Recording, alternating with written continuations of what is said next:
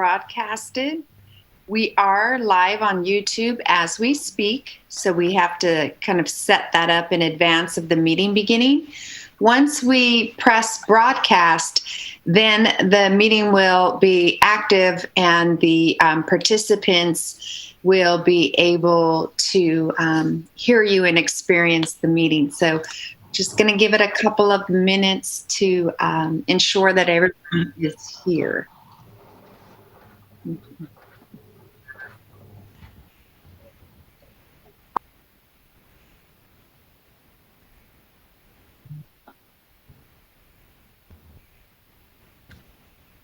Hello, everyone. Hi. And I do have confirmation that we are live on the government channel and we are live on YouTube. So, Dr. Wayne, with your permission, I will broadcast. Sounds good. Okay, great. In 3, 2, 1.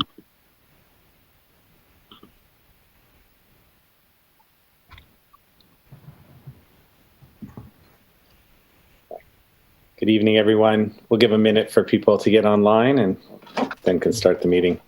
This meeting is being recorded.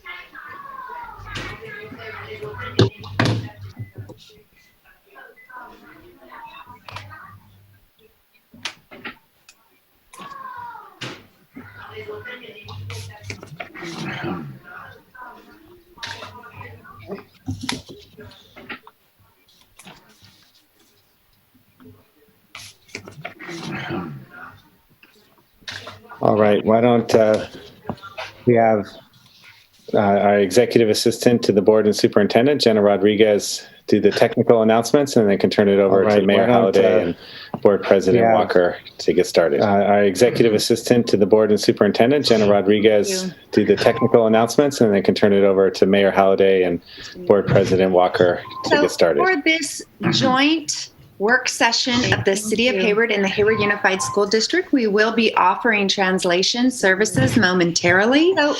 And if you are appearing by Zoom application, you'll be able to use the dedicated audio line that will turn on momentarily.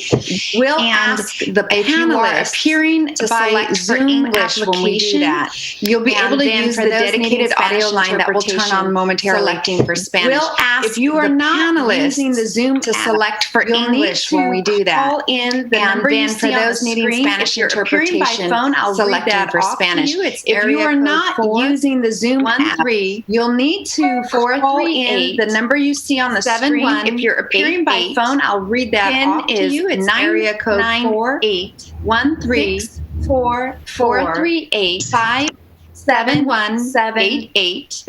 PIN is 998-644-577 pound, or hashtag as it's now being called. Senora Quesada will repeat what I'm saying in Spanish in just a moment, but the second bit of information is that when it's time for public comment, when it is called for, you can, if you're on Zoom, you can use your toolbar to raise your hand. If you're on the phone, *9 will virtually raise your hand, and *6 will unmute your line so that we can hear you speak. If you are calling the Spanish line, let our interpreter know that you wish to speak, and she will raise her virtual hand on your behalf. The technical details are sometimes you'll need to attend a meeting using a computer and a telephone. If you are using 2 devices, please mute your computer out so that it doesn't send a feedback sound into the meeting. We may have to remove you. And we cannot provide technical support during the course of the meeting. So I thank you for your cooperation in setting up your technology. And señora Quesada, se repitan por favor en español antes de cambiando. Sí, claro. En unos momentos vamos a estar introduciendo el canal dedicado de audio, por medio de la cual, si usted tiene la aplicación descargada, puede escucharnos escogiendo español en la barra de herramientas. Si está llamando por teléfono, entonces vamos a tener una línea de Zoom dedicado a la traducción. El número es 413-438-7188. La señal para entrar de la Junta es 998-644-577 con el señal de la almohadilla. No podemos darle ninguna ayuda técnica porque estamos nosotros en la Junta traduciendo o manejando la Junta. Entonces, rogamos de su paciencia mientras dominamos estas áreas. Gracias.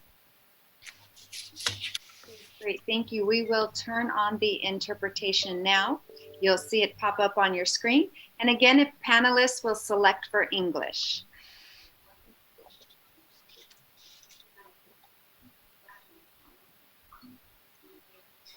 Dr. Wayne, you have the floor.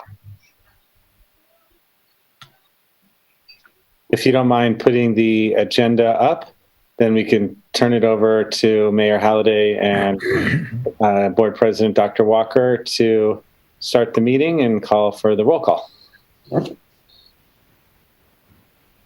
All right, so I will go ahead and start and call this meeting to order, and I will ask for a roll call of each of our boards. Jenna? Thank you. Yes. Doctor. Mr. Ken Rowden, Board Trustee. Present. Dr. Luis Reynoso, HUSD Board Trustee. I can barely hear Jenna. Dr. Reynoso, Board Trustee. Okay, got it. Thank you. Dr. Carlson, Board Clerk. Present. Dr. April Okenda, Board Vice President. Here. Thank you. Dr. Annette Walker, Board President. She said present. You are muted, Dr. Walker. Great, I'm thank so you. sorry. Thank you for reading my lips, Dr. Wayne. Present. Aisha Wahab, Council Member.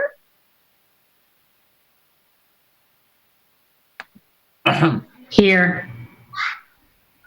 Council Member Mark Salinas. Present. Thank you. Council Member Elisa Marquez. Present.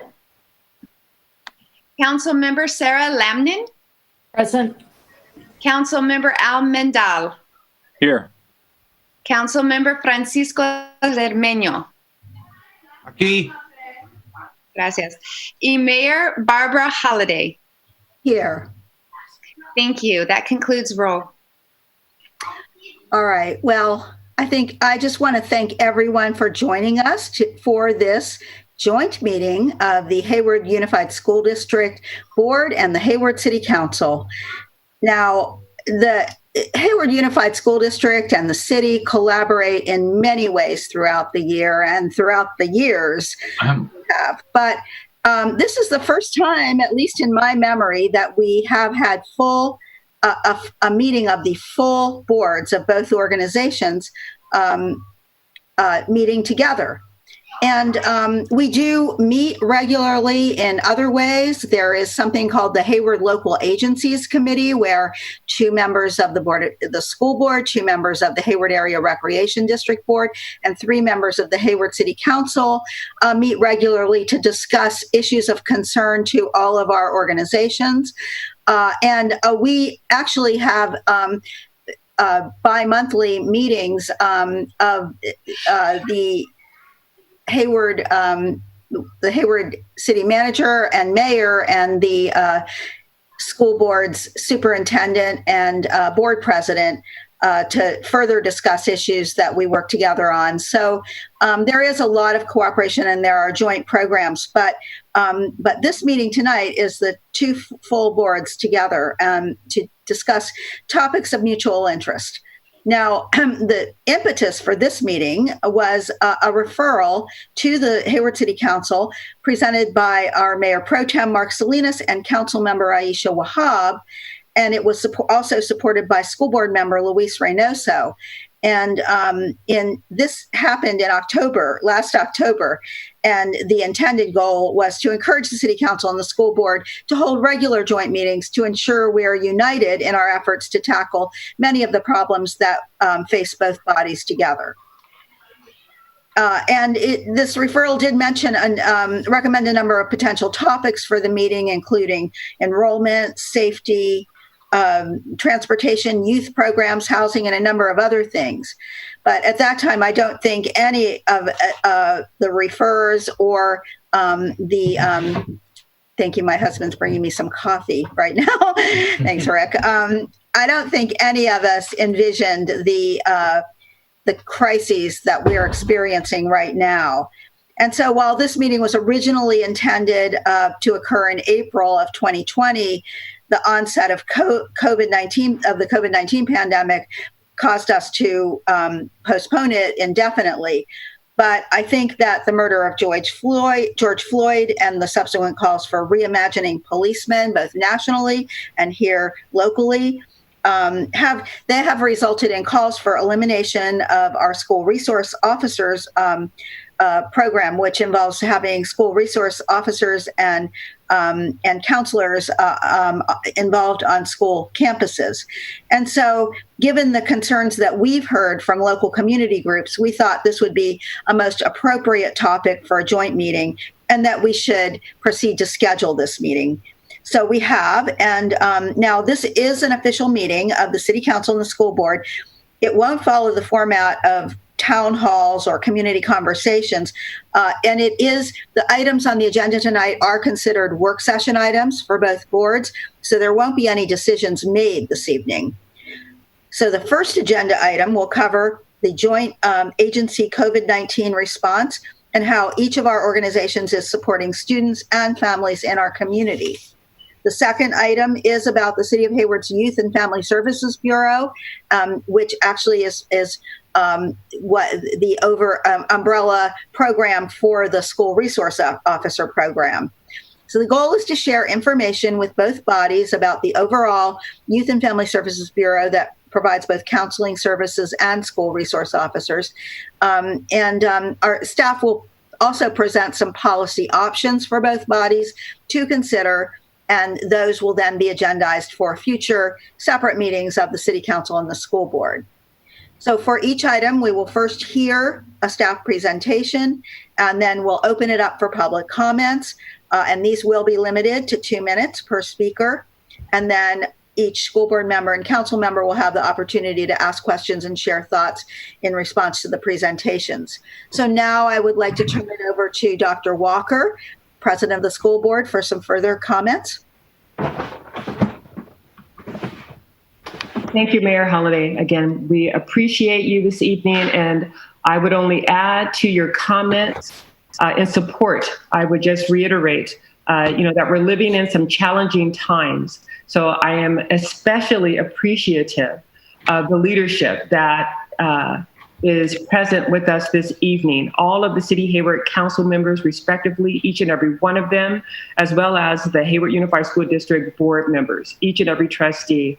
And I would like to give a special thanks to both our superintendent, Dr. Matt Wayne, and the City of Hayward manager, Kelly McAdoo. I've seen them work relentlessly behind the scenes in organizing not just the leaders on this call, but also community members, keeping them abreast of what's happening on both sides of the City of Hayward collectively.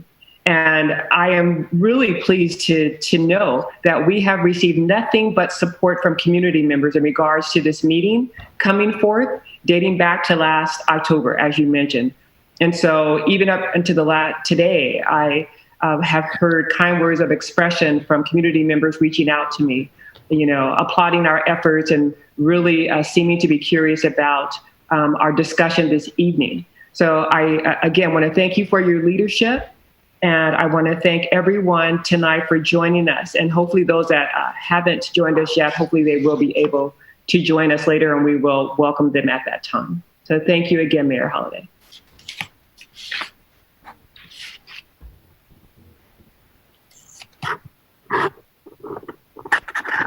Mayor, I think you're muted.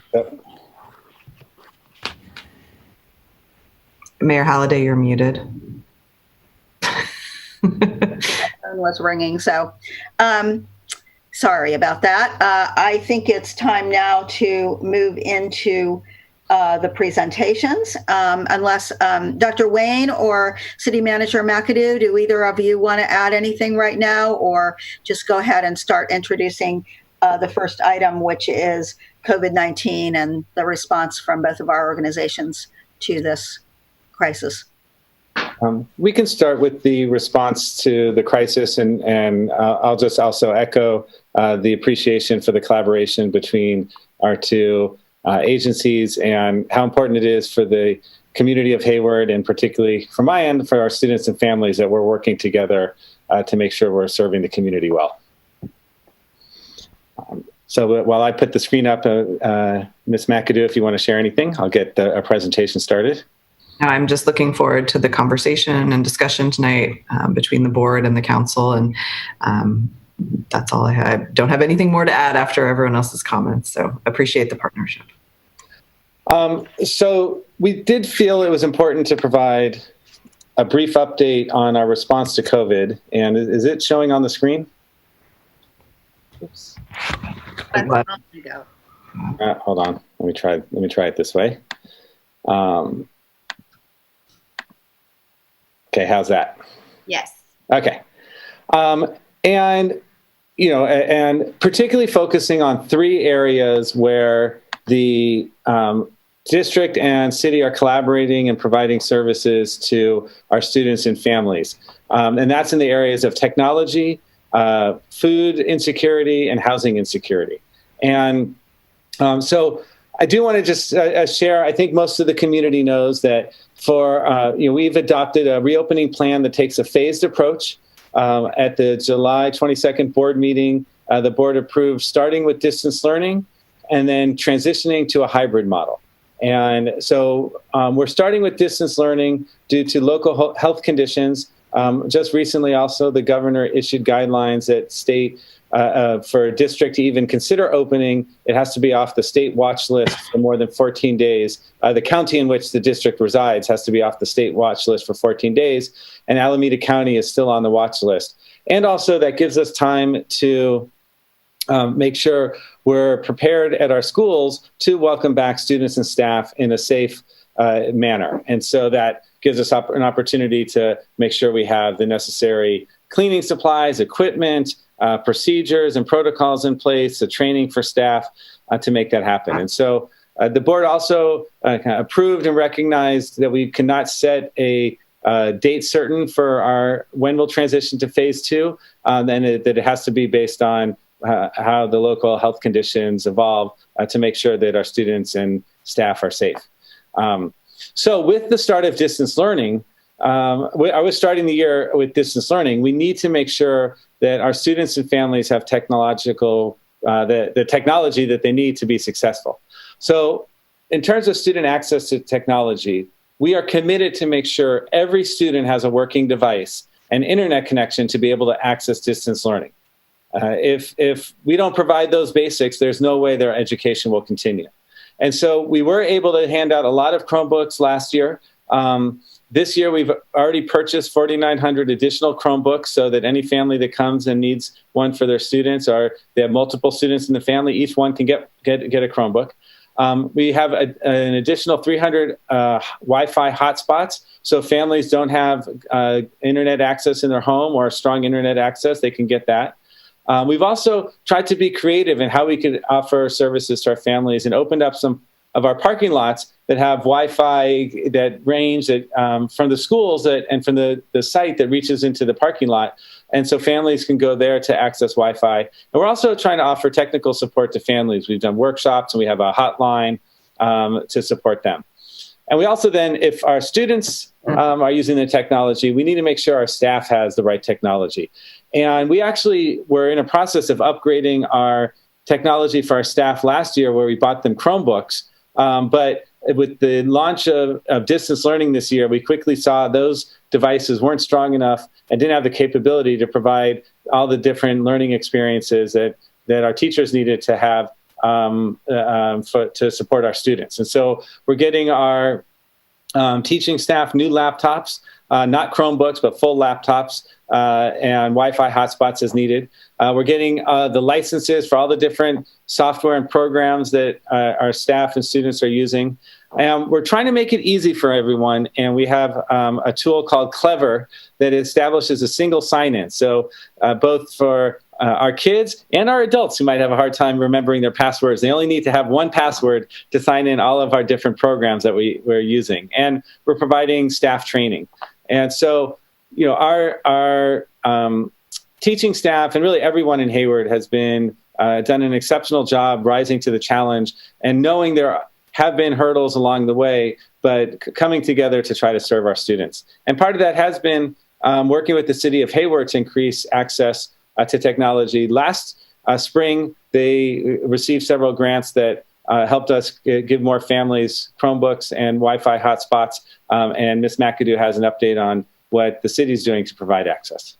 Thank you, Dr. Wayne. And, we only mention on here the grant on here, and it was actually, I apologize, from AT&T, not Comcast. So apologize for the error there. But we've done actually a lot with resources that we've had within the library budget through mostly our Hayward Promise Neighborhood grant.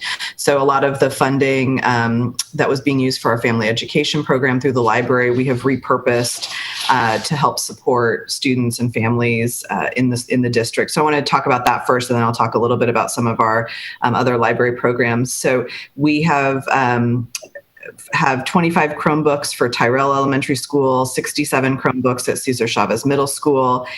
We've rented out or loaned out 75 hotspots, Wi-Fi hotspots to Glassbrook, Tyrell, and Roos Elementary Schools. And then we've got 49 LG tablets that have been given to students at Longwood, Southgate, Lauren Eden, and MLK. We're also adding, through the AT&T grant that I mentioned, 100 additional Chromebooks that will be available for any students attending any HUSD school site, and those students will be identified by the school district leadership. We're also adding in, we're purchasing another 200 Wi-Fi hotspots, specifically for students who are attending Tyrell, Roos, and Glassbrook elementary schools. And so those are just some additional resources that we've been able to put towards distance learning for our school communities via the library. I wanted to talk a little bit about the Hayward Public Library To Go. The library is still operating, and we do still have materials that can be checked out there. You can see there the website.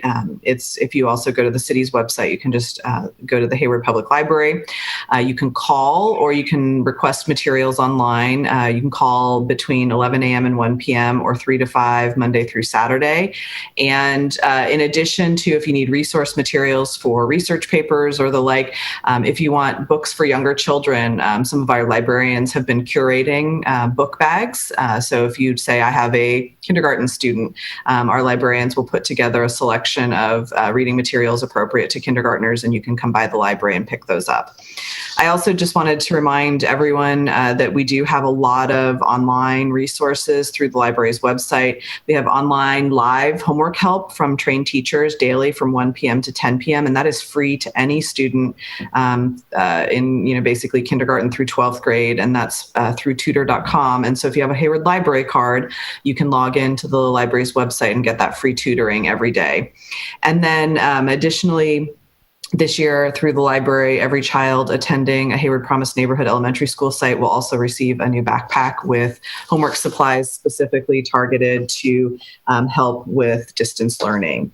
And I will also, Stop Waste of Alameda County will also be providing the library with an additional 130 refurbished laptops that will be provide adult learners in the Literacy Plus program access to technology. And so just wanted to share those resources that we have going on in the library right now.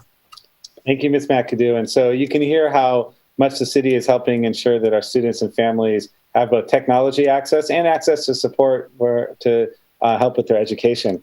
And the schools that the city have targeted are in the Tennyson area, where we have some of our highest needs families, and is also our schools that are part of the Hayward Promise neighborhood, a collaboration between the city and the district that's led by Cal State East Bay and includes about 15 community organizations.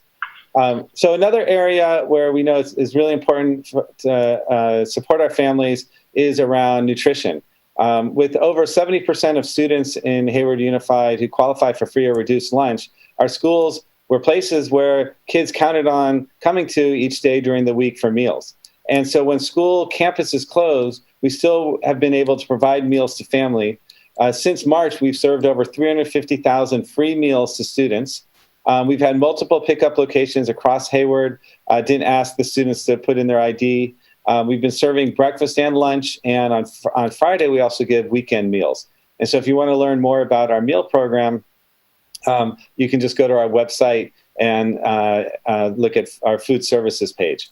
And then we've been partnering with the City of Hayward and Alameda County Food Bank also for a weekly community meal distribution. So I'll have Ms. McAdoo share a little bit more about that. Yeah, and it's been a great partnership also with HUSD and Chabot College. And we have been, it's on Thursdays from 11 a.m. to 1 p.m. It's a drive-through, as you can see some of the photos, drive-through food distribution site where volunteers basically pack up boxes and load the boxes into the trunk. It is open to any community member who is in need of food and is on a first-come, first-served basis. It had been at the SkyWest Golf Course this week. On Thursday, it will be relocated to Chabot College to one of the parking lots there.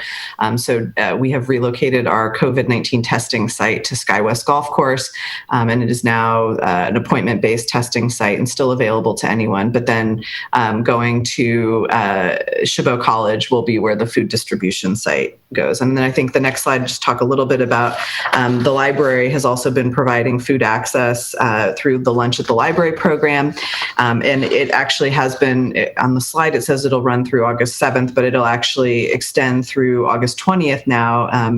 And this is, again, a partnership with the school district from 11 a.m. to noon, Monday through Friday. We've been distributing about 300 to 500 lunches per week. And each lunch includes also a free book and a craft or art activity. And any child under age 18 can pick up lunch and the book or activity at the downtown library. We did select the downtown library because in conversations with the school district, there are many other distribution sites in South Hayward. So we wanted to ensure that there was also food access in the northern part of the town. So with that, I'll turn it back over to, actually, I think I'm continuing on to talk about some of our housing security programs and what the council has done over the past few months to help protect renters and tenants in the Hayward community. So right as the pandemic emergency started, the City Council adopted a moratorium on both residential and then extended it to commercial evictions throughout the city. That now extends through the end of September. So for tenants, we also have created a rent relief program. And this is for lower income tenants who the city will bridge the gap between the rent cost and what tenants can afford in rent. It will not, with a not to exceed one-time payment of $2,500 per household. And so the landlord will actually be the recipient of that grant on behalf of their tenants. And so it encourages a partnership and a conversation between the landlords and the tenants. And then this also ensures that the landlords receive revenue needed so that they are able to continue to provide housing services and not foreclose on their mortgages. And so again, this is the intent of the program, really just to support tenants at greatest risk of displacement. And we obviously want to keep people housed to the extent possible during the pandemic. And that program, we had for the rent relief program, a total of $500,000 that was allocated to that. And I do believe there are some funds still available, and the city's housing division continues to administer that program and provide additional resources for tenants. So then I think just lastly, wanted to talk a little bit about the Hayward Community Fund on the next slide, Dr. Wayne. So the Hayward Community Relief Fund was an additional resource that the city initiated. It's in partnership with the East Bay Community Foundation, and anyone can contribute or donate to the Community Relief Fund. And then from that, if you go to the next slide, we've received about $454,000 in contributions to date, and are using the vast majority of those as one-time relief grants to vulnerable populations who might not be eligible for other support or other benefits. We're also about $40,000 of that to support small businesses, and an additional $10,000 to the testing center. So I think if I believe there's a waiting list for the Community Relief Fund and the $500 family relief grants, that you can be put on that waiting list through La Familia Counseling Services if there is additional interest in pursuing that. And I'll turn it back over to you, Dr. Wayne. Thank you. And this is incredibly important support for our families in Hayward, because, we're an education institution, but we know that if students are worried about their next meal or where they're living, that there's no way they're going to be able to focus on their learning. And so while we're not in a position to provide support around housing, we are working to provide support to our families in other ways, from doing virtual parent workshops to connecting them to resources in the community, like the funds that you're talking about, to signing them up for healthcare services, providing mental health support for our students, and then training our staff so they can really be in tune to the needs of our students and families, like particularly looking when we might have a student or family that's in crisis, and making sure staff's taking care of themselves as well. So as I said, there's a lot that is happening within both organizations to support the community in response to COVID-19, but these were three areas of importance in which the work we're doing overlaps. So we thought it would be helpful to share with the board and the city council. And so in the order of agenda, it goes public comments first. And if you don't mind, Mayor Halliday, Executive Assistant Jenna Rodriguez can explain how public comments will work, and then she can start calling for public comments, and you and Dr. Walker can moderate that section. Okay, let's do that. Let's go ahead and have Ms. Rodriguez explain the public comment process. Great. Hello. Thank you. So if you're interested in speaking, it's to this item on the COVID-19 response. If you'll limit your speaking time so that we can hear from everyone if possible. You'll use your Zoom toolbar to raise your hand virtually. And if you're here by Zoom telephone number, you'll press *9 to virtually raise your hand. And again, if you're on the Spanish interpretation line, you'll let our interpreter know that you wish to speak, and she will raise her virtual hand on your behalf. I do have that on screen. And then, of course, there were rules regarding speaking this as customary with our board meetings, that we keep the speaking non-specific to personnel, and that if you have a very specific matter, we can offline, staff can assist you and we can get your information in another way. But if you can be respectful in your conversation and keep it to the subject matter at hand. Thank you. And let me see. The system does keep the order of speakers. The first hand showing raised is Mr. Jordan Leopold. I am going to unmute your line on our end. If you will unmute your line. Can you hear me? Jordan?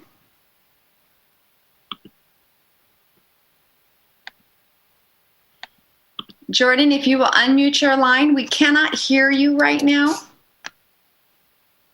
Let's see. Okay, I'm going to move on, but I will put a placeholder. Diane Castleberry? Diane Castleberry, your line is unmuted. If you please unmute your line. Thank you. Good evening, Mayor Halliday, Hayward City Council, Board President Dr. Walker, Hayward Unified Board of Trustees, City Manager McAdoo, and Superintendent Wayne. My name is Diane Castleberry with AC Transit. I would like to take the moment to thank both the city and HUSD for their support and communications as we adjust bus transit service in this extraordinary time. The conditions created by the pandemic has necessitated swift changes in AC Transit operations and service delivery, which began in March 2020. Our response was informed by its unprecedented social and public health impacts on our communities. As a result, we have temporarily stopped fare collection, activated modified service with rear door boarding, and require face coverings on board. Additionally, we have implemented daily deep cleaning and disinfectant of all buses, along with other cleaning measures to provide safe transit for riders and operators. Please note that public health mandates require social or physical distancing, which limits passengers on each bus to 25% loads. For example, a 40-passenger bus will only be able to hold approximately 10 passengers at a time. Sunday, August 9th, AC Transit will begin its service recovery plan in multiple phases of reopening. We remain committed to safe operations, optimized service, and financial sustainability. Our recovery includes restoring service to 75% of pre-pandemic levels as follows: some limited restoration of service on some local and Transbay lines, and other changes with details on see our website at actransit.org. Supplementary school service continues to be suspended for at least 1 month after August 9th and will continue coordination for resuming supplementary school service with the school districts. So thank you for consideration as we all navigate this new normal for the time being. Respectfully, thank you. Thank you. And we will attempt to hear from Jordan Leopold. Jordan? Hi, can you hear me? Yes, go right ahead. All right, there we go. Awesome. Good evening, everybody. Jordan Leopold here, Hayward resident, made in Hayward, alumni, schooling here. I wanted to help amplify the voices of homeless students and families, and also students of special needs and the families that support them.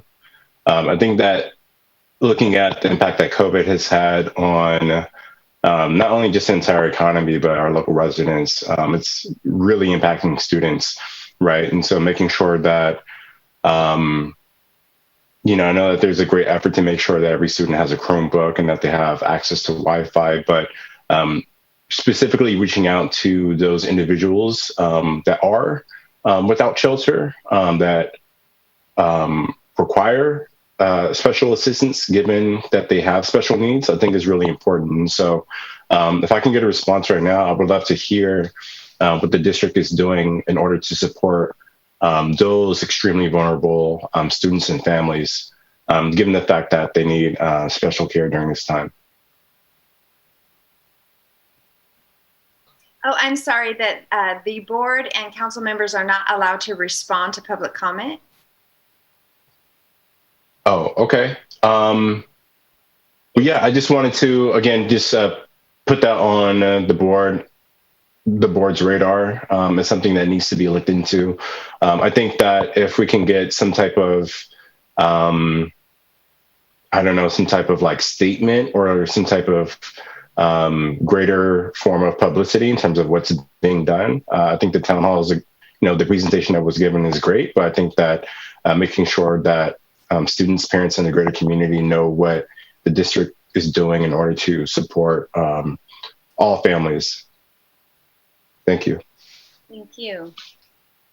So what I am going to do is make sure we have our timer on screen.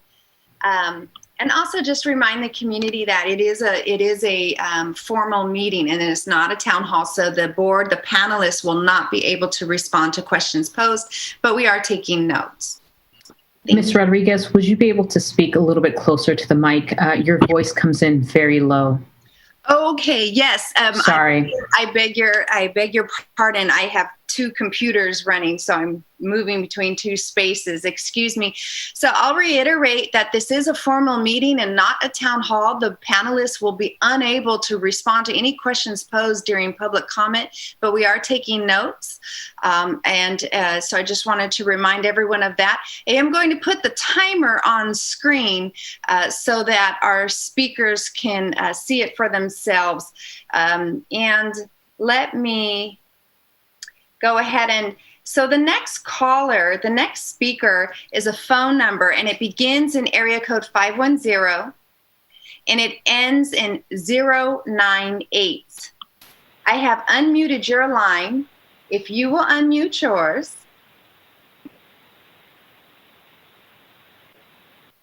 Caller ending in 098. Talking is permitted on our side. If you'll press *6. There you go. And we will get our timer going. Can you hear me? Hi, Jenna. Yes. Can you hear me? It's Davita Scott from the Hayward Adult School. I'm a teacher. Yes. Hi, Davita. Go right ahead. Hi. I wanted to speak actually not on this matter. So I wanted to speak on the second item. Did you want me to hold and wait until then? Yes. Okay, so will you mute me? Yes. Or how do I mute myself? I'll mute you, no problem. Thank you. Okay. Evelyn Ocasio? I see that your hand is raised. No, it wasn't. Oh, okay, I'll lower it. Thank you.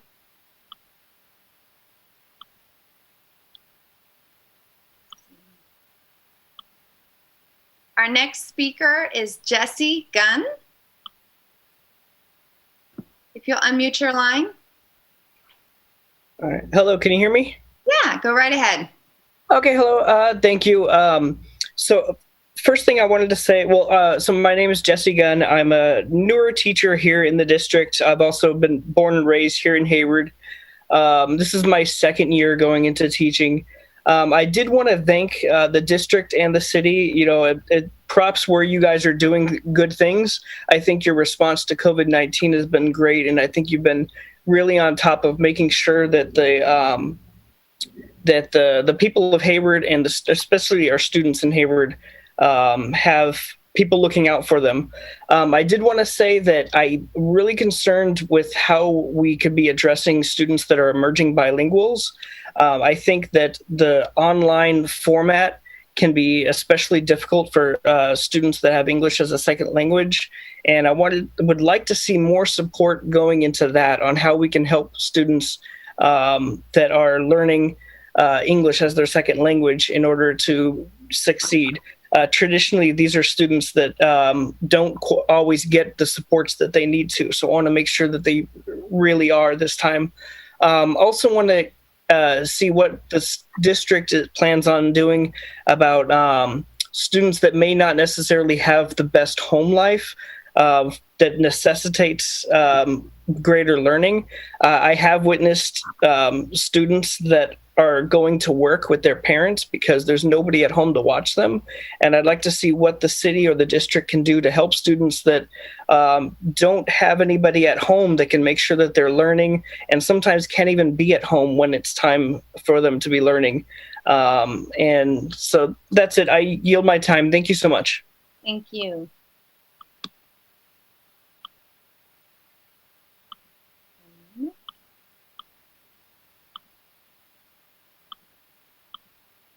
The next speaker, we'll reset here, stop. The next speaker is Sarah Prada. Your line is unmuted on our end. If you'll unmute your line. Good evening. I have a couple of things that I wanted to talk about. One of them is students with special needs, individualized education programs. I want to make sure that they have access to all of their services. I know that in the first wave of distance learning that a lot of them were unable to access all of their services, and some families weren't able to get their students their speech classes because the teachers were not prepared to do Zoom. And so I just want to know what you have planned. It would be nice to have consistent outreach to those families so that they can feel supported throughout this distance learning. My other concern is with homeless families. I believe they need a safe place to charge, shower, and eat a meal and rest. And so I was suggesting we open up some of the high schools for a block of time and provide that space for those families. I know that there is a place for them to charge nearby downtown, but I know that it's not always a safe place for women with children. So if we could provide a safe place here in the city for them to charge, rest, possibly shower and eat a meal, I think that would be really great. Another thing I'm hoping that both the city and the district can work on together is providing a safety net for after the shelter in place is lifted. The fear is that a lot of families will face evictions, and there's no safety net. This is going to disturb not only just day-to-day life for these families, but also these children's education. So I was wondering if you guys are already working on something, or if you plan to, if you can make that public, and so that we can all put in ideas to that. And the other thing is I'm hoping that these meetings can be regularly, quarterly, like Fremont.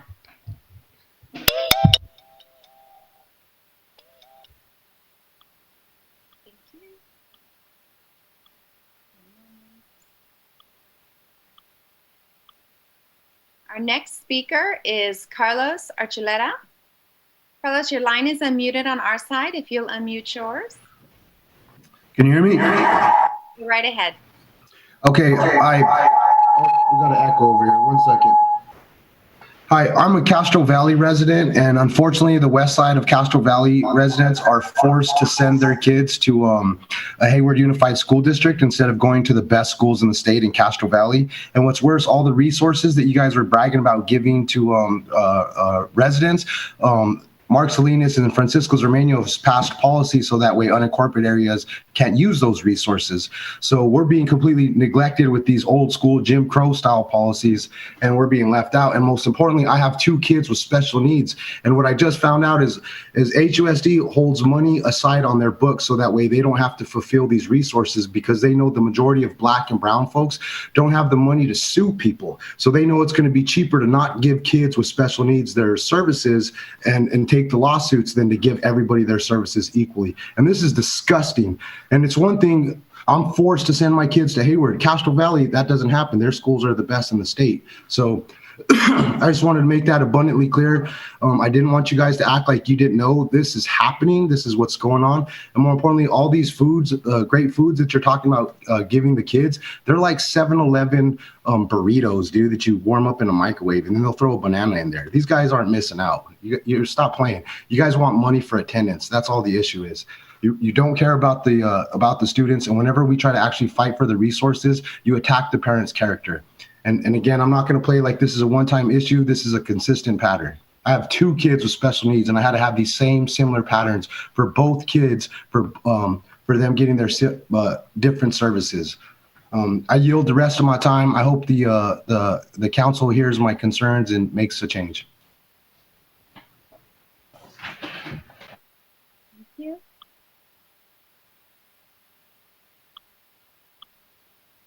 Our next speaker is Sandra Macias. Sandra, if you will unmute your line, please. Go ahead. Is mine frozen? Oh, we can hear you. Hello? Yes, go right ahead.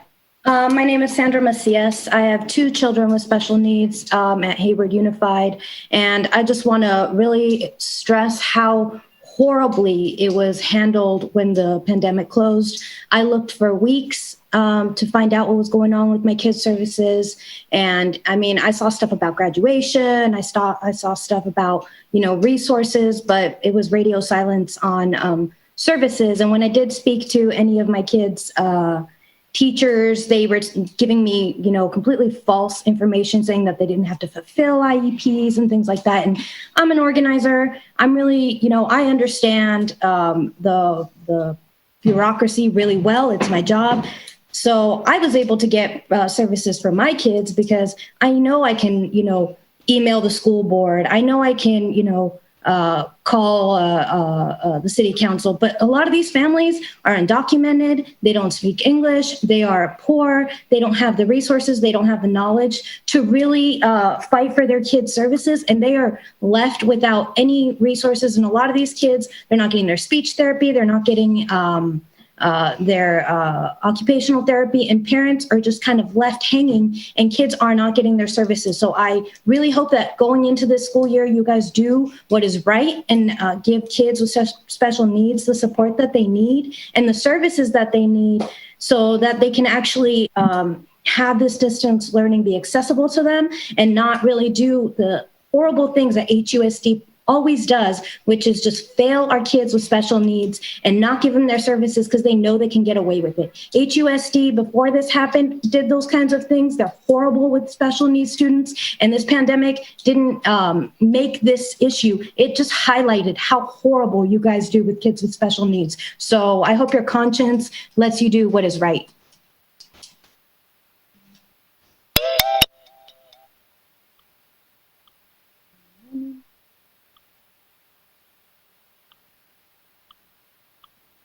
Our next speaker is Tammy Russell. Tammy, your line is unmuted. If you will unmute your line. Hello, can you hear me? Yes, go right ahead. Hi, good evening. I wanted to speak about the homeless families, the McKinney-Vento families. I wanted to know if they can have a place where they can go shower. The high schools right now are very empty. And if we can have maybe a council and maybe come back, give the janitors or the custodians a chance to clean up. It'll give them some work time and let the families charge up so that they can get an equal chance to learn. Also, about the students' access to technology, who's going to be monitoring the parking lots to ensure that the families are all 6 feet apart? Otherwise, we're going to increase the spread of COVID. You just have families flocking to a parking lot instead of giving them individual Wi-Fi hotspots. That's going to increase COVID. I'm hoping you guys have a better plan. Also, it's concerning to me that families will be sitting in a car, an open car, for hours on end trying to get their work done. I think that's really a problem. Also, to go back to the homeless families, you used to have case managers like Mr. Beverly, and once he disappeared, you're still collecting that McKinney-Vento money and you're not taking care of families. I got not one call. How do I know? I am a McKinney-Vento family, and you did not take care of us. You are failing the unaccompanied minors. You are failing the housing insecure. You are failing families that are homeless and staying in motels. You are failing an education period because about 75% of our children cannot read. Now, I want to know also, what are you doing for the children with IEPs? How are you helping them? I've had so many parents calling me, crying, begging to get what's right, what's rightfully theirs by law. You have to help these children. And right now, HUSD, you are failing. You failed my child before COVID. I can only imagine the heartbreak and the terror that these parents are feeling in the midst of this pandemic. You are causing another pandemic for them. Please fix these issues. Go and do what you're supposed to do. It's your job.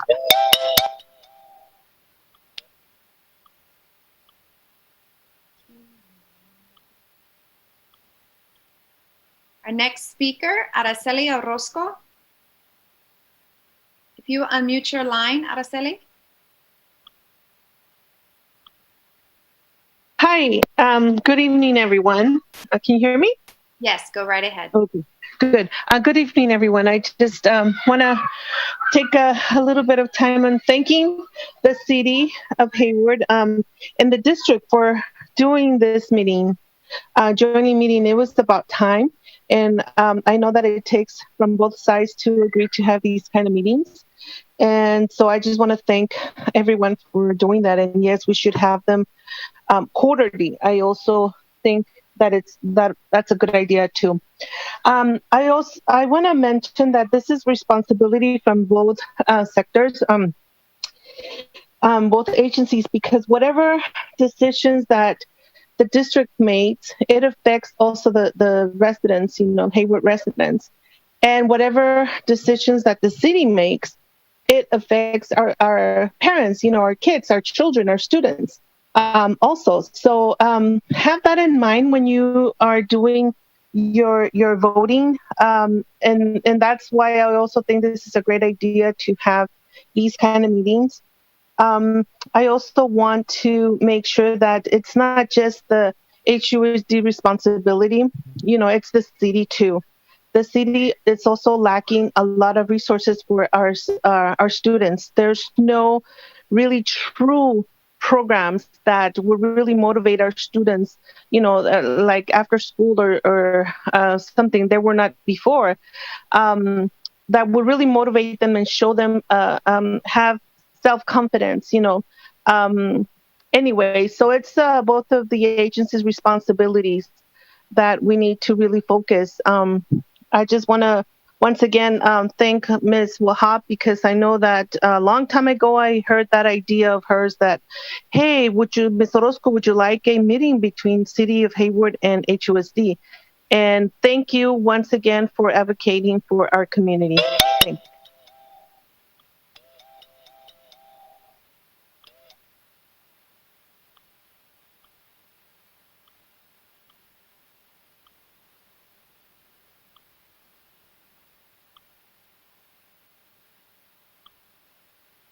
Our next speaker on this item is Maria Espinoza. Maria Espinoza, if you'll unmute your line. Yes, hi, can you hear me? Go right ahead. Okay, I just have a quick suggestion in regards to some of the funds going towards vouchers for tutors. I was thinking about the tutors, and I'm hoping it's not the teachers that are tutoring the students if we were to give vouchers. And if they were teachers, then they should be away separate from the union regarding the tutors. Because, again, a lot of their kids are way behind, and I strongly feel that they need some way to catch up. My daughter being one of them in regards to spelling. I know she's only going into second grade. She's really good at math. She's really good at reading, but spelling, I have to admit that she needs a lot of help in regards to spelling. And I'm not a teacher. I can help her up to a certain point, but I'm not. Also, I do agree with the meetings in regards to having them quarterly. I feel like everybody should be on the same page when it comes to, people voicing their opinion. I feel like that is something that we strongly need. Also, finally, I feel like some of the money that's going, I don't know what's going on with the SROs, if they are coming back, if they're not going, but some of that money that the district is funding, that should go towards the tutors. That should go towards after-school programs. That should go towards, having the teachers work more hours with the students on a one-on-one basis. Thank you so much, and I yield my time.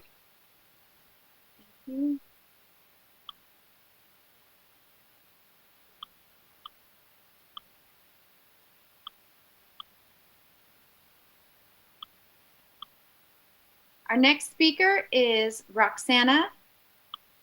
Roxana, if you'll unmute your line. Hi there, can you hear me? Yes, go right ahead. So hi, my name is Roxana de la Cortez, a lifelong Hayward resident and trying to do my part in improving Hayward schools for our current students and those to come. We need to abolish police in schools because I cannot even fathom how we pay $1.79 million to school officers when, according to the California School Dashboard.org, 82.1% of students graduated, but only 35.4% are college career ready. You do know that in our district, 74.2% of students experience socioeconomic disadvantages, 29.4% are English language learners, and 0.3% are in foster care. How you fund our schools should be with this in mind, and with the fact that our students are not reading or doing math at grade level, and how, like so many residents, mentioned that we are failing our students with special needs. We've been funding the police, and guess what? All those percentages I just read have not gone up. So how about using that money to fund counselors, fund mandatory equity trainings for educators and all staff that has any type of interaction with our kids? It seems that we wait for only one experience to convince us that police and schools are great. Let's check our privilege and listen to those that have not had the privilege to say the same. To conclude, we want protection for homeless families. We want families to be evicted after we don't want families to be evicted after the shelter in place is lifted. We need SROs out of schools and fund the counselors. We want youth and family services separated from HPD. We want quarterly joint meetings. We want council to show what is working and what must change. Oh, and please stop contracting contractors to tell you about our city. And there's the difference between nobody speaking up and you choosing not to listen. Gracias. Okay, great. Thank you. Excuse me, let me go ahead and restart this. The last speaker we have for COVID-19 response is David Hoppert. David, if you'll unmute your line. Yes, can you hear me? Yes, go right ahead. Yeah, my name is David Hoppert, and I'm the principal of Lauren Eden Elementary. And I wanted to comment on the vital resource that the Youth and Family Service Bureau counseling program provides to Lauren Eden and a few other schools in Hayward. I completely agree that money should be diverted away from the SRO program to further fund counseling. And I think the work that YFSB does is invaluable to our community. The counselor and staff that I've worked with have been... David, sorry, I'm going to... just as a reminder, I know this was just for the speakers. This is our next item actually to speak to. Oh, my apologies. Yeah, so you'll have an opportunity to share at the next item. And it sounds like Ms. Rodriguez, we don't have any more, but I know the previous speaker spoke to that item as well. So we'll keep that in mind when we get to the discussion item. But did you say that was the last speaker? That was the last speaker on the COVID-19 response item, yes. Great, thank you. So then we'll turn it over to Mayor Halliday and Board President Walker to facilitate the city and board discussion on this item. Okay, President Walker, would you like to start with this with your board, and then we'll go to ours? Absolutely, I respect that lead. So we can have comments or questions starting with Mr. Rowden, and then welcoming Dr. Reynoso to the meeting. We'll hear from Dr. Reynoso if he so chooses. So Mr. Rowden? So I appreciated listening to all of the comments. I want to know, in returning to the hybrid model, I mean, let's imagine a worst case scenario for a minute. Let's imagine that, and I don't even know if this is a worst case scenario. Let's imagine that we're not going to be able to stop distance learning for the rest of the school year. Let's just imagine that scenario for a second, because I think we're all kind of under this idea that this is not a permanent thing. And don't get me wrong, I don't want it to be, but what if? So what if our only way of teaching kids for an extended period of time is distance learning? And how will that look? And what are the tools that we're using to, number one, evaluate whether or not students are learning the subject matter, the material, whether or not they're going to be prepared for the next phase of their life when they graduate, and how are we evaluating our teachers?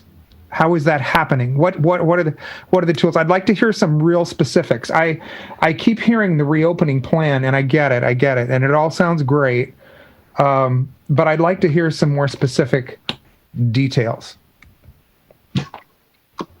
Sure, I can respond briefly, and then this item, focused more on the areas of overlap between the city and the school district. And so I will say just briefly, and we have another town hall coming we did a town hall on last night in Spanish to our Spanish-speaking population and over 375 participants. And then we're doing another one on Thursday, August 6th. That's an opportunity to talk more in depth. But briefly, I'll say is the distance learning we're starting for this school year will look much differently than how we ended. We went off onto distance learning on a Monday after closing school campuses on a Friday, and this is our first experience doing this. So just some specifics of how it will look differently is we will have daily schedules for students and teachers, daily Zoom lessons where in-person live lessons. We will be returning to doing grading and assessments and looking at the standards. So we'll have that progress of how students are doing. And so those are just a few examples of how distance learning is going to be much more organized like school than when we left, and we're still trying to figure out how it all works. And all of that sounds great. And I also appreciate everything that the city is doing and helping us. But Matt, would you say that one of the biggest issues that we have right now is that we need money? Yes? We can always use additional funding. So I would just like to encourage the city to go ahead and endorse schools and communities first on the November ballot in the same way that the HUSD Board of Education has. If you really want to support schools and you want to help us, you can do that. And I think you should. Those are my comments. Thank you, Mr. Rowden. Dr. Reynoso?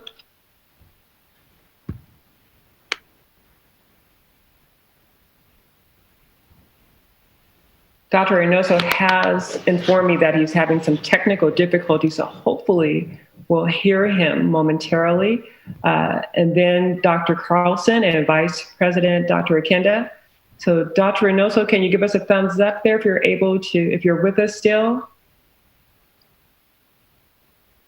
Okay, let me get back to him. Dr. Carlson? Yeah, I have no comments at this time. I'm listening. Thank you, sir. Vice President Akenda?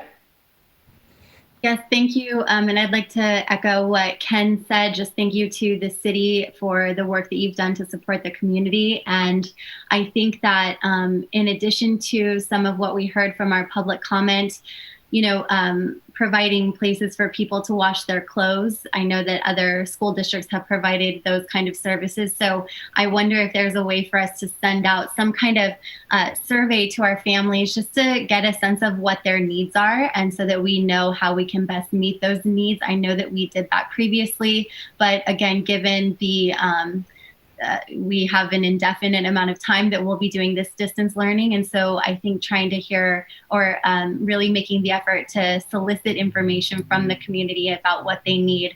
And I would like to have an opportunity for the public to hear what we are doing about our students who have an IEP, and what we're doing around for our English language learners, what we're doing to support our unaccompanied immigrant youth. I know that these are populations that we hear a lot about at our school board meetings. And so I would like the chance, not just for the questions that we heard from the public, but just also for all of us to be aware of what are we doing, and that we certainly are aware that we have to have additional focus there. So if you could just, Dr. Wayne, speak to that for all of our sake, I'd appreciate that.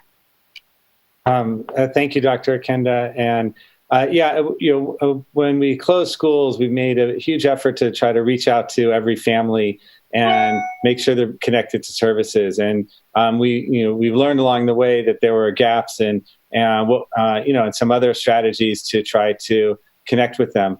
And again, this year, we're making sure we're offering the full educational program. So when we went on to distance learning, we developed these educational services plans, but we're going back to having what's called the individual education plans and following through on them. So I'll have Chinwu Fernandez, our Associate Superintendent of Student Family Services, share a bit more about that, and maybe particularly share how some of the therapeutic services that families have been asking for, how we're making sure that those are being provided to students and families. Thank you, Dr. Wang. So just to kind of outline some of the services that we're offering through the district in terms of some of these populations or more vulnerable populations.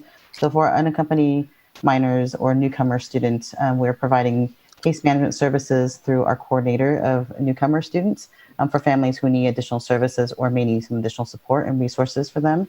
We are working closely with collaboration and with a collaborative group around that, which includes the county, as well as Pastor Nuring's organization and her church. And part of the services also is offering meals to families that are classified as newcomer students so that they would have a meal.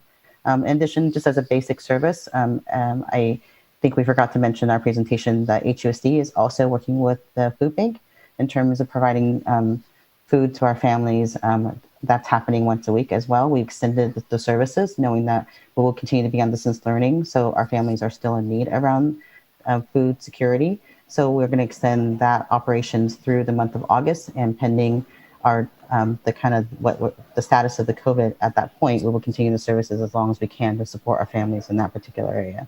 For students with IEPs, I'm sorry, Dr. Go ahead. No, go ahead. Okay, for students with IEPs, I'm hearing a lot of concerns around that.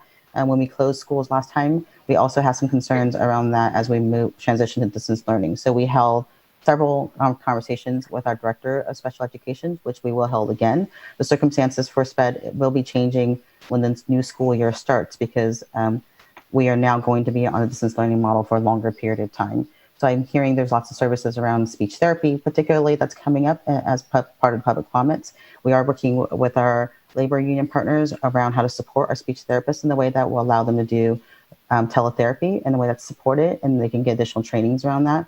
So those are happening as well to ensure that services are properly delivered to our community. So we will be hearing more concerns around it and some questions about it. So we'll make sure to give some information on community around those particular issues as part of our next community communication that will be going out. And lastly, we'll appreciate the different ideas about how to serve families, from showers to laundry. We'll explore anything and everything. That's where actually the parking lot Wi-Fi idea came out of, is knowing that trying to give another way to provide access. We did have supervision at those two sites, and to make sure that people stayed separate and everything was safe. But we do want to try to be creative in serving the community, because we need to be in these times. Yeah, thank you.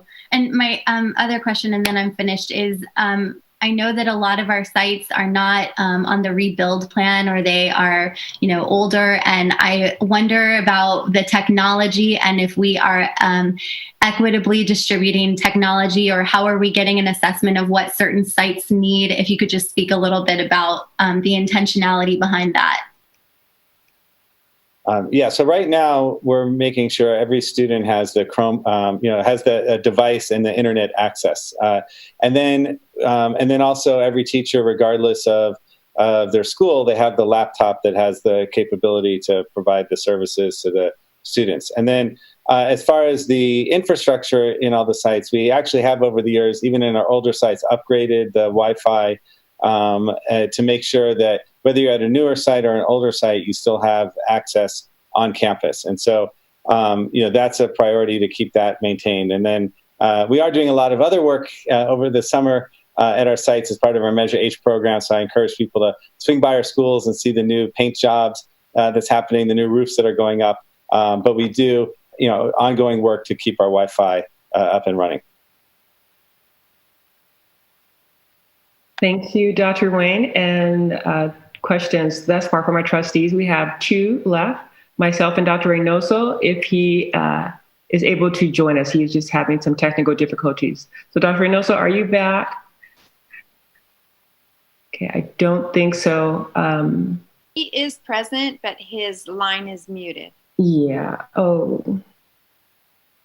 Okay, well, Ms. Rodriguez, work with him, and let's see if we can't help him resolve his tech issues. We totally understand it can be very frustrating, and then we will allow him to speak, even if it's after we hearing from our council members.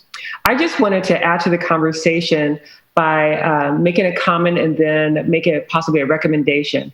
My comment is to, again, look to our partnership with the continuing partnership with the city of Hayward, specifically my work with our mayor and our city manager.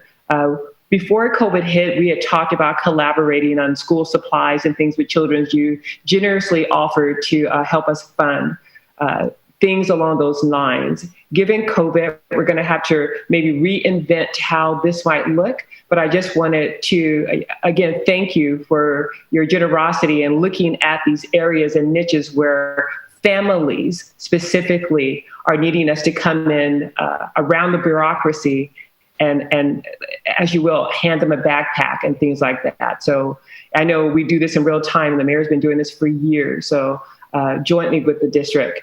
And so I appreciate those efforts. So I would just add again to the conversation, when we look at inequities, that maybe in our joint meetings with the city, that we would address in real time what inequities have surfaced due to COVID. We know one of them has to do with technology and internet and hotspots and things like that. I mean, that's like Dr. Wayne said, that's a must-have. It's just unacceptable that every student is not able to learn due to not having the tools that they need to be successful. So I would propose that when we meet again, that we discuss real time, because if we don't do that, our priorities are going to get, we need to prioritize. I'll put it in a more positive language. And so this way, we're not competing for who gets what first, because all of our students' needs are important. But we really need to look at this in real time, specifically with what has surfaced due to COVID. Like we've heard tonight, we have some families that are homeless, some families that are, really having challenges with food insecurities and housing insecurities. And so I know our city manager, Kelly McAdoo, has been working on that, not just now, but,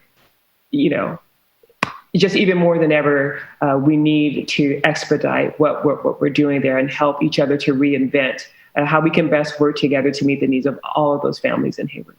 So that's what I would add to the question. And we're going to hand off to the mayor, but just one more opportunity for Dr. Reynoso to join us before we move on. Okay, thank you for pausing. I appreciate your patience here. And Dr. Reynoso, we'll get back to you when we can. Mayor Holliday. All right, thanks. So I think rather than looking for raised hands, I'm going to go down the list here. So we will start with Councilmember Sarah Lamnan. Sure.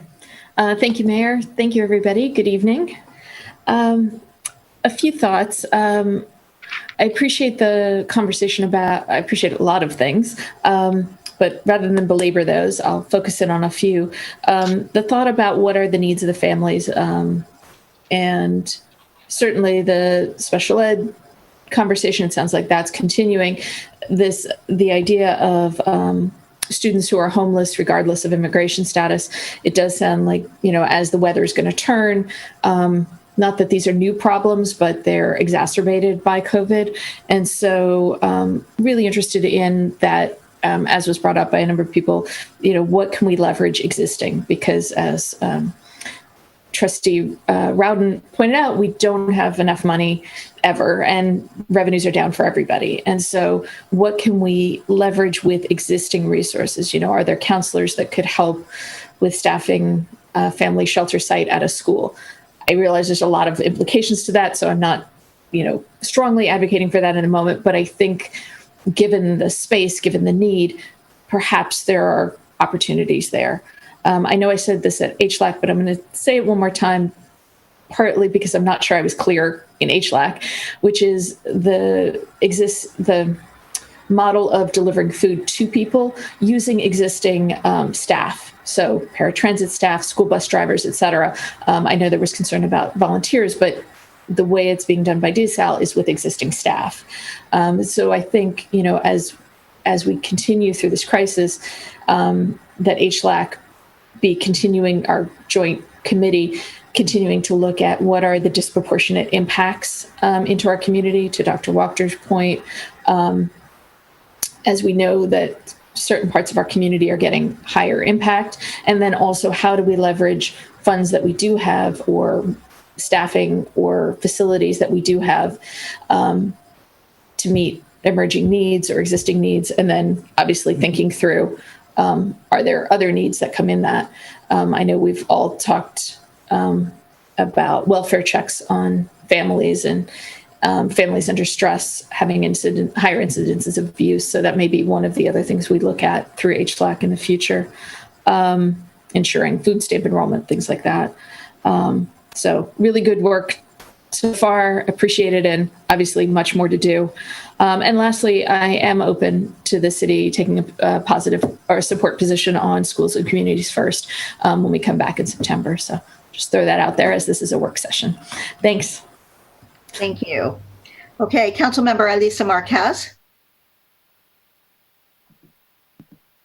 Hi, Mayor. Hi, everyone else. I won't go through the list, but thank you for this opportunity. It's really good to see everyone and to highlight all the strong partnerships we have. So I'm just going to focus on a couple areas. For me, what's most important is equity, making sure that every student has access to internet and a Chromebook. And it sounds like we are okay on that front. Just want to make sure if there's anyone that's not receiving that equipment, that they have access to it. So on HLAC, we discussed this last week. One of the things I didn't hear mention is that HUSD is looking at opening some of their community centers to actually offer that assistance to parents who obviously can't, they don't have childcare, and it's not safe to bring their children to work, and their children should be learning during the day. So stay tuned for more information through our park district. They are working on receiving waivers in order to offer that service to our community.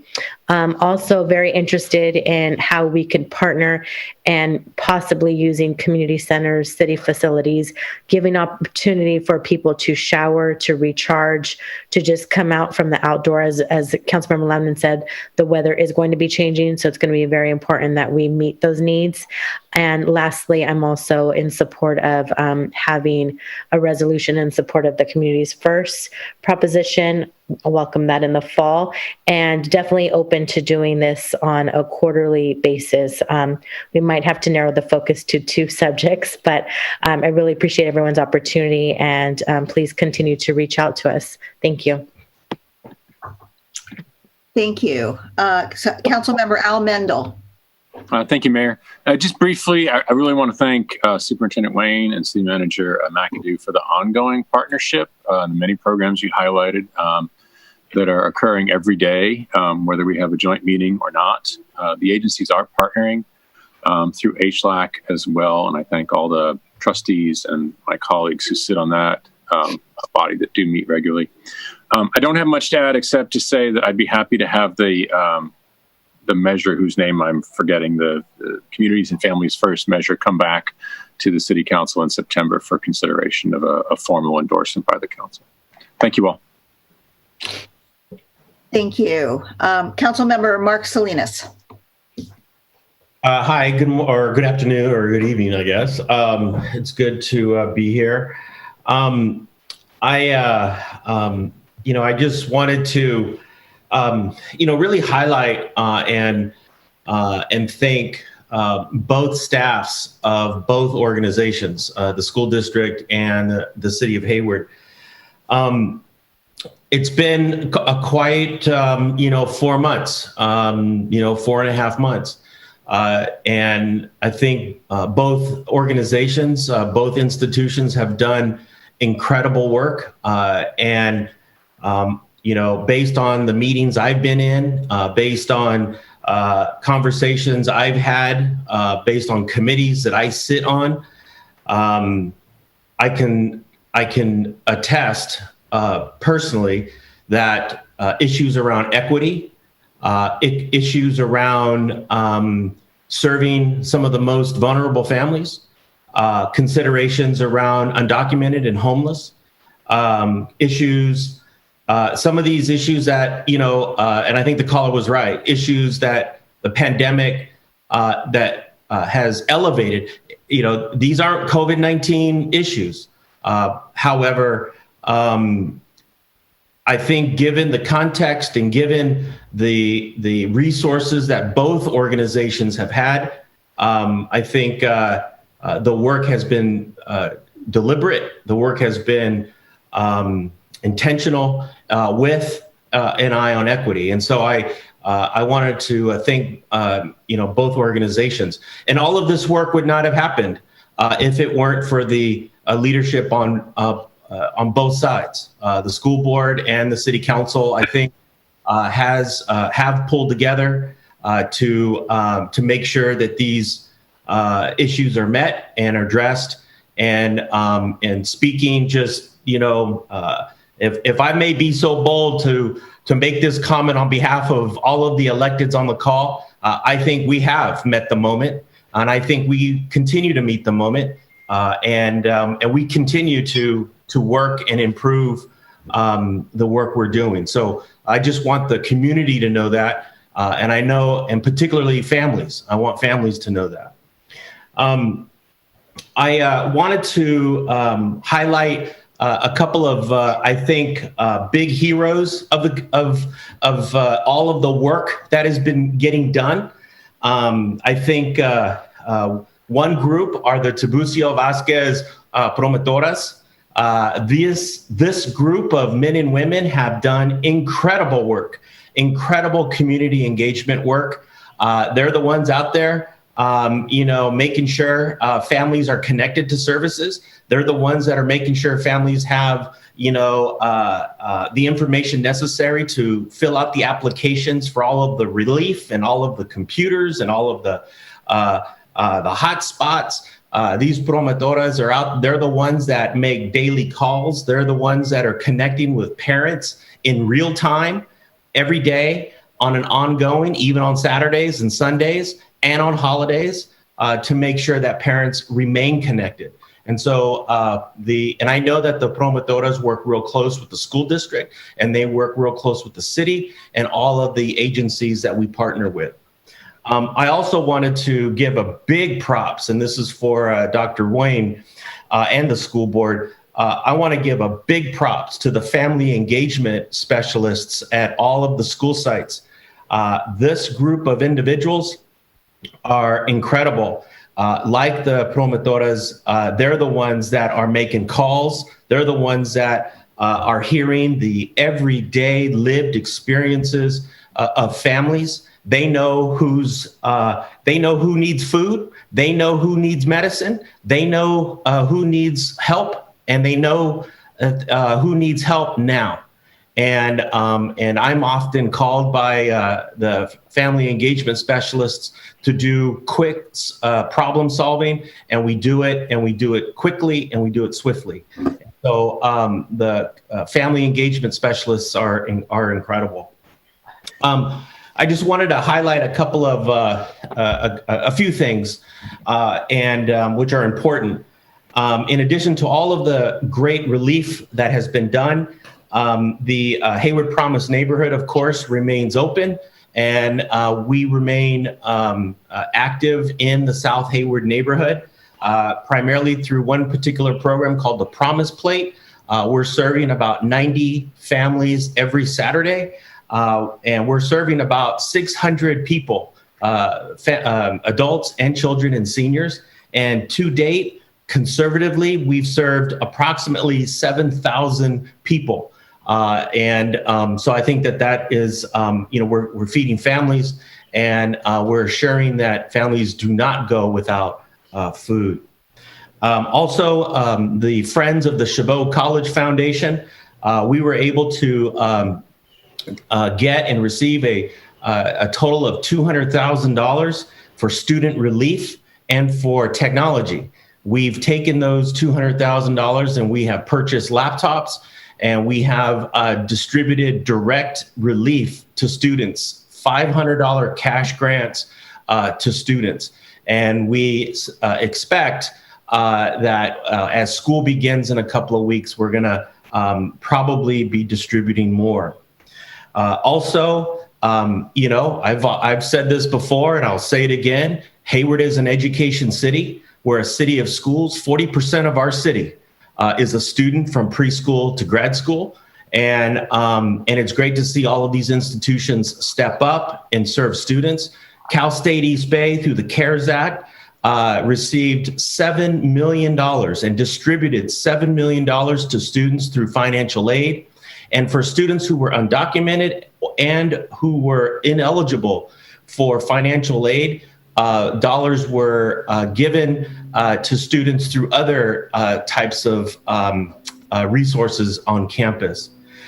In addition to that, Chabot College gave a total of $2.1 million to students who through the CARES Act, and for those students who were undocumented or did not who were not eligible for financial aid, we were able to meet some of their needs with extra foundation money. So that's, you figure 7, 8, that's almost $9 million for students, college students in this region. And so that's pretty significant, I think. I think not only regionally, but citywide, we have been working on all fronts to serve families. We have been working on all fronts to meet the needs of kids. And, there's a lot of work that needs to get done, more work that needs to get done.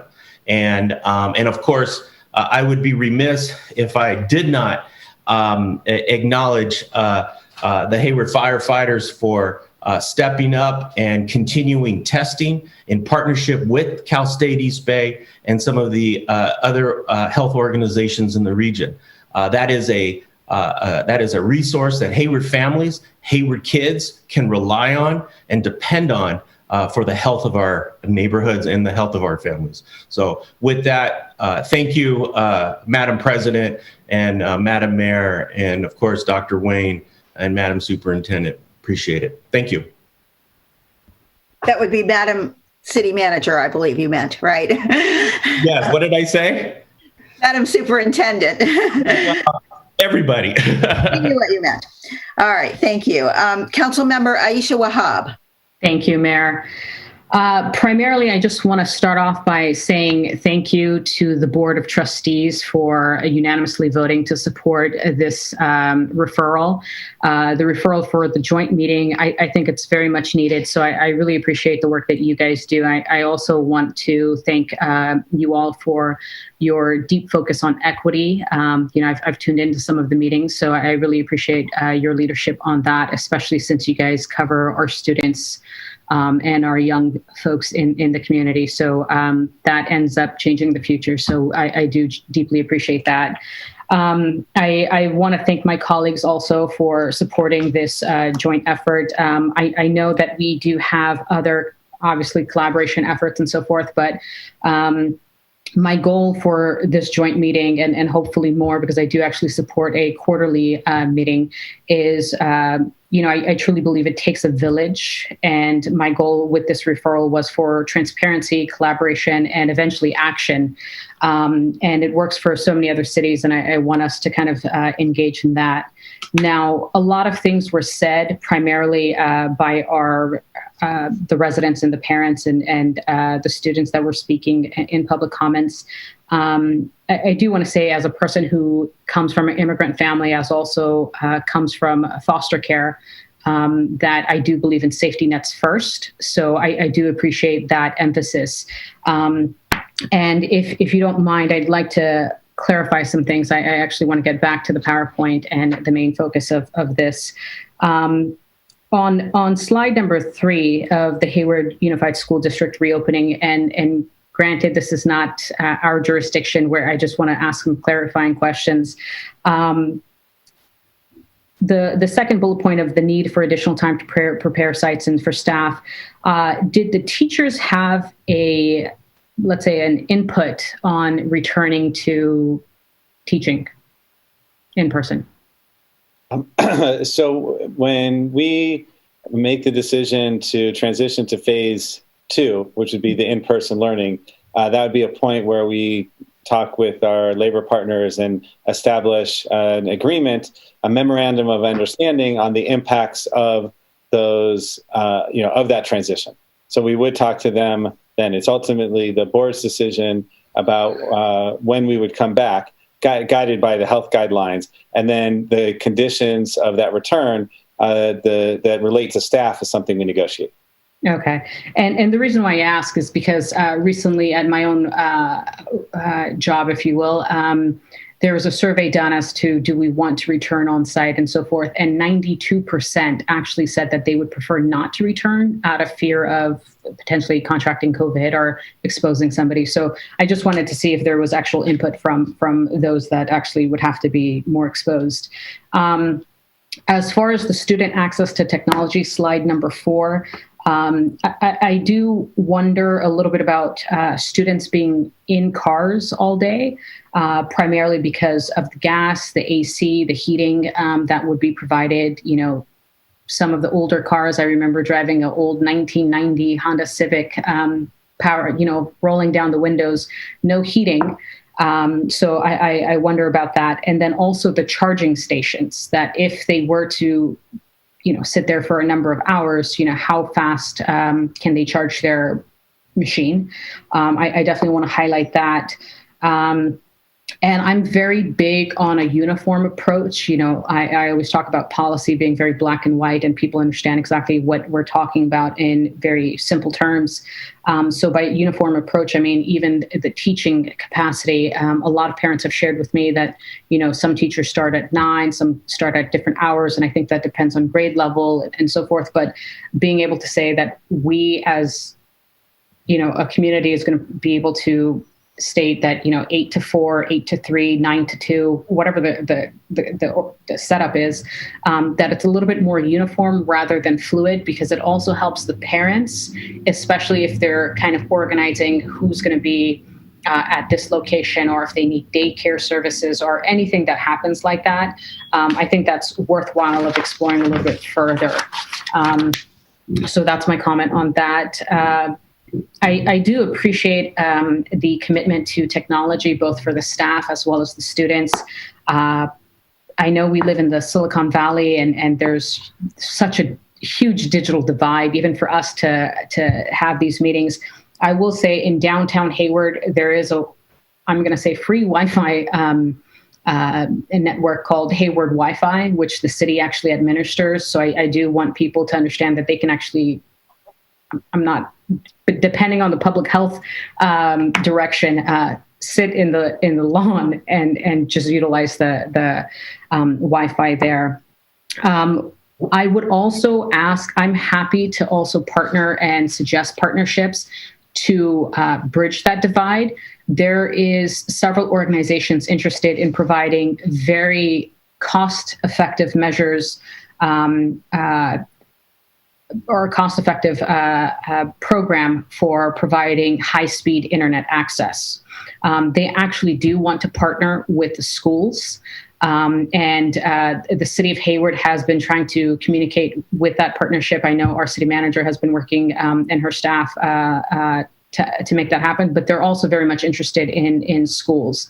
And it would provide for families and small businesses anywhere from $25 to max $50 for high-speed internet. And I think that this is extremely doable, considering I pay about $140 for my Comcast, and it's not the greatest still. So I do think that it's worthwhile to pursue. I'm happy to make that introduction, if you will. I'm actually writing it down. I also wanted to say that I do believe that the city of Hayward, if we are able to utilize our library access programs, I would suggest that the library partner with the schools before the classes start to understand which books, which reading, supplemental information, articles, things like that are needed, and potentially PDF those, see if there's any way that we can provide that and check it out and make it 100% online. So there's very limited contact back and forth and, touching things, and kids are naturally germ prone. So if we can kind of take a look at that. I'm very happy that AT&T provided us the grant that I know that I and our director of library worked on very hard to provide additional Chromebooks. So I'm very much interested in partnerships and whatever we can do to make it a little bit easier. So I know our library director is very proactive. So if we can kind of make the lives of parents and kids a little bit easier, if we can provide things more online than in person.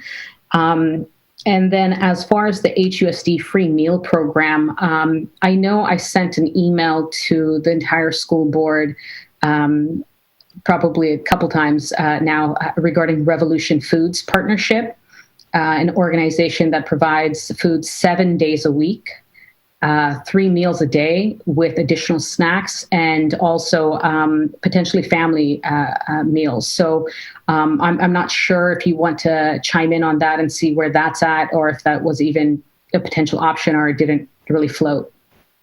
No, thank you for sharing that resource, and we want to explore every possibility of how to support our families. And this is our understanding after having talked with them that we would need to pay for those services, and they prepare their meals offsite. We have staff who actually our meals are prepared on site and fresh that day, and so so it seemed like it wasn't going to be the right fit for us to be able to provide food for the program. But if there are grant opportunities or we miss something and that is a secondary resource we can provide, happy to continue to explore it. Okay. And from my understanding, Revolution Foods was free and would be reimbursed by the state. They also are local. San Leandro's actually their headquarters where they prepare the food, and they work with current staff in HUSD or any other school. They do have it up and running in Oakland, and their main concern is definitely for the less affluent communities, and that's their focus in the Bay Area. So I would be very... That helps clarify. So they're free to families, but they would be getting from the same reimbursement that we get from the state. So then then our food services program would not be able to provide those meals that we do to our students. So but that helps clarify the understanding of they would be free to our families because anything we provide to our families is at no cost. Okay. And the reason why I keep referencing that is because as kids and many more kids are not able to go to the schools, and food security being such a high concern, is the fact that it's 7 days a week, not 5 days a week. It's 3 meals a day versus 1 meal a day, right? So and it's culturally appropriate food. So I just want to toss that out there again.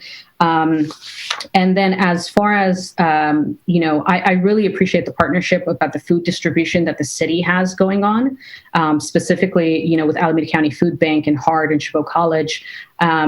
My only concern is oftentimes that, it depends on which program we're taking a look at. Is it the Hayward lunch at the library or the city of Hayward food distribution? One is more ingredients and, I'm going to say raw material, right, which is the food distribution. So carrots, meats, canned foods, vegetables that are uncooked and so forth, versus the real lunches that that's provided between the 1 hour period between 11 and 12 on Monday through Friday. So, I just want different alternatives. And the reason why I'm so concerned about the food security piece and the reason why I push it is because as people are getting laid off, and that number is growing still, sadly, food is going to become a bigger burden for families. And I really don't want anybody to starve or feel that they, can't afford a decent meal. And I know Revolution Foods is also talking to Meals on Wheels. So there's a lot of collaborative efforts that they do, and they're a very fluid model. As far as the rent relief program, I know that, our city council has worked incredibly hard to be proactive with tenant protections and residential concerns. And the moratorium on residential and commercial evictions has been expanded one time. Who knows, that may be expanded a second time. And there is a little bit of relief. I will say, complete honest truth is that the city of Hayward is also hurting financially. So we can only assume how much further we can go before we have to take a deeper look at what else we need to do as the city. So I'm very concerned with that, obviously. I really want to thank every single person that has donated to our fund contribution amount, because that's really, it really is the community members that have donated into our fund contribution. Yes, we get the larger grants from these philanthropic organizations and institutions, but the individuals really make the difference as well. And then as far as the last slide, the family engagement specialist, or engagement and support, I should say, is that there's a line that says a provision of mental health supports for students through distance learning. And I have said to my colleagues many times, my sister is a social worker. She works in emergency response, so I'm very in the know as to what's going on there. I would like to definitely emphasize this piece a little bit more, because a student or a child, our most vulnerable community members, may be sitting right next to their abuser while they are going through this program or through, distance learning and so forth. So if there is an out-of-the-box way of thinking about how they could potentially report or inform their teacher in a very subtle way, to be completely frank, and if a little bit of training around that can be provided for students, because we don't want more problems with that. So I will say that a lot of the families have messaged a lot of us and commented about the IEP students and families. And if we're able to get that kind of in place before the school year happens, I think many people would at least be able to feel more comfortable. And I definitely want our teachers to be able to provide feedback before this upcoming year, primarily around the difficulties and challenges they face. Because if they are a teacher and they're teaching for so many hours and they have their own kids that they have to teach, and all the work that we've all seen, it's incredibly difficult as for personal responsibilities, housing, and et cetera. So I just wanted to ask our superintendent, this last year, did we have state testing, and how was that conducted, and how did that go? So state testing was suspended for the 2019-20 school year. Okay. And for this upcoming year, are we 100% clear that we would be distance learning full time, or is it kind of wait and see situation? So we're clear we're starting the school year distance learning. And then, as I shared, when we transition to hybrid, is dependent on multiple factors. So we can't provide a date certain. Okay, perfect. Those are all my comments and my questions. And I again, genuinely appreciate the collaboration here. Thank you, Mayor. Okay, thank you. And Councilmember Francisco Zermeño. Okay, thank you, Mayor. Thank you, Superintendent. Thank everybody, the staff, and all the public folks who made public comments. As was pointed out by colleague Salinas, we are an education city, an education community. What I would like to recommend to everybody is that in order for us to really be effective on what we're trying to do, is that we also have Chabot College, Cal State at the table. Something like 15 years ago, we had a meeting of all four entities, including the Chamber of Commerce, and it was not a bad meeting, because we actually came up with good ideas. So please consider that. I do share Board Member Rowden's premonition that we may have distance learning for the whole year, and that's a scary thought. So we may have to get ready for that. I personally dislike distance learning. I teach Spanish, and certainly it's not very conducive to folks becoming bilingual in a distant learning mode, but here I am. I also feel that the School and Communities Initiative is a good one that we ought to support later on. Let's see, somebody spoke about homelessness and the fact that we have homeless families who are not receiving help, who are not able to bathe, etc. And whether it's a community center or a school that is unused, I think we ought to really pursue that. Very, very important, along with the kids or the families who don't have the computer or the Wi-Fi or the tablet, etc., which is why we should pass that, or we should work on the School and Communities Initiative, because that can solve the lack of equity that we may still have, and that's important. So meetings like this are good because it shows or it deals with some of our shortcomings, and I believe that we can start working on them, so that's no problem. Whether they are city shortcomings or whether HUSD shortcomings, that can easily be solved little by little. There's always room for improvement, that we know. programs for our kids. So please make sure that you continue a YEP program in any format possible. I mean, that's certainly tremendous. In the city, I certainly will make sure that we continue the Hayward Youth Commission program, which is tremendous. It certainly gives something to our kids. We have 24 excellent youngsters from all our schools, all residents. We will continue the homework program at our library. Correct, Mayor? Mayor's a good supporter of that. She's actually out there tutoring. And then, of course, we also have the Youth and Family Services program. Whether that stays within the police department or not, that's something to be discussed later on. But that particular program is tremendous because, as a matter of fact, they identify 100 families, which then are given to us Rotary members, colleagues Lamlin, colleague Salinas, colleague Mayor Lamlin, and myself, and we take them shopping at either Costco or Target or JCPenney's, and we give them clothes. So that's something that we do. That's a good partnership that we do there. Let's see. I believe the schools and communities, I already mentioned that.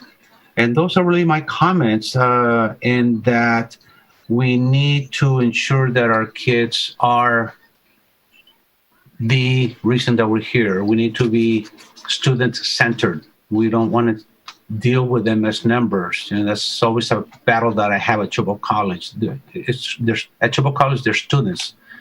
They can't be numbers. Each one is students. So, and as colleague Salinas mentioned, we have something like over 22,000 kids. So we need to make sure that we work for them and no one else. And those are my comments. I thank you very much again, Mr. Wayne and Madam Mayor for this particular thing. I like the idea of continuing regular meetings, and I really would hope that you think closely or seriously about inviting Chibok and Cal State. Thank you. Thank you.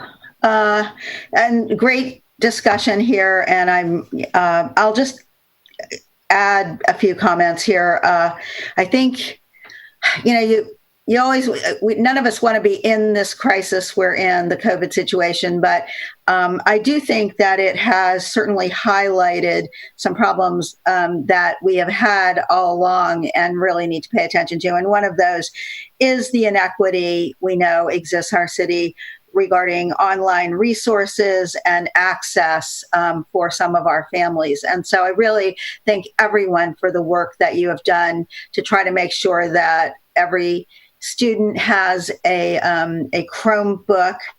I hardly know what that is myself. My idea is it is a device that allows them to participate in online learning, like we are all participating in this meeting on some device or other.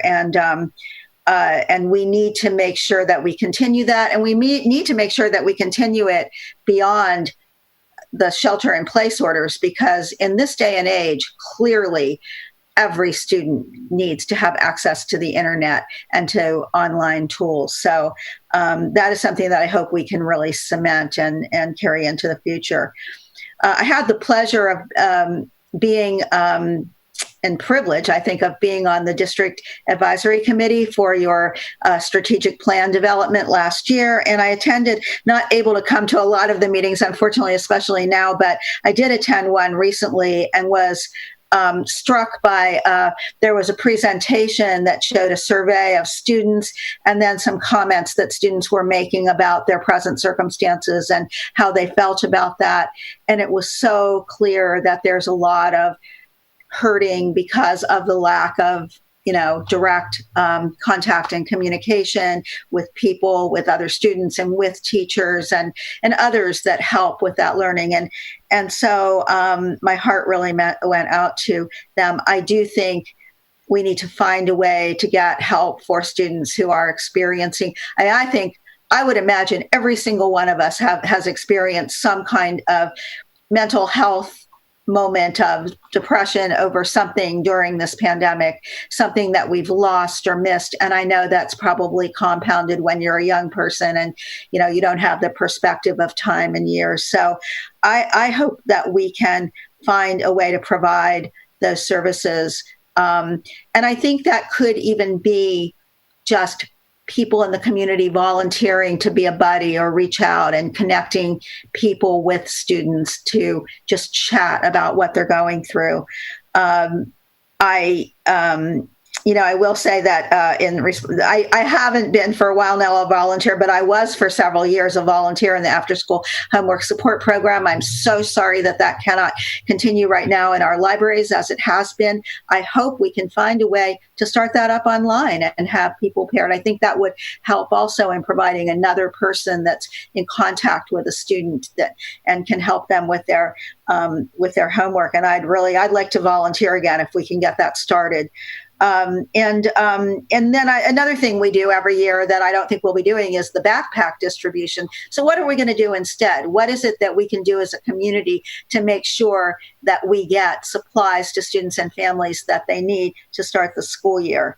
Child Spree, that was something, the Rotary program with the shopping, I'm sure that won't happen this year either. And with the way retail has been hit by the pandemic, I wonder if it will ever happen again, and that would be sad. But things like that we're missing this year, if we could try to find a way to at least somehow replicate them. And finally, I do think there were some good ideas expressed about looking at the facilities we have and how they can be used to support families in this time. The school facilities that have showers, if some arrangements can be made to allow families somehow to use those facilities. I know that's going to involve a lot of work and some, obviously cleaning between families, and that it doesn't just happen by snapping your fingers, but let's think about what we can do to do that. And finally, I certainly agree with bringing back the Schools and Communities First Act, and had planned to actually suggest that for when we come back, the council, see if the council's, it's the council's wish to support that measure. I think we all need it. The other thing we all need to support is putting pressure on our congressional representatives to support, I think, the HEROES Act that was passed by the House, or whatever they do to support aid for state and local governments, which we so desperately need. And I know schools have gotten some aid, and I'm certainly not opposed to that, but local governments need it too. So with that, I think we are ready to move on, right, Dr. Walker, to our next item, which is the Youth and Family Services Bureau programs of the City of Hayward, an overview on that. So I think probably first we'll turn that over to City Manager McAdoo. Great. Sorry, Dr. Walker, go ahead. I was just going to see if Dr. Reynoso was able to join us. I think he's still having technical difficulties, but I certainly don't want to leave him out. So I just wanted to just bring us back to bring his lack of availability back to our attention, and whenever he's able to rejoin, we may allow him to speak. Thank you. Thanks. Of course. I think Dr. Wayne and I are going to kick this presentation off, and want to introduce first Dr. Emily Young, who is the head of our Youth and Family Services Bureau, which is located and housed within the Hayward Police Department, but provides a wide variety of services.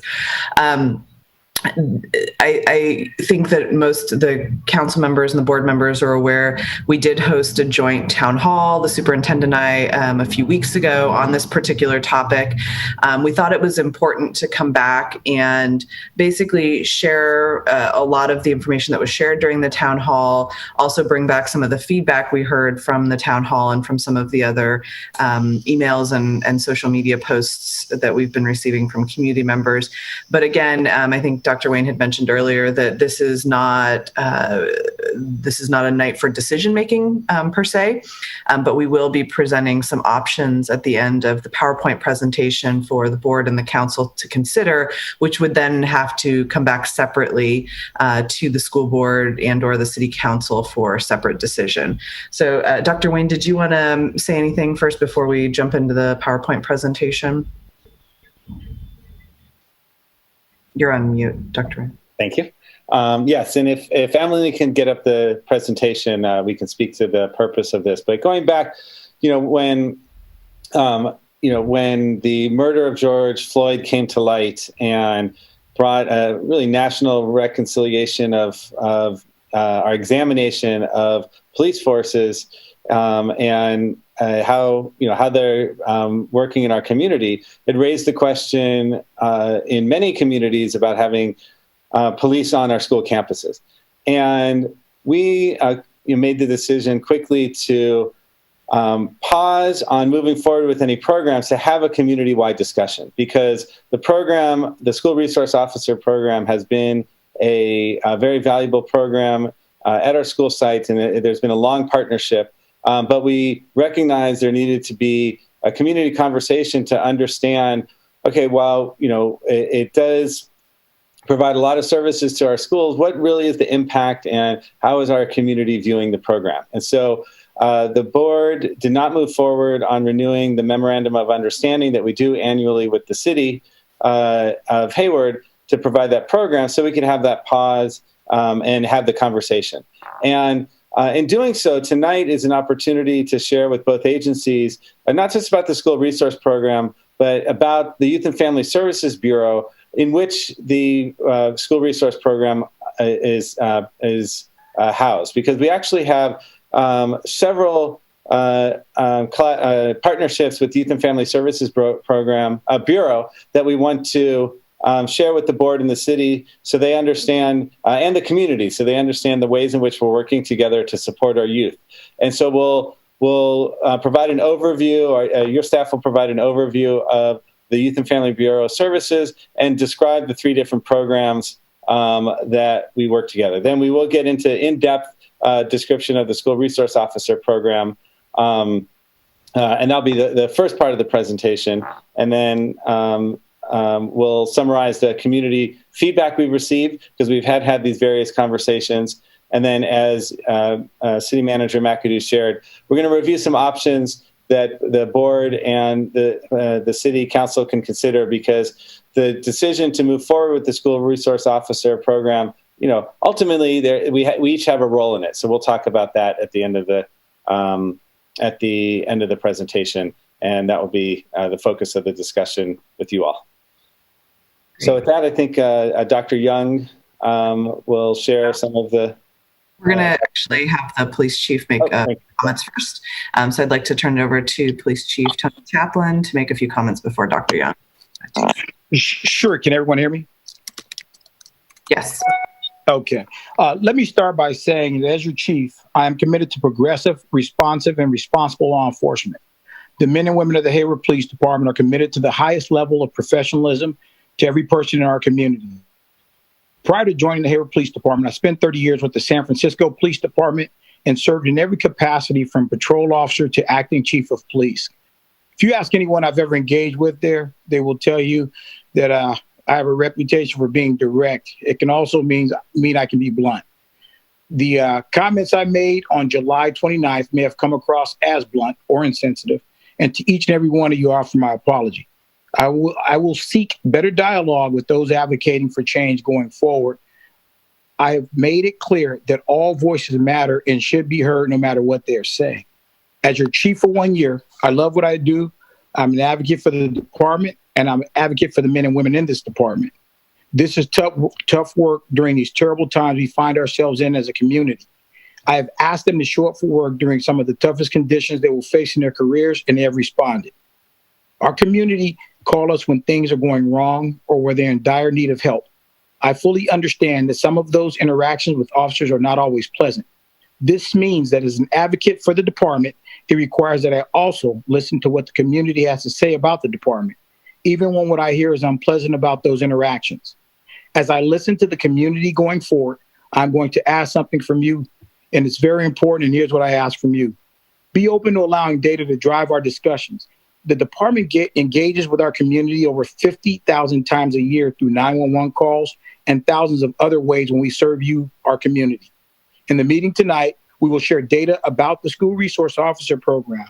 Our data is reported to the State Department of Justice and the Federal Bureau of Investigation, as well as many other law enforcement agencies.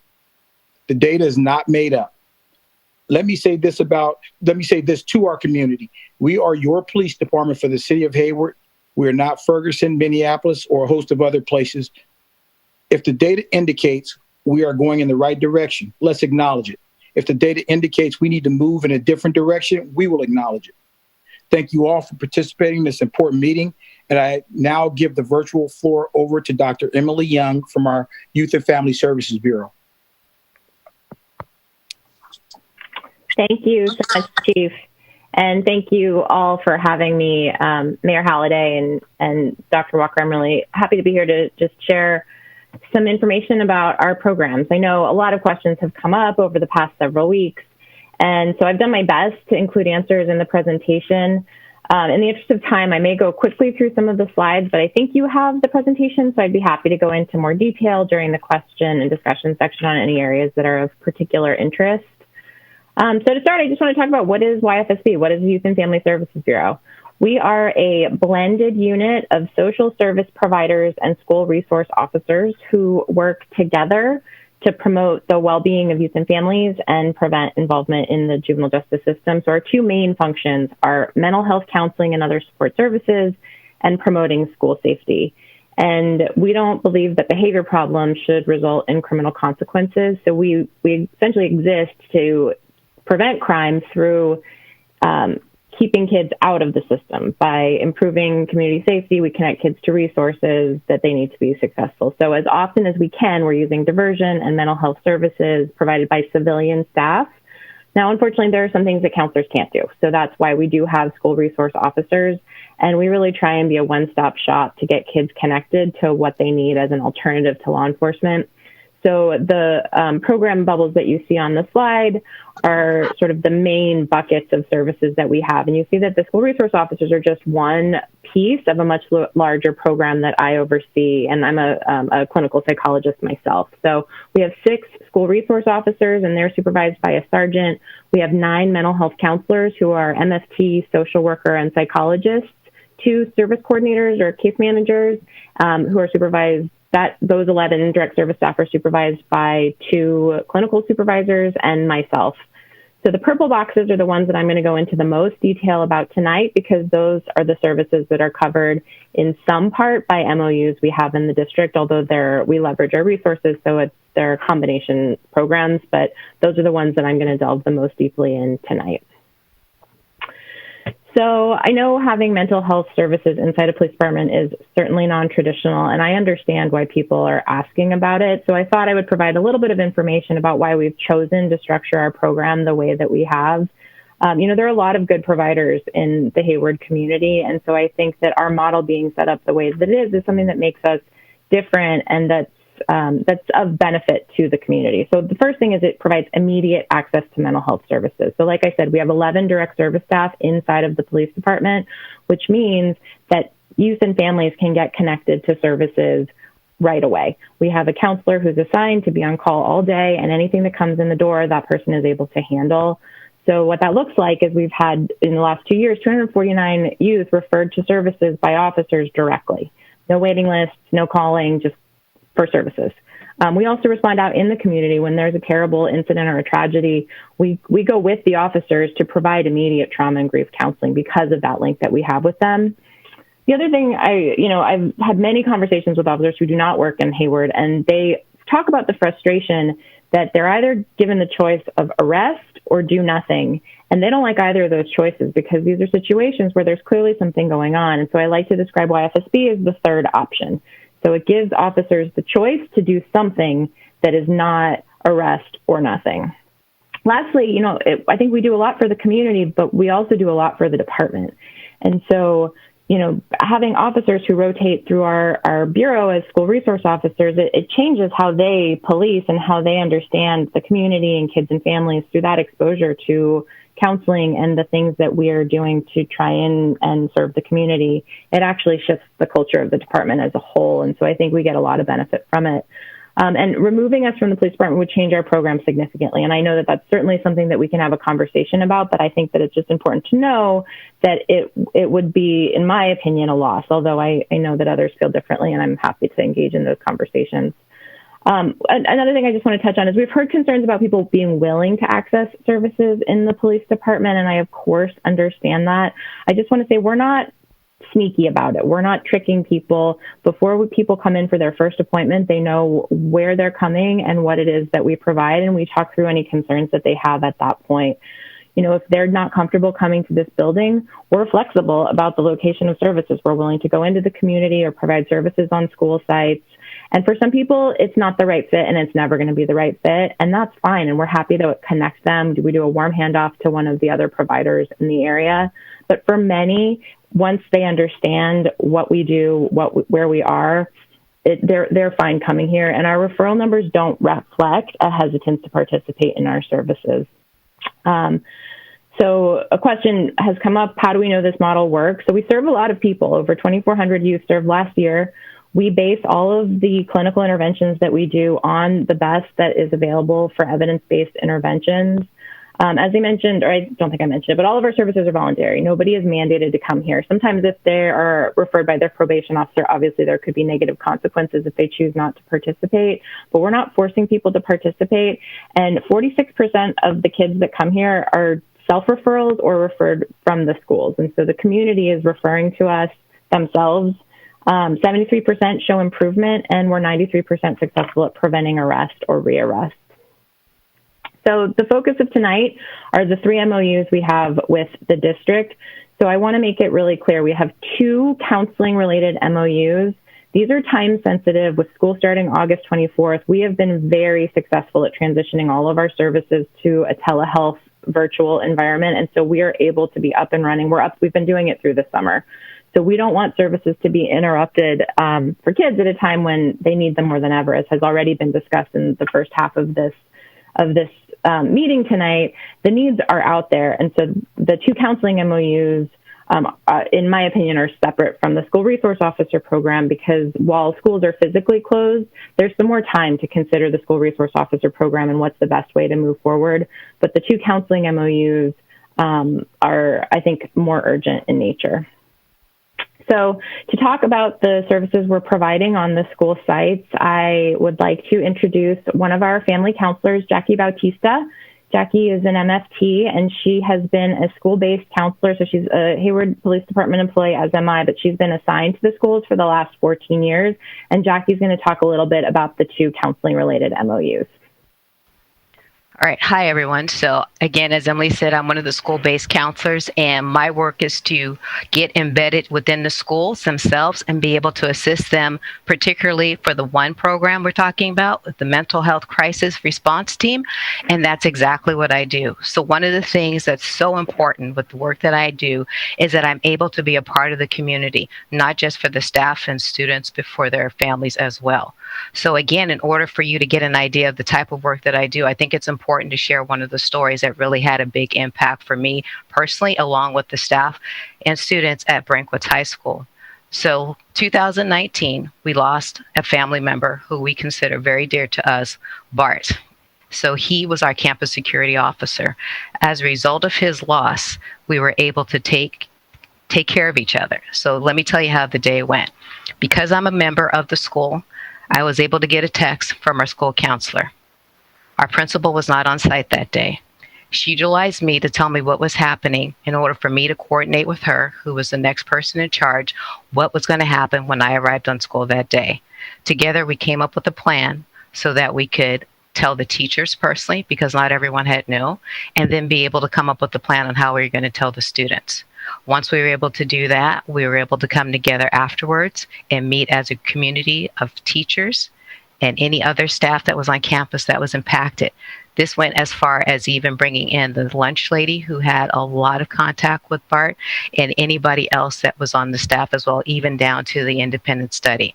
It was important for the school to be able to have that moment, and it was important because I was there to be able to make that happen. There is so much that is missed by us being, there's so much that is gained by us being there just by the fact that we are able to connect with these families and our staff. They are able to talk to us one-on-one. I was able to follow the aftermath of what happens, and we were able to come up with support for the students afterwards. So again, those things are only made possible based on the fact that I am part of that community. Now, very similar to the school-based counseling that I do at Brankwitz, we have our LCAP program. The LCAP program, again, school-based made for us to be there at least one day a week, but we're part of the community. We're able to be there. We're able to learn and examine what it is that these students and teachers need. That's how we're able to create very unique programs for them. It's not just us coming on campus and being able to say, hey, we're going to give counseling. No, we want to impact the whole community at large. So again, another example of one of our fellow counselors that was working on the school site saw the hard work that the teachers put in trying to set up their own classrooms, a lot of which comes out of their own pockets. So she created a giving tree. She put it in the entryway or in the forum in the main office. So when families come in, they could take a little gift off that tree and then be able to go and purchase that for that particular teacher and be able to help them set up their classroom, which in turn impacts the students that are being learned. Again, all these relationships are important. Even now, even though I'm in different school sites, I have connections with other teachers, staff members, APs, who if they need something, contact me via text or email because they know that I'm here and available to assist them with things that are important for their school site because that relationship is there and has been built. So again, the numbers speak for themselves. We're able to help, again, many people at large quantities of time because of the relationships that we make, because they come to us, because they know that they can count on us, because they know that we'll deliver. And a lot of us do this work not just because it's a job, because it's an act of service. And we know that by doing that work, we are servicing the community and the kids and the teachers that we work with. So that's my part. So I'll turn it back to Emily. Thanks, Jackie. You're welcome. So those are our two contracts that we have, the two MOUs. So one is for the crisis response and participation in the coordination of services teams, and then the other is for a 1.0 FTE who serves 4 sites. So now we're going to talk about the school resource officer program in a bit more depth, because I think that's the program that's gotten the most focus over the last several weeks. So I would like to introduce Officer Michael Wright, who is one of our school resource officers in his second year, to talk a bit more about the SRO program. I just want to start with kind of a quick framework that kind of shows who I am and share a piece that I wrote. It starts with, I watched my dad beat my mom, my earliest memory. I watched him smoke crack. Fortunately, he left me when I was 4. Even during the 6 years when he didn't call me, I remembered him dragging my mom by her hair across our front lawn. Our reunion, he kidnapped me for 3 days. He called my mom and told her of his plan to kill her. He didn't go to jail that time. But when he got into a fight with another drug user in the park, the police took him away. Each time my father left me, my life improved. My mom was on her own with me. She worked both early and late. I lived with my grandmother or my aunt or anyone else we can find during my early years. Naturally, for me and my mother, these people lived in the worst part of the city where we lived. I lived in 9 houses before I was 12 years old. Every night in bed, I slept scared, certain that something would happen. Nothing did. My dad was in jail for drugs. My uncle in jail for murder. Another uncle, robbery. Another, drunk driving again. My aunt, not in jail, but at our house drunk. Her son, my cousin 6 months younger than me, was in a juvenile correction center for what promised to be like the rest of the men in my family. I thought I should be different. I graduated from a private university. My mom paid little tuition because I earned scholarships in order to fund my education. I put in long hours on our medical staff for our athletic department. In the end, I got an education that was foreign to anyone else in the memory of my family. I don't smoke crack. I don't abuse alcohol. I don't steal. I don't imagine living like them or else dying like them. I try to exist as my own person, a tough thing to do as a transient child. But in the end, nothing seemed possible. I hate losing. I compete to win in a game of basketball or finish eating dinner first. Yes, a cliche about losing as a child might fit here, but the future to me seemed more inviting to the past. I coached basketball and we won, a perfect record. I coached another team, and although not perfect, I helped kids to realize the importance of education and life's potential. I completed coursework in a doctorate program, taught graduate level classes related to diversity and inequities that exist in education, and I developed programs that help kids in college. This helps me to live a substantial life, but it also portrays the possibility for the younger ones in my family and the community that I serve. I want to help kids like myself, kids who dream about a better condition in life and wonder who will help them. I can help. My family is dangerous, and if I didn't see the signs of rescue as a small child, I do as an adult living in the real world. My mother is Mexican, my father is black. I look black, but my identity and my mind is far more complex than my skin's dark complexion. A bad side of town, a bad family, bad father do not define me. A good mother and a private education don't either. but a mind committed to a substantial life does. This is where my work to serve the community never ceases.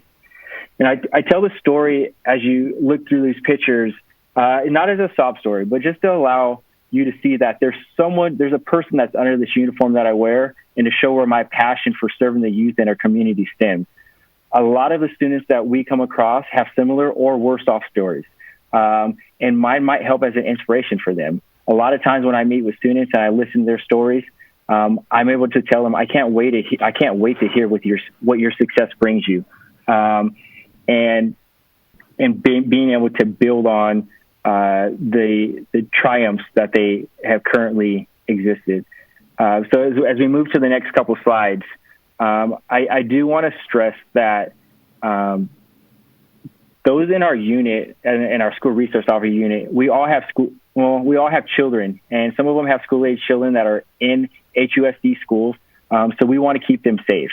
We want to do that through prevention, by being on campus and hoping to deter an issue that might come about. Otherwise, investing incidents of child abuse. Specifically, we apply to this position because we want to protect children and we want to keep them safe. Other times we've been given the responsibility to place students on a 5150 hold. So that's how we're different from counselors. Counselors, you are able to talk with the student first, and then they come to us saying that we need to get this child some help. And that's where we're able to step in. As we move to the next slide, you can read that. I'm not going to read the picture. And this slide the intention isn't to scare people, and it's not to scare you. And I do acknowledge that we hear what the people are saying, but we also want to talk about the reality of school safety. This picture is a shooting threat that was found at a Hayward school. And we have campus supervisors that are in our schools, and we're different from them because some of their ability is limited to intervene on issues because of their training and other resources that they might not have. Additionally, we're different from administrators as well because we don't do school discipline. So if a kid is disrespectful in their classroom to a teacher, that's not something that the police are involved in, and they handle that on a school-to-school basis. So as I move into the last slide, talking about our relationship building, that's the most important job. That's my favorite part of the job. My colleagues, that's their favorite part of the job, is us getting to meet our students, develop relationships with them, and we're able to build on them. And we do that by building these relationships. We're able to maintain school safety, and we get to continue these relationships usually throughout years. And we get to see both short-term and long-term success of our Hayward Unified School District students. A lot of what we do is prevention, maintain school safety, and build relationships with students.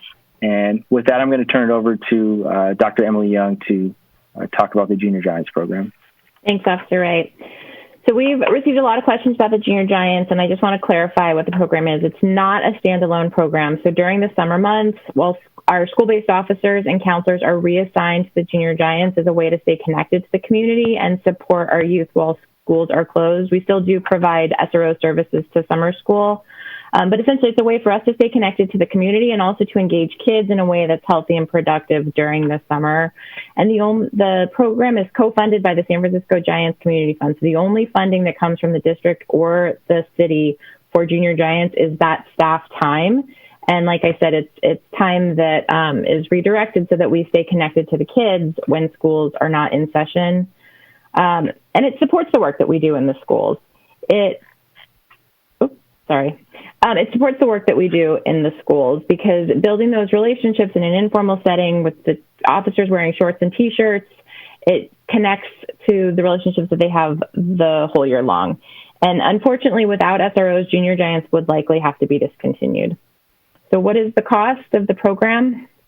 These numbers on the screen are the total program cost for 6 officers who are paid the same as patrol, 1 sergeant, and a third of my time. It does not include the cost for any of YFSB social service programs, which are funded through other sources. We make a careful effort to train and select SROs so that they are well suited and well qualified for the school. Dr. Young, I'm sorry to interrupt, but are you showing a PowerPoint? Because we don't see it. I am. Thank you for telling me that. Sorry about that. No, some of us are seeing it and maybe some aren't, so maybe just reshare the screen. Okay. Thank you. Yeah. How about now? Do we see it? Yes, thank you. Okay. Thank you. Sorry. All right. Training and selection of SROs. So we make sure that they have specialized training to handle the youth issues. And so they attend a number of specialized trainings. I'm not going to read them because they're on the screen, but I do want to highlight that they get a lot of informal training that just comes from the connection to the counselors. And again, that co-location in the police department really supports the school resource officers to be as well prepared for school as they can be. And they're carefully chosen. They have to apply to be an SRO and they have to want to be an SRO. Many of our school resource officers are made in Hayward themselves, and they reflect the diversity of our community. We always like bilingual applicants because that adds a lot in our schools. And having SROs in our schools, we think helps develop the next generation of officers. You know, we talk about wanting police who are from this community, and so it's a way to have positive exposure to police officers for them to look up to. So how is the Hayward SRO program unique? We've designed our program to be consistent with best practices for school resource officers, and we are aware of the potential pitfalls of having police in schools, of course, and the last thing we would want to do is cause harm and overly criminalize youth behavior. So we've taken care to design our program differently with knowledge of the research that exists that it can be harmful for students. So we've built our program around what is considered the best practice model for school resource officers, and then we've adapted it in ways that are unique to our area. So for example, a clinical psychologist, me, supervises police officers, which is, I think, one of the most unique aspects of our program. Sworn police officers are supervised by me instead of a police lieutenant. And we do this so that the SRO program benefits from the best of what we've learned in the mental health field. And so that, the things such as trauma or culture, or typical adolescent behavior don't end up resulting in criminal consequences. We overwhelmingly refer youth to services or divert them. So in the last 2 years, 268 kids were referred compared to only 14 being arrested and taken to juvenile hall. And it's, of course, unfortunate that any kids were arrested, but these are offenses that would have resulted in an arrest with or without SROs. And we think the numbers are as low as they are because of the relationship that the SROs have on campus. And if patrol were to respond, the outcomes would likely be different. So in closing for my part, and then I'll turn it back over to Ms. McAdoo, our program is one model of using social services as an alternative to police. And in a time when we're having such important national conversations about what we want police services to look like, we hope that programs like ours could be a model for other agencies. By embedding social services in the police department, we're able to prevent crime through addressing the root causes that are behind it to begin with. And our whole program is designed to promote safety and keep youth out of the system. We think our SROs skill at relationship building and specialized training allows for a thoughtful handling of complex incidents because we know that students need to feel safe for instruction to happen. And I think we share those goals.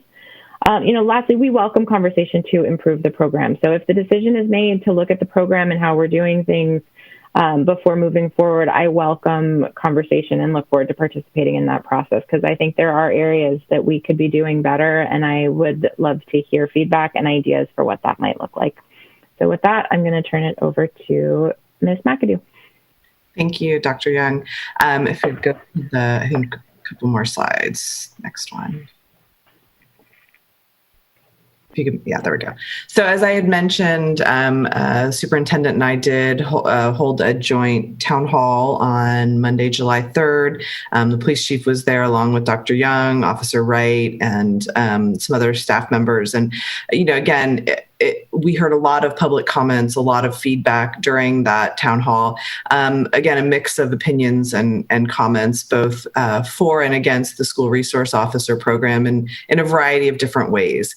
And one of the things that we did here, which I think Dr. Young tried to include in some of her prior slides, was the call for inclusion of a variety of perspectives on school resource officers and those programs in police departments and on school campuses. And so I think, we heard that. We absolutely heard that. We also heard a need for student input. And I think what would be helpful, though, is before, either the staff from the school district or the city embark on any sort of substantial, community dialogue process around these programs, that we really hear from the board and the council about how to move forward and whether, I think you'll see that in the options that Dr. Wayne and I will go through in a second, that there are some options where, additional conversations, additional outreach may not be what is desired by the board and the council. So I think we just wanted to acknowledge that we did hear those perspectives and those desires to have student input, but then also hearing from people who have done research on school resource officer programs and some of the potentially harmful impacts of having them on campus. So just wanted to provide a little more context about that. And I think Dr. Wayne's going to talk a little bit about some of the other email and social media comments that the district has received. Thank you. And yeah, as I said, we moved quickly to pause implementing the program for next year to have the community conversation. And when we made that move, we got some immediate feedback to our announcement. And it was truly a mix. Some who were concerned that we'd even consider a pause and said, why are you even questioning this program? To others who said supported ongoing discussion. And then to others who said it shouldn't even be a discussion and we just need to remove the SROs. And, but we think it's an important conversation to have because, again, our job as a school district is to ensure that our students are safe. And that's why we started with the SRO program. And to really understand, is that program overall contributing to the safety or creating concerns for our students and families on campus? And we understand it's both a question of looking at the data, but also it's a question of what do we value as a community? There is a values component to this conversation that we feel it's important for the board and the city council to talk through. And so these, we just wanted to share a few comments. I won't read them, but you can see these are the kind of comments that were made that we get emails and during the town hall.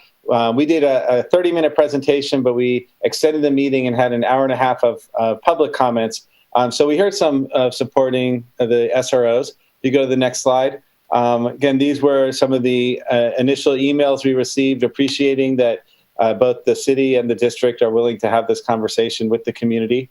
And if you go to the next slide, you can see there were concerns about how we are using our resources to have police at our schools. And we did hear a couple students talk at the town hall who shared some concerning experiences. And so, again, we're seeing a gamut of responses from the community.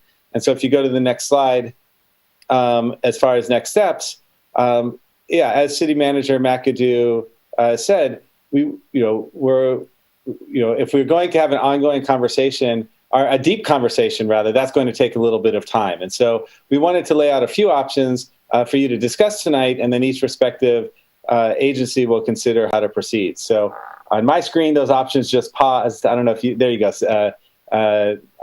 McAdoo, if you want to share the first option to consider. Great. Thank you, Dr. Wayne. This is really, we had brainstormed these 4 options, but obviously are open if there are other options that the board and the council would like to pursue or to consider. I think with option 1, which is some modification of the SRO program. And again, I think we, from the city's perspective, have tried to sort of bifurcate the counseling MOUs from the school resource officer program. And I think it's important to do that so that our students don't lose those services when they come back in the middle of August. I think because of the shelter in place and the distance learning that's going to happen this fall, we do have some additional time if the board and the council want to have further conversations about the school resource officer program. I think we have put on here that, you know, these conversations could take until December for some staff analysis and to do some of the work that you saw on the prior slide about a student survey and additional conversations on both sides of the topic. I think the city would be prepared, obviously, you know, to not charge the district if option one for that period of time while we're going through that conversation. Obviously, we wouldn't charge the district unless that MOU for the school resource officer program is renewed. And I think, you know, the counseling services, you know, if there is a desire to look at that residing somewhere else in the city, that would take the city some time to figure out what that would look like and how that would function. I think that's going to be part of the city council's broader conversation on options around the police department. So I just think it's important for the school board to consider continuing those counseling services for students while we embark on those discussions. So I think, Dr. Wayne, did you want to talk about the other three options? Sure. So thank you. So option one is to have the in-depth examination of the program and how it might be modified. And, you know, we know there was, you know, a great desire to hear from the student voices, and we felt like we wouldn't want to rush that process. If we're committed to re-examining things, let's go through that well, and appreciate the city of Hayward being flexible with not having us pay for the program while school campuses aren't open, and we go through that process. So that's option one. Option two would be, and that's a joint decision because you know, we would say we wouldn't want you to look at the city to look at the program, but it's up to the city.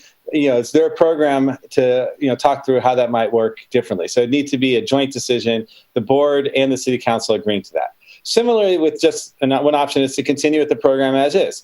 And the reason why that's a joint decision, the board would say we want to continue with the program. The city is already going through a discussion about police services in general, and so may still want to make some changes, even if the board says move ahead with the program. A third option is, we've heard the call to where are we using district resources and funding to not contribute to the funding to the program, but still request that the city provide those services from the SRO program. That the Hayward would need to decide first, the school board would decide first that they're not going to contribute funding. Then the city of Hayward would decide whether they would continue with school resource officers or if just it would become the patrol officers who'd respond to any situations at the school. And then option four is to say, we don't want to continue with the program. And that's because it's a program at our school site, while it's run by the city, that's our decision about what programs we'd have at the school. So there's the background on Youth and Family Services Bureau, the three different programs we work with. I appreciate the board when they tabled the MOUs for the two counseling programs, did want to make sure services were not interrupted. And so we had shared that with the city, but we understand now with the start of school that it really does need to be finalized. And then we shared about the school resource officer program and leave you with these options for discussion. So I think we first have public comments, so we can have Jenna, if it's okay with the mayor and board president, we'll just have Jenna open it up for public comments, and then we'll have the discussion. Should I stop sharing? Yes.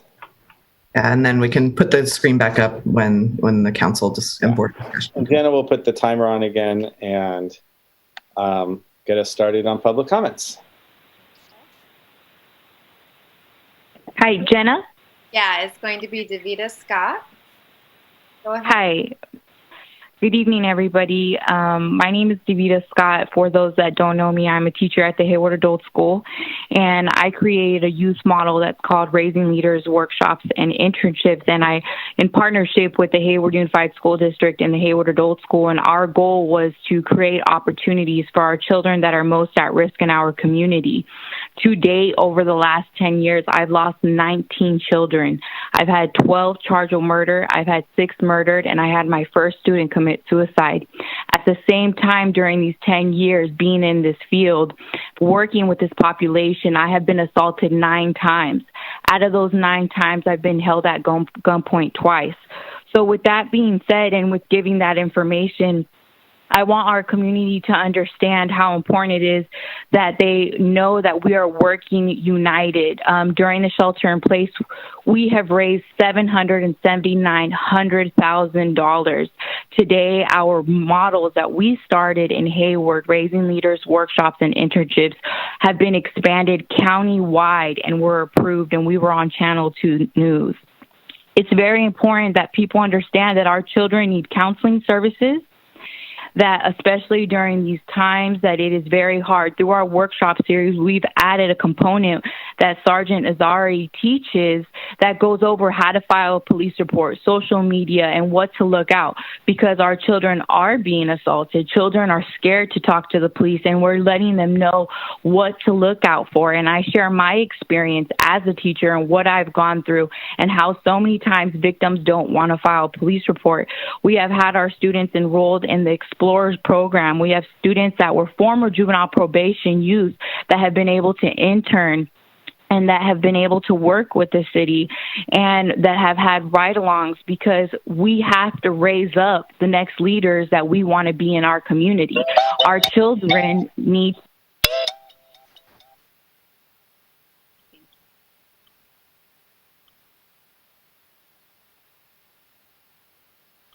Our next speaker, Jesse Gunn. Jesse, if you'll unmute your line, please. Hello, can you hear me? Yes, go right ahead. Okay, hey, thank you for taking my call. So once again, I am a teacher here in the district. I did want to echo the idea that we need to involve students in the discussion on SROs. However, I want to say that as a teacher, I don't know if maybe that's it or just maybe as an adult, I could recognize when a discussion is being led down a certain path. I'm used to leading classroom discussions, and I know they need to be focused. You can focus discussions, but sometimes you can somehow divert them so that they're on rails, essentially, where you present some information and the students can echo that information back to you. That's really what I see this presentation as. We don't have a civil rights expert in here talking about SROs and the damage that they can cause. So what I'm thinking is that if we are going to present this to students, we need to present it in a way that they're not just being spoon-fed material so that they can parrot that information back at you, because I know what would end up happening when that happens. The other thing is that, and pardon the analogy here, what I think I'm really wary of us lumping counseling in with the SRO program and being presented as if they are the same thing. The way I look at this, and I know this is a bad analogy, so forgive the analogy. However, I see this as we have a tiger walking the grounds of the school. And we're talking about how great it is to have all these other animals here. You know, we got dogs and horses and goats and sheep and everything. And no, we need to focus on the tiger. And sure, maybe that tiger might not maul any kids. But if he mauls one or two kids, is that an acceptable amount for us? And I'm sorry, I'm really passionate about this because I feel like we're being driven off track by trying to lump things together that don't necessarily have to be. And I think we need to really look at how many students negatively affected by SROs is an acceptable amount for us. Is that one student, two students, 100 students? How many students do we say, yeah, maybe this isn't a good idea? Thank you.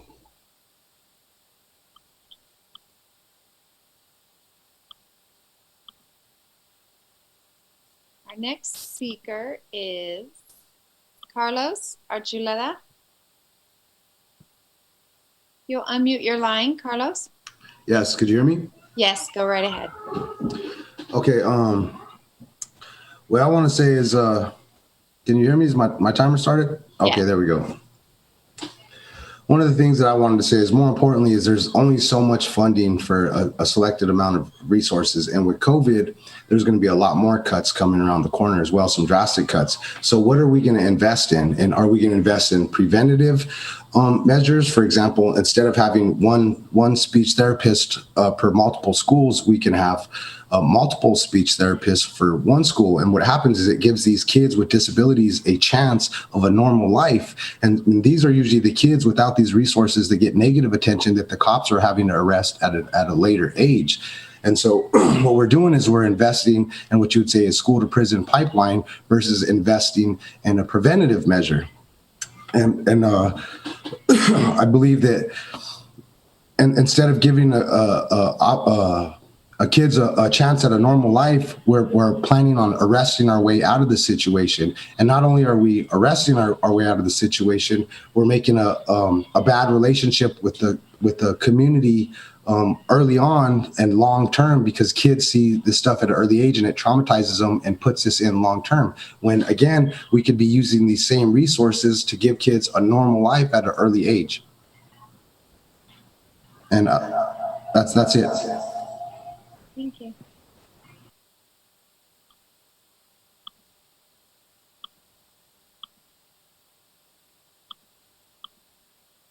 Our next speaker is Lizzie Blancas.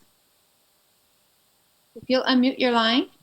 Hi, can you hear me? Yes, go right ahead. Hi, so my name's Lizzie. I am a product of the Hayward public school system. As someone who deeply struggled to graduate from Mount Eden High School and thankfully made my way to Chabot and then UCLA, I would have greatly benefited from funding being utilized to support counselors and teachers instead of such a normalized police presence. I did not have the support I needed at MEHS, as I did not have access to counselors until it was far too late, nor did I have an experience with a culturally competent education that included fields like ethnic studies that are just as important as literature, mathematics, and the arts. As the young folks in my family continue to go through HUSD, I dream of an education that helps facilitate their growth rather than an environment that continues to funnel resources to policing. Considering the legacy and abundance of knowledge on the need for abolition as a key to safe communities, it is incredibly jarring for an educational institution like HUSD to not move with more urgency towards terminating the SRO program sooner. I believe HUSD and the city of Hayward needs to step up if it truly values our community.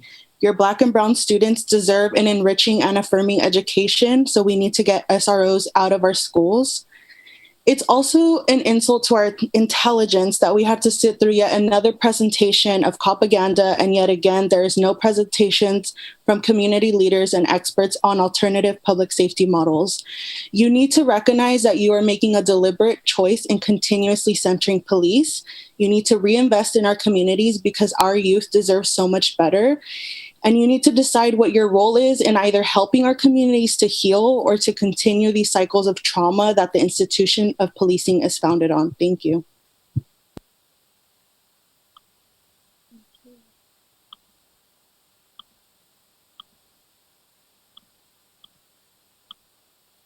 Our next speaker is Jordan Leopold. Jordan? Hi, can you hear me? Yes, go right ahead. All right, great. Hi, everybody. I am a lifelong Hayward resident, made in Hayward. My mother served 20 years in law enforcement. I even wanted to become a law enforcement officer.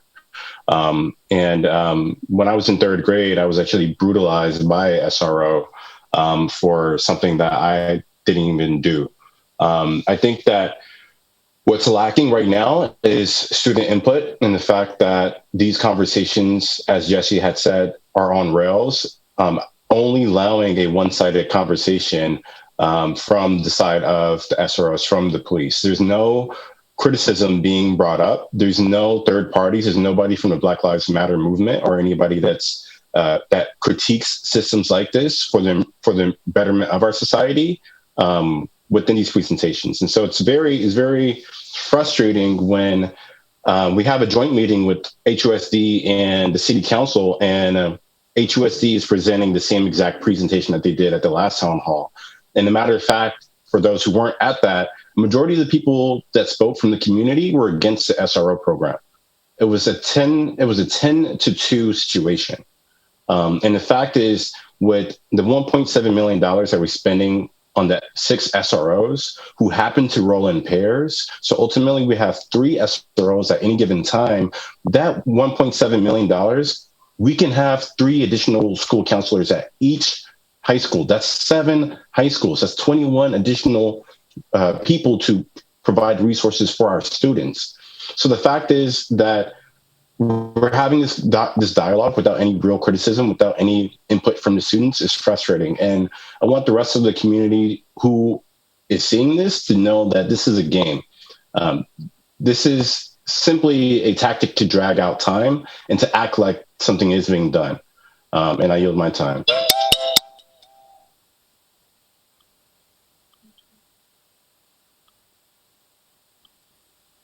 Our next speaker is Tammy Russell. Tammy? Good evening. I want to know why the idea of SROs is being, can you hear me? Sorry. Yes, go ahead. Okay, I want to know why the idea of SROs is being shoved down our throats, whether we want it or not. You already have an idea of what you want. You want to see it happen, and you're hoping that we, the community, jump on board with your shared vision. Those were air quotes. Also, can you please stop peddling that officer's tragic story about his bad Black dad? Who are you trying to trigger? A lot of people already see Black people as a problem, and pushing his story of how awful his Black dad was and how awful Black men are. So now we need to go over and over-police Black and brown lives because of his Black dads that was bad to him. I think that there's a problem there. It doesn't go together, the story of what you're trying to push. And I want to talk about the fact that there's no civil rights leaders here. There's no opposition, only the positivity of how great SROs are in our school system. And me personally, having had 3 children come into contact with them, and it was awful and it was bad, and my children still need therapy behind it, I'm not for this SRO stuff. I think it's absolutely ridiculous. Also, SROs can, at any point in time, take your children out without your permission, question them, interrogate them. They can do whatever they like. And SROs have the capability. There was one parent that came to me for help because her student was being exceptionally bullied. She went to the principal, asked the principal to make it stop. The principal felt like, oh, he should learn to deal with it. She went to try and file a police report to get a restraining order against the child and was told the SRO needs to fill out the paperwork. The SRO didn't want to do it. So now this child is being bullied. For everyone that wants to know, she safely moved all of her children to another school district to get to safety. So, I just need this to stop. Don't shove it down our throats anymore. We don't want it. We've asked you to stop. Please don't continue.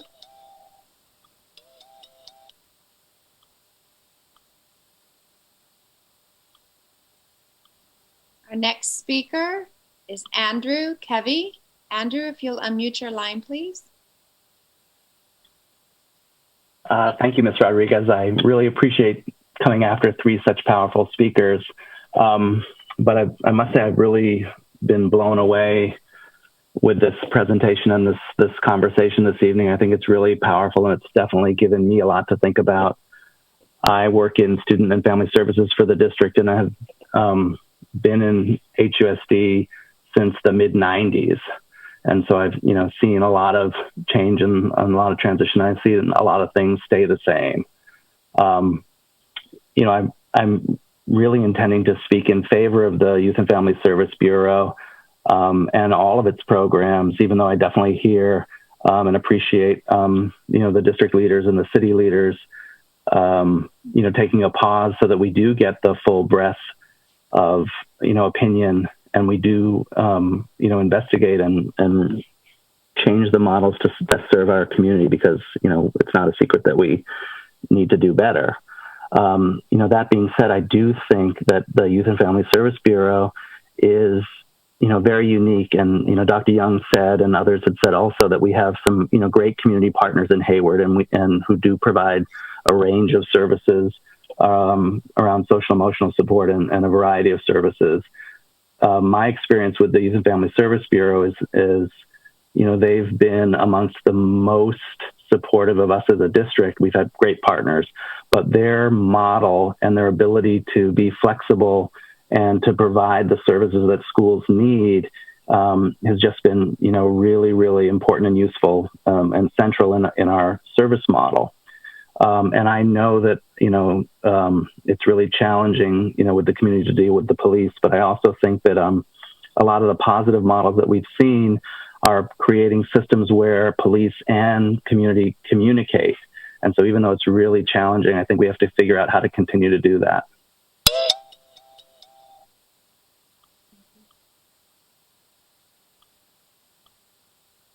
Our next speaker is Sarah Prada. Sarah, you'll unmute. Hello, can you hear me? Go right ahead. All right. First of all, I would like to say that I'm terribly sorry for Officer Wright's trauma, and I hope that he receives therapy to recover. And I would also like to ask the district, the police department, to please stop exploiting this man's horrific story. It plays well with your slides of happy children with police officers, and it plays well with the narrative that you are really pushing hard on us, but it is tragic, and I feel like it could be triggering for him, and it's definitely triggering to anyone else who has dealt with a past like that.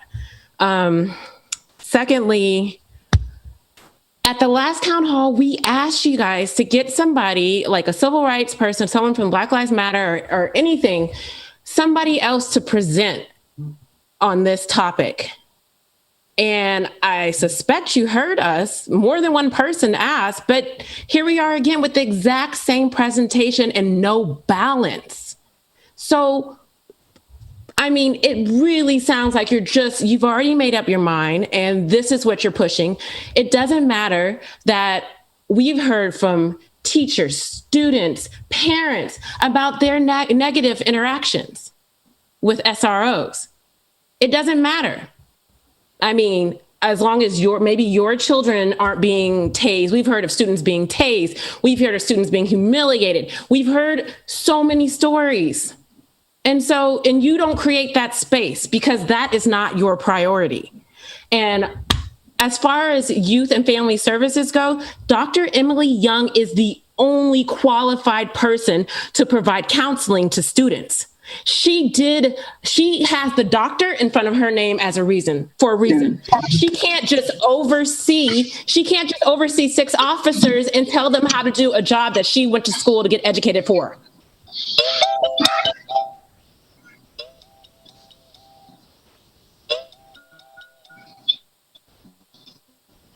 Someone on the panel will mute their.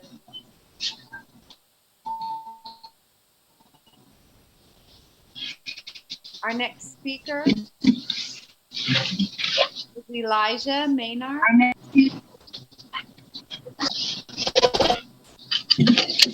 Hello, can you hear me? Yes, Elijah, go ahead. Oh, okay, I'm not Elijah. I'm Elijah's mom. My name is Euphemia Maynard. I've been going to board meetings for a very long time. 3 years ago, I came with the proposition of taking the SROs out of the system, not because they don't work for the school, it's because of the amount of money that is invested on those 6 officers. I think that we as a community more than ever need the officers, because of the stigma that has been coming on the officers lately. We need to educate our students regarding the importance of the officers in our communities. But we need to see more activities towards our kids with the officers. At the school that I used to go to, I never see an officer interacting with the students. We need to see more of that, so that the students are not afraid of the officer if they're afraid of the officers.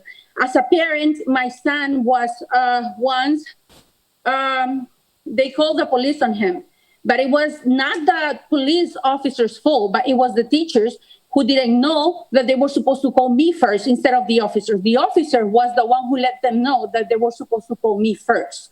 So we do need this program, but the amount that we're spending on it needs to be reduced. The city should be paying for them, not the school. The school doesn't have the funds the city should be paying for these officers, and we do need them more than ever. And as a Latino parent, that my child has autism and he needs a lot of help talking to people. I think that training the officer how to interact with the student is a very good idea as well. Thank you.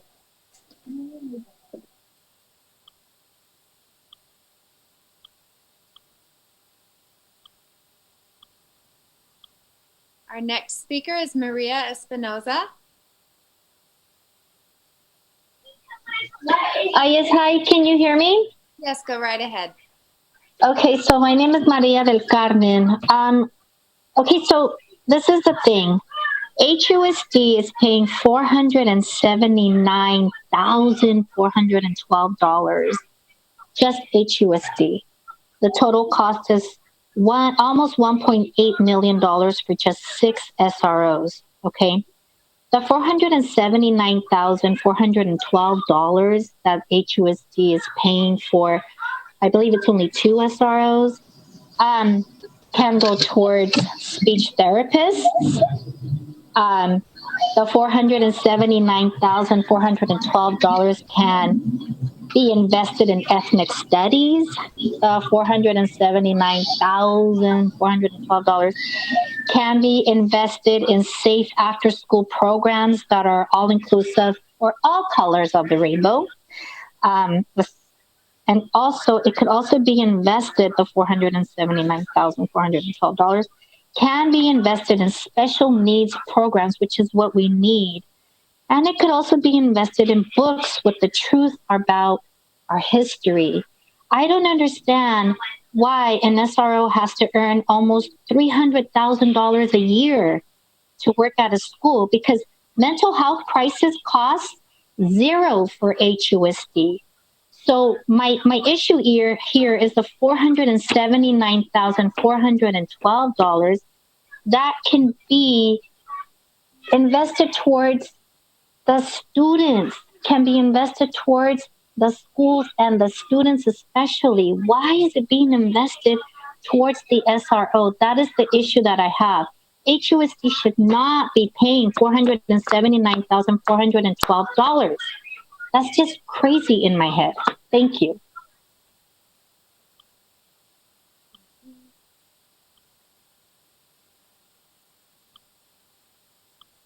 Our next speaker is Sandra Macias. Sandra? Hello, good evening. I want to start off by saying that, we are going to have to be making some really difficult decisions coming up, especially with COVID. We know that these cuts are coming, and I think that we need to choose what we want to invest in. Do we want to invest in the criminalization of our children? No, we don't. We want to invest in their future and getting services for kids, counselors for kids, job opportunities for kids. That's where we need to be investing our money. Not in this school to prison pipeline where we're criminalizing our children, where we feel like, getting police officers involved is the solution. It's not. We need to be supporting our kids in a healthy way. I think that we need to really acknowledge the relationship that police officers and HPD in particular have with communities of color, and it's not a good one.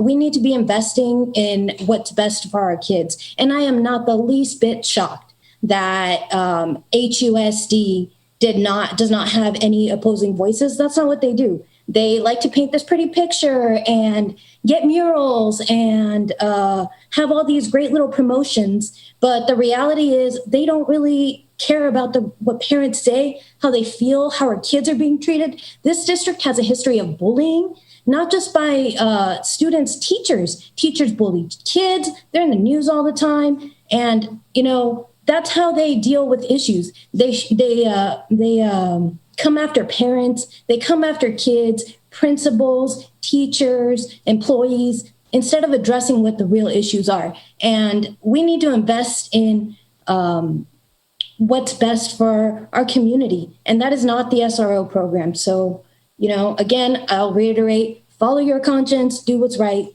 and get SROs out of our schools.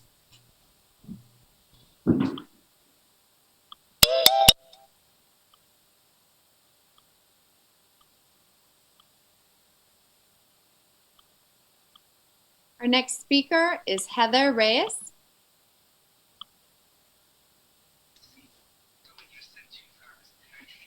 Can you hear me? Yes. Awesome. I've been listening to everyone that's been speaking, and I have to agree that I don't see an opposing side to the presentation. I know that I, as a parent, have had both good situations and bad situations happen with the SROs, and my daughter has told me some stories. However, when I look at she went to Mount Eden, and when there have been some threats, knowing that those SROs were there made me feel just a little bit more comfortable on allowing my daughter to go to school. As a cost specialist, I've seen SROs be used in 5150 situations because they have had that expertise, both personally with my daughter and also with other students. And I know I would not want to make a decision on a student whether they should be 5150 or not, and I have to commend the decisions that they have to make. But I will echo what I've heard from other speakers is I would like to see the data from the other side. What data we have with the school district on the benefits of having the SROs and the negatives of having the SROs. So I would like to, that's what I would like to see on another presentation. Thank you.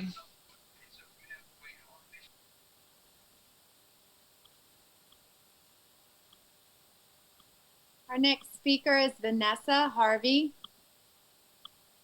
If you'll unmute your line, please. Hi, good evening. My name is Vanessa Harvey. I am a product of HUSD, and I have served as a college advisor in HUSD for the past 2 years. I work closely with school counselors, and even with a team of 6, they still had caseloads of between 400 and 500 students.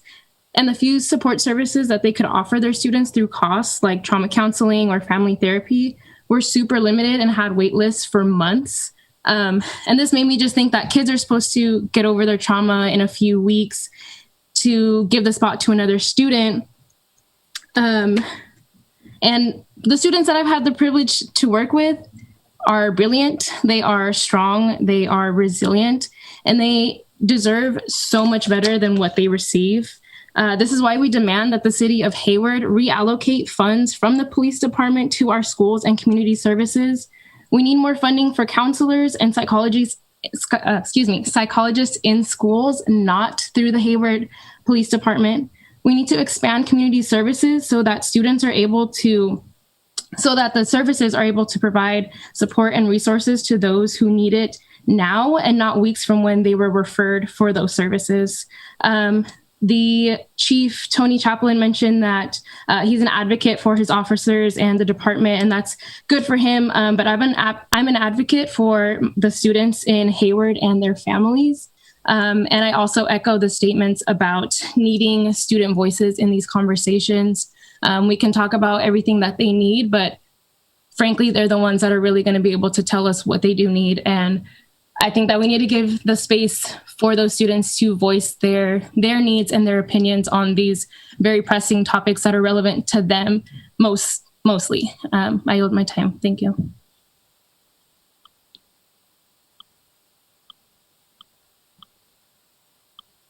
Our next speaker is LaWanda Knox. If you'll unmute your line, please. LaWanda. I see that your line is open.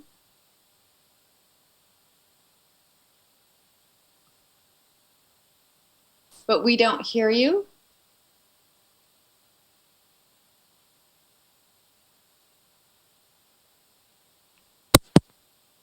Can you hear me? Yes, go right ahead. Okay, thank you. So I'm going to talk about the reopening plan and the SRO.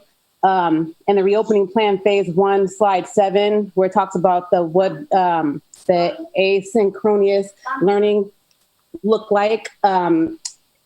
It would be nice if they could spell that out more, give it some more teeth without using so much jargon, like what does ELD and ALD look like? I'm on the thing and I'm on the speaker. What does the ELD and the ALD look like? Phase 2, the hybrid model needs more meat. Slide 17 is just saying that it'll be part, in-person, part distance learning. But if we can know what the schedules might look like, Monday and Tuesday for TK and K, and Thursday and Friday for first through sixth grade or something, if we could just get more details so we can plan, working families can plan around what that looks like. And I get that you don't have a date, but we just need more information than what's provided in the deck. And also, are you considering outdoor classrooms for the reopening? Last thing, I just want to point out that women who are working are impacted a lot by the pandemic, and they need more support. So women with children, excuse me. And so if HUSD does do the distance learning and the child care support, that would be great. Okay, now, so the SRO, the chief mentioned that the data about the SRO, I only saw a pie chart that brags about how many kids that didn't get arrested. That's not adequate data to support or go against the SRO program. So the data was just inadequate. Oakland voted unanimously to get rid of their police in schools. And so I don't know why Hayward would even hesitate given the climate and what's going on. So please get rid of the police in the schools. Thank you.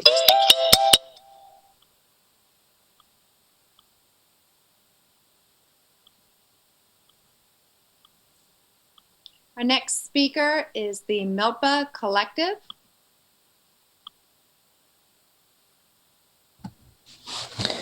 Hello, my name is Rosaura Figueroa Mendoza. I'm actually calling from my Zoom work.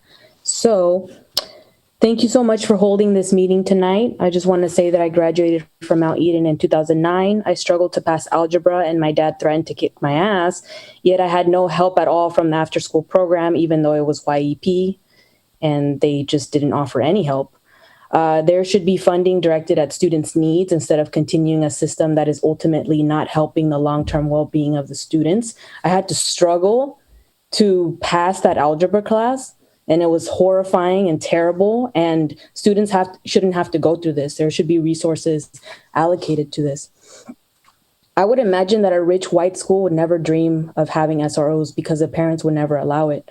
This speaks to how poor Black, Indigenous, and people of color are often very much targeted by the school to prison pipeline. This is about institutional change. It's not about individual people. Again, the school to prison pipeline, it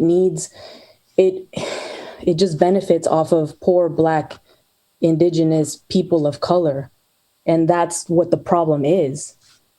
We need SROs off campus. Watsonville did it. This is in the 831 in Monterey County. Watsonville did it. So Hayward is able to do it as well. So I look forward to continuing this debate and conversation and bringing in different voices. We're only hearing from one side. I think that counseling is very much key, and it shouldn't be housed under law enforcement because ultimately, again, the institution is flawed because it was never meant to protect poor Black, Indigenous people of color. I believe that youth should never have contact at all with law enforcement. During the recent town hall, there was a slide that was about how students feel and what they think about SROs, but it was glossed over and Dr. Emily Young never quite answered the question. There was no data provided. And so ultimately, Hayward is my home and I've worked with Hayward children and none of them would be better off with SROs.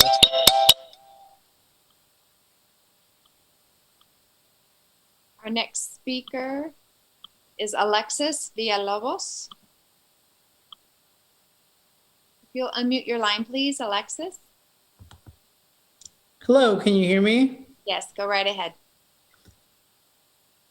Hi, sorry, I put my notes together and they're not super perfect because most of them are reacting to things I heard during the meeting that were really like triggering. for many people, but for me, I think I'm just ready to respond to them. I heard things from certain SROs, one named Jackie, who talked about how important it was for her to be a school counselor. And I agree that our schools need counselors, but I do not believe that our counselors need guns. And I don't think our counselors need tasers. And I don't think our counselors need the ability to criminalize our students and send them to juvenile hall. That's not what I believe our counselors should be. So, you talked about the death of a man named Bart. And I think that anybody who was in that situation could have done such a great job as you did in connecting that family and those students to grieving that person's death. But I do not believe that has anything to do with having cops on campus. And to Michael, who talked about his dad, I am sorry that the system failed your family so poorly. I am sorry that the system did not have rehabilitation for your dad who was addicted to alcohol and drugs, the way that rich people have rehab, rich people like actors in Hollywood and rich people like the CEOs of tech companies in the Silicon Valley have to get and heal from their addiction to alcohol and drugs. I am sorry that instead your dad was thrown into a cage, and that was the solution we had for you and your family. But I do not want that solution to be the solution for all kids in Hayward. And to you, Emily Young, a clinical psychologist, I know you know better alternatives than this.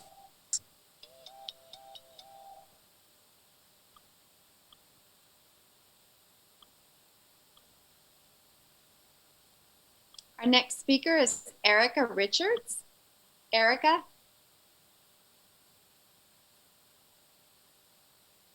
If you'll unmute your mic. Can you hear me? Yes, right ahead.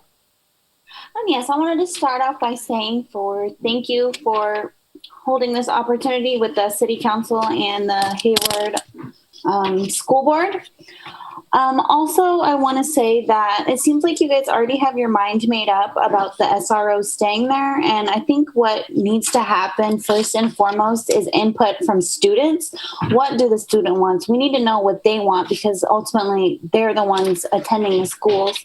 Also, I agree with some of the other folks said about these SROs don't need to be being paid by school funds. Our school funds could be going to programs that benefit the students' future. And also the SRO seems like we're investing in criminalizing the students. I think we want to see better for our kids, and we don't want to see the school to prison pipeline. And with that, I yield my time.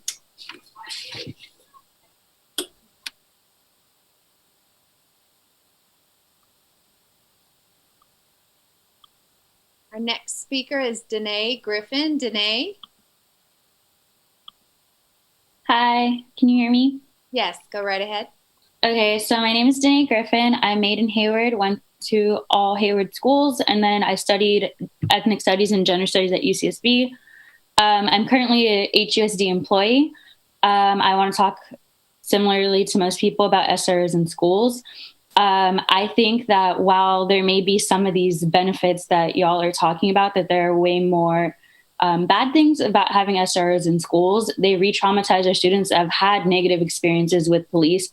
And they re-traumatize our staff. As a Black woman, I don't feel comfortable going to work knowing that there are officers on our campus. How are students expected to learn when they're dealing with trauma? How are our staff expected to do their job when they're dealing with trauma? Similarly to what Vanessa said earlier, the police chief says that he advocates for police, but if the police are supposed to serve communities, why isn't the police chief advocating for our communities? Our resources need to be community facing. Similarly, all of the data that was shown was quantitative data when qualitative data exists. You have all these quotes, but how many of these quotes are from our students? We need to hear from our students because these decisions are affecting them. And I just think that overall, the money can be better spent. just basically working in an after school program, I hear all these horror stories from our students about their experiences with SROs, about their experiences with suspension, about teachers not hearing them out or school staff not hearing them out. And I think that if we had more counselors and more support staff, these students would be directed to better resources. I know that I'm not there during the school day. So after school, my impact being able to guide my students towards making better decisions aren't as good as they would be as having a counselor or someone there for them during the school day. And with that, I yield my time.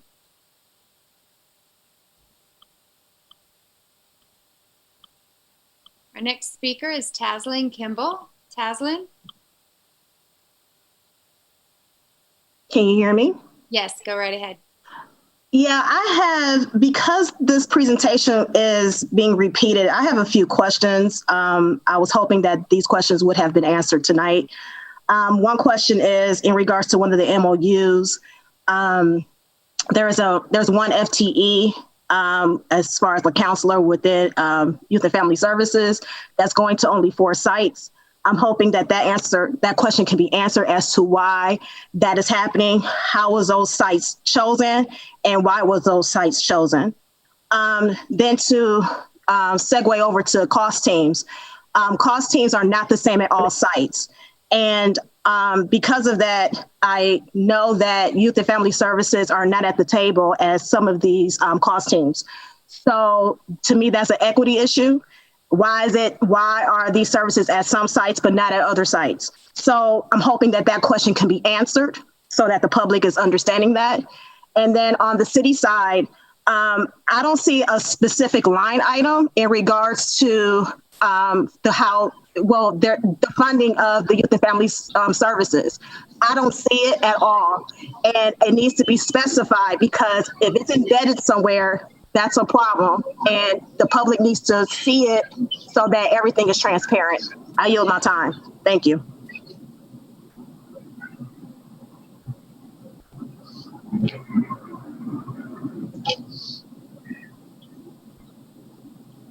Our next speaker is Deborah Lira. Deborah Lira. Yes, my name is Deborah Lira. I grew up, can you hear me? Yes, go right ahead. Okay, I grew up on the Madden block, and my husband was also born and raised in Hayward. I have many young family members that are still in the district, and I speak from my experience as well as their own. 15 of my family members have already graduated from HUSD. Today's presentation was very one-sided, and although I appreciate Officer Wright's story, the fact of the matter is that SROs are not as effective as counselors, teachers, and additional staff would be. I was harassed by police officers at the age of 12.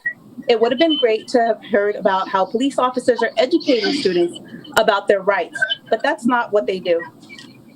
The reality that we are now in the middle of a pandemic, and during this meeting, HUSD has stated that they need funds. Internet access is an issue, and we need more educational support for students. I attended Tyrell, Tennyson, Chabot, and then UC Berkeley. And this was in spite of not receiving counseling support at Tennyson, or being accepted to Puente on my personal request for that, and being denied many classes when I requested them. I had to advocate for myself to be placed in honor classes. And so I went to community college, and after falling into foster care, I was able to go to UC Berkeley. So I just want to let everyone know that, once again, we are in the middle of a crisis, and funding is very, very crucial right now. And what our students need are educational supports and redirecting of funds. So I'm glad Officer Wright was able to share his story. I know that it's triggering for people, but it's the reality. And I'm glad that I now had the opportunity to share mine.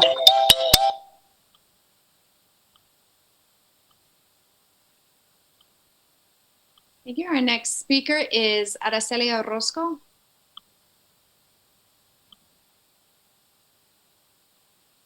Oh, there we go. Can you hear me? Yes, go right ahead.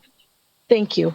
I want to start, with the comment of, yeah, there will be cuts coming in near future. You know, the district is facing 10% cuts. So basically what it comes down to is it's money. Are we going to, that's the bottom line.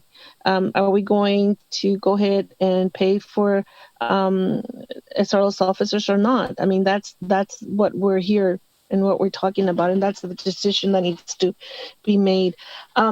I also attended the town hall meeting where a lot of the community made comments in hearing an opposition side of this presentation. And here we are today without a presentation of that opposite side. You know, I also want to know what the numbers are of how many students are being affected by these, you know, police officers and all of that. Also, in that same meeting, a lot of people also mentioned about having the students' voice as today. So what my suggestion is that we need to invest in our kids' education today, so that, you know, and smartly spend our funds on them, you know, today, so that later we don't have to spend them, you know, on jail once they go to prison. So we need to invest in their future now, today, and we have to make these decisions. And if it is to end this program, you know, I know that there's a lot of people for it and there's a lot of people against it, but you know what, our kids do come first, and HUSD, it's in the educational sector. So that's something that they need to think about. And yeah, and I'll just leave it at that. Thanks.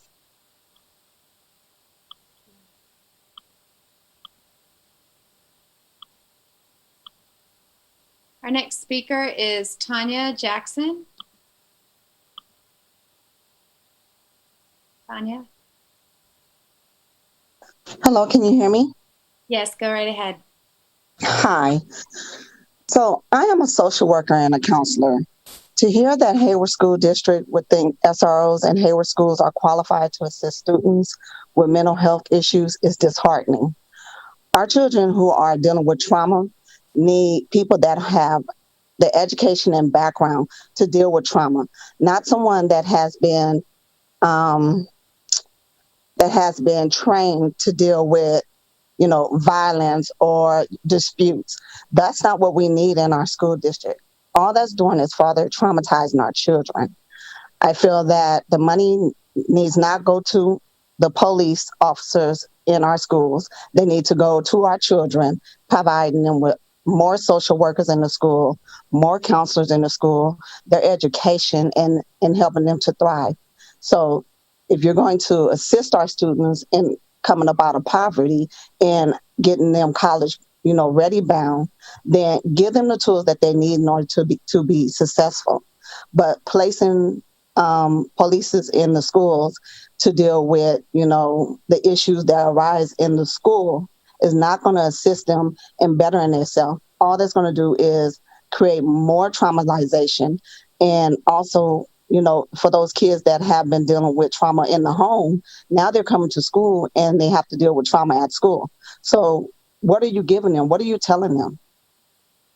So I think you guys really need to think about what is the message you want to give to our children. Do you want to help them to elevate so that way they can be prosperous in this world? Or do you just want to make sure that they stay below the poverty level and never rise? These are our children in the Hayward School District. And if you guys say that you want better for our children, then act like you want to do better for our children and show them your support and not have police officers in the school.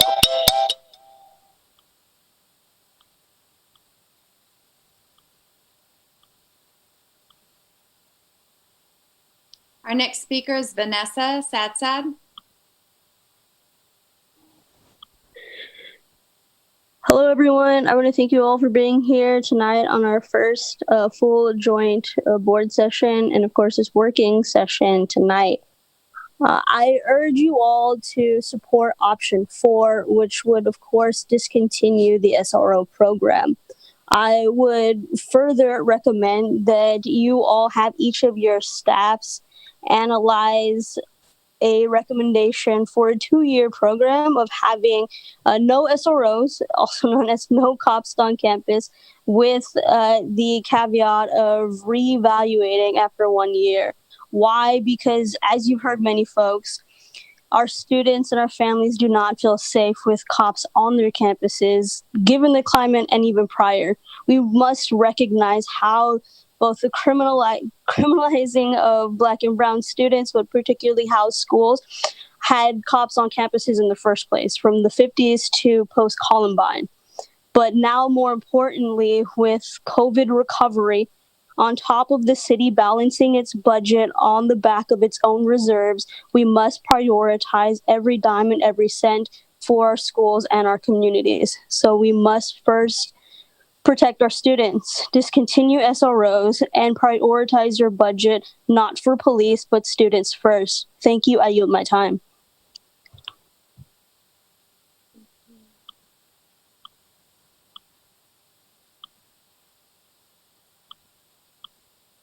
Our next speaker is Tom Ferreira. Tom Ferreira. If you'll unmute your line, please.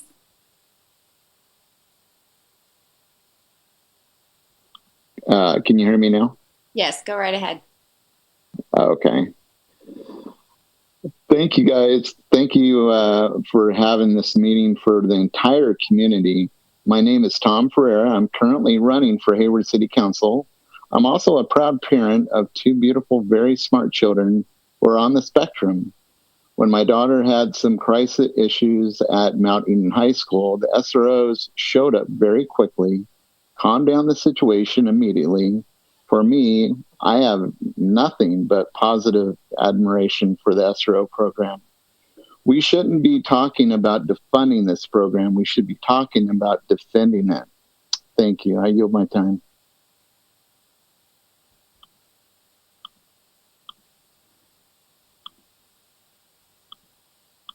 And our last speaker on this item is Charlene. Charlene? Hi, can you hear me? Yes, go right ahead. Hi, so I'm also made in Hayward. I went to Mount Eden High School, graduated 2015. And just to give you a lowdown of what we called Mount Eden is a lot of people nicknamed it a jail, and we nicknamed it a jail because there was SROs and security. And I went to San Francisco State, graduated with my Bachelor's of Arts in Asian American Studies. And I strongly suggest that y'all read Hope and Healing in Urban Education by Sean Jenwright. And I think you need to reassess SROs and fund our schools, maybe have YPAR, Youth Participatory Action Research, and really empowering our youth instead of having some adult come in and do it. That's it. Thank you.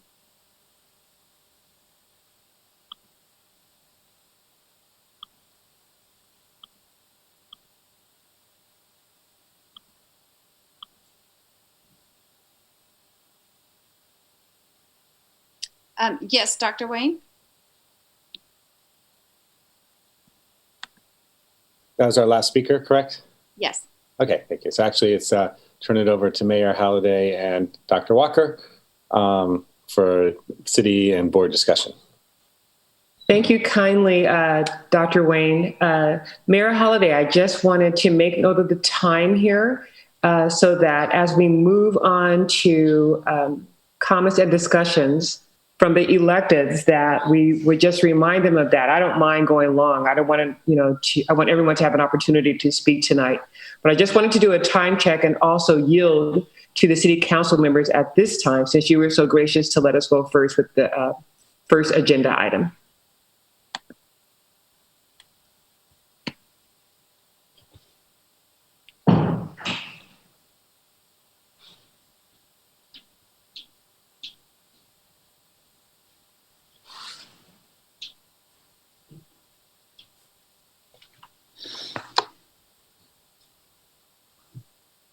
Is the mayor on?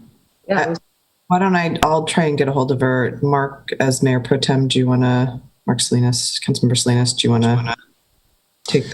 Yes, thank you. And so I think I have all my colleagues online here, so why don't I just go down the dais? And I know we started, I think we started with Sarah Lamden, but what I'll do is I'll start on the far to my right-hand side of the dais with Councilmember Francisco Zermeño. Okay, let's see. I am on, I believe, audio and video. Okay, thank you for all the public comments. Thank you for the report. Let's see, just a couple of things. I do remember the positive impact that my high school counselors and my university advisors had on me. And I believe that's one of the reasons that I am now where I am. So that's something that's important. So I believe that their presence needs to be more evident in our schools. So if we can work on that, please do so. Whatever needs to be done. And while you're at it, maybe put back some of the nurses. What in my mind, what needs to happen here is that we need to have a little more input from the community. And in my mind, it's not the community as a whole, but rather the school community. And the school community to me are the principals, the staff, the students specifically, PTA. Each school has a center of parents, and most of these parents are Latinos. They also need to chime in as to what they feel about this program. Teachers, of course, are important. And while that is happening, perhaps we should go over to Chabot and Cal State and find out how those students feel about the security presence both at the university and at the community college, because it's the students who are being affected and will be affected. And if their presence does not provide for a positive environment, then it may be time to do something else. What I think will happen is that there will be an opportunity, or there will be a decision to change the SRO program into something different. I don't know what that will be, but I think that will happen once we have a school community decision. In my mind, and as we know, we have a city council, which is the city government, and we have an HUSD government entity that is different. In my mind, I will go along with whatever HUSD decides, and I'm sure that HUSD will decide as per the decision of the school community. I don't think that the 5 board members are just going to decide we're going to do this and that's it.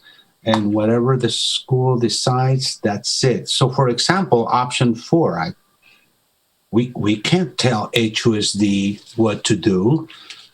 So in my mind, my recommendation is that you explore this further and that you speak with solely the school community, 22,000 students, one way or another, students from Cal State, from Chabot. And then you come up with a decision. And if the decision is one that supports or that means a partnership with the city of Hayward, hey, then by all means, we will discuss it. But I cannot tell you what to decide. Thank you.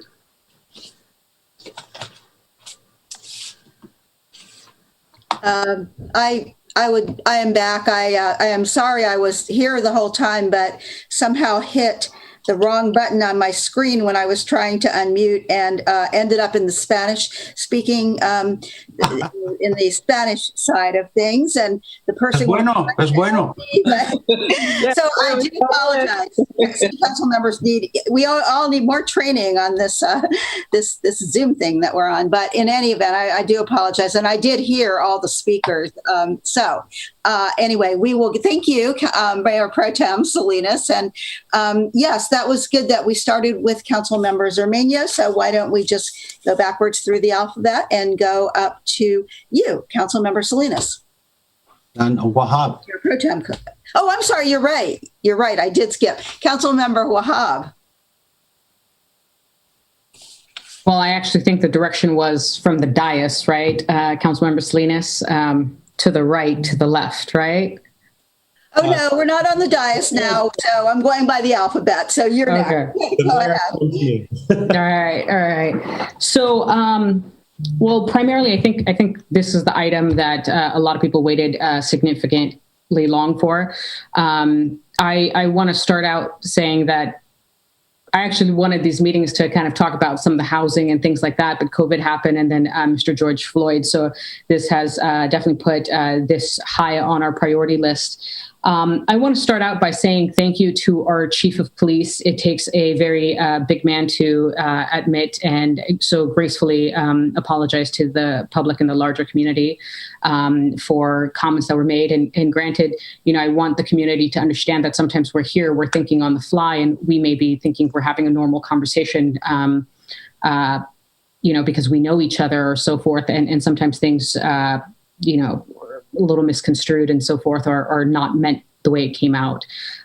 So I really appreciate the chief for that. I will also thank Officer Michael Wright for sharing his story.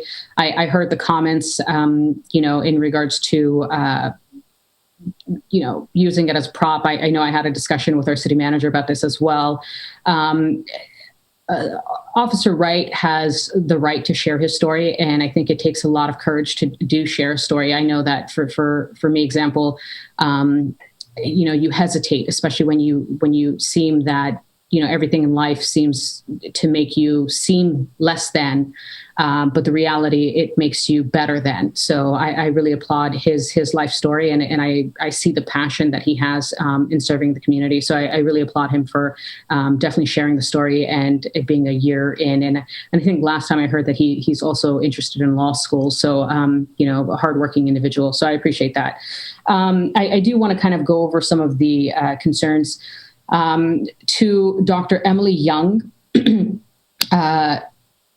because Dr. Emily Young does run our Youth and Family Services Bureau, I will say that a lot of the consideration, and to me, it brings up a little bit point of independent analysis. That's in question for me.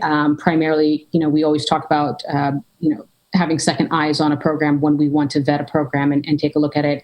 So sorry, I'm in this room that the light keeps turning off. Dr. Emily Young's position may be discussed in a way that, you know, makes people a little bit uncomfortable, especially people in that division.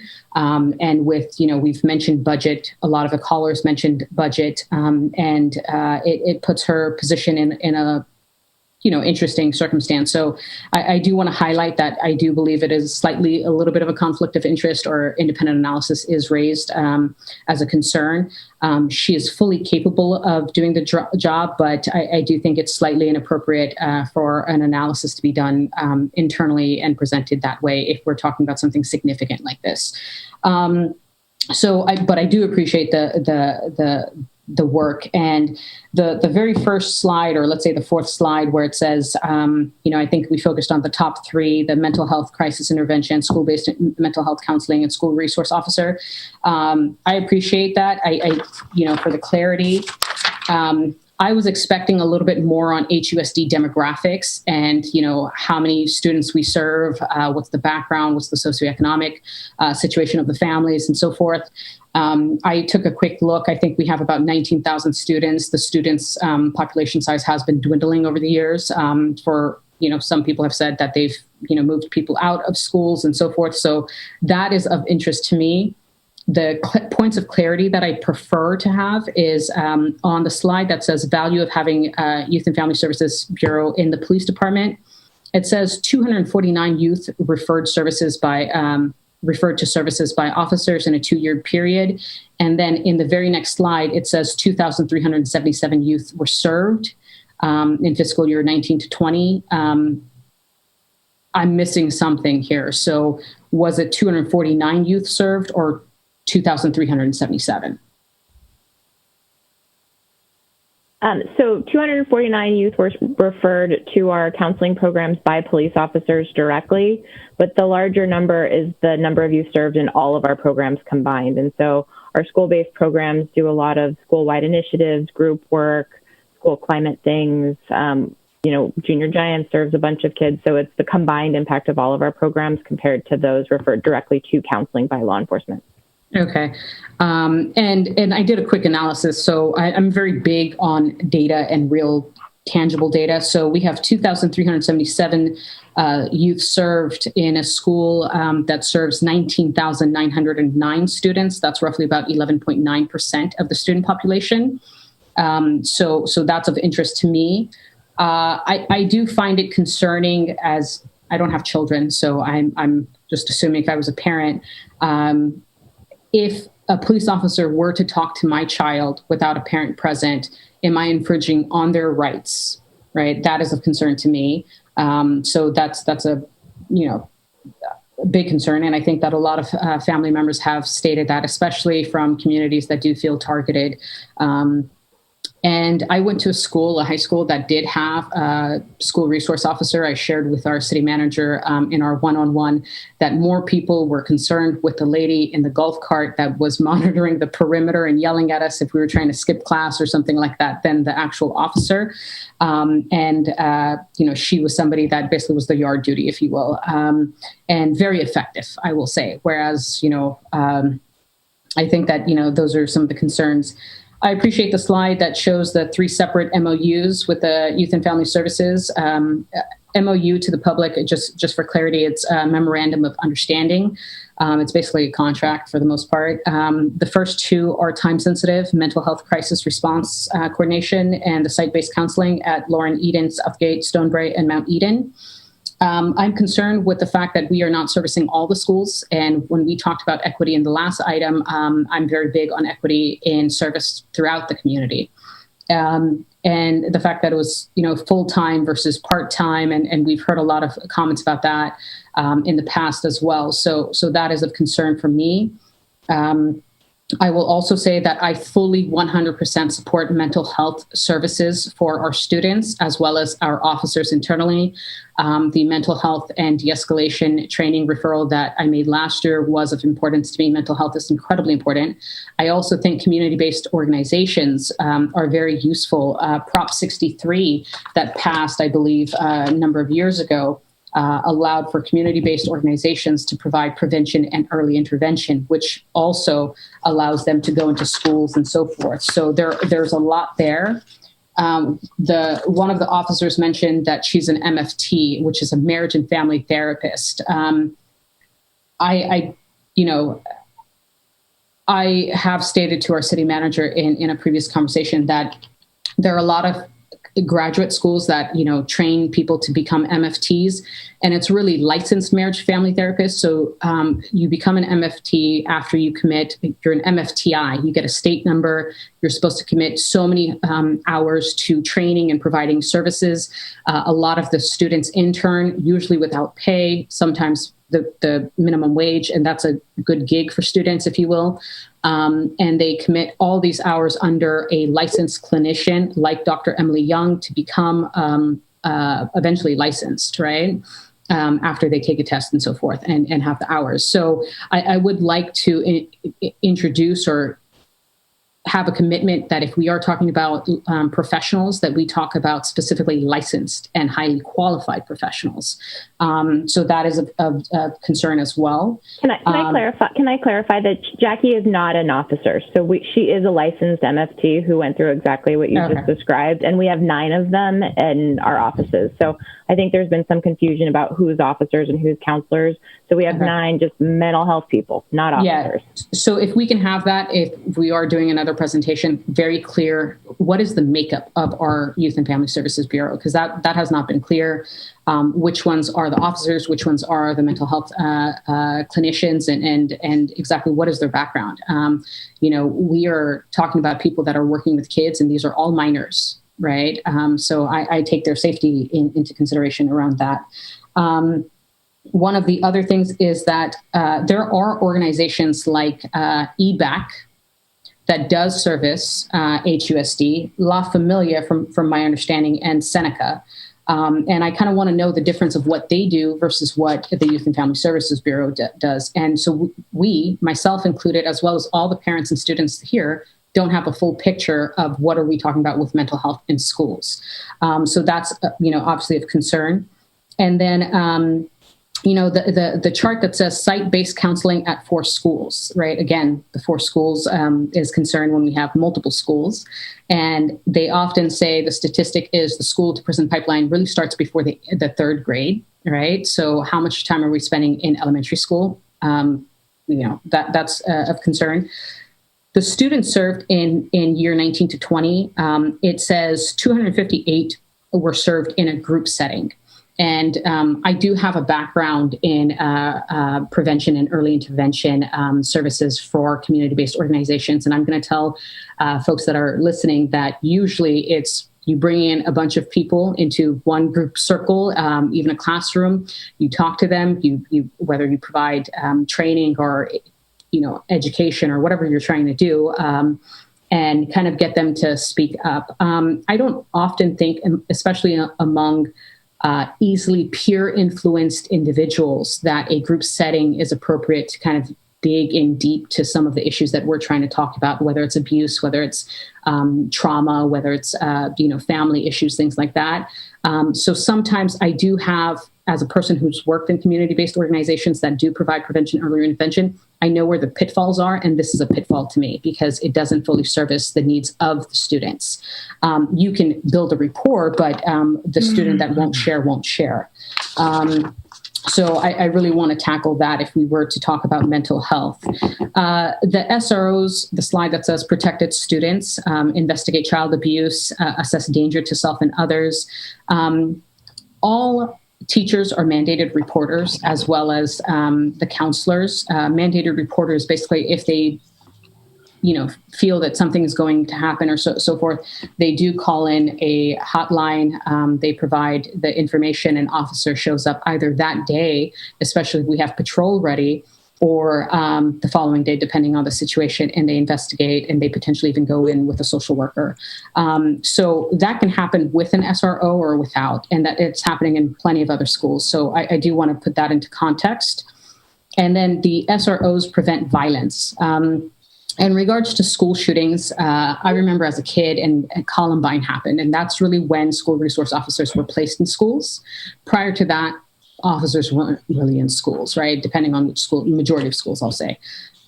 So I don't know, there is not data to prove that security and safety is increased with an officer on campus. There's no real, it's like cybersecurity. You're paying so much for all these, McAfee and all these softwares that, support and prevent,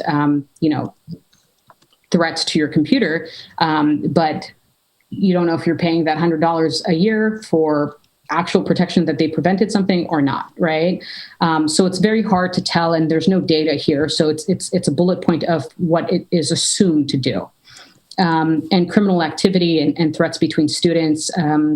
The threats between students as a social experiment of going to high school and middle school and elementary, it's kind of growing up. There's a fine balance of like legitimate real bullying versus communicating and learning that certain things aren't appropriate, right? So that happens through the child's life. I will say that, so the workshops, SROs get to know students, workshops on cyber safety. I definitely assume that's more towards in social media and how things are changing in engagement. Drugs and alcohol, things like that. I do support, things like that, but I also think that, there's much more to this, right? Student mediation and conflict resolution, typically counselors handle that, right?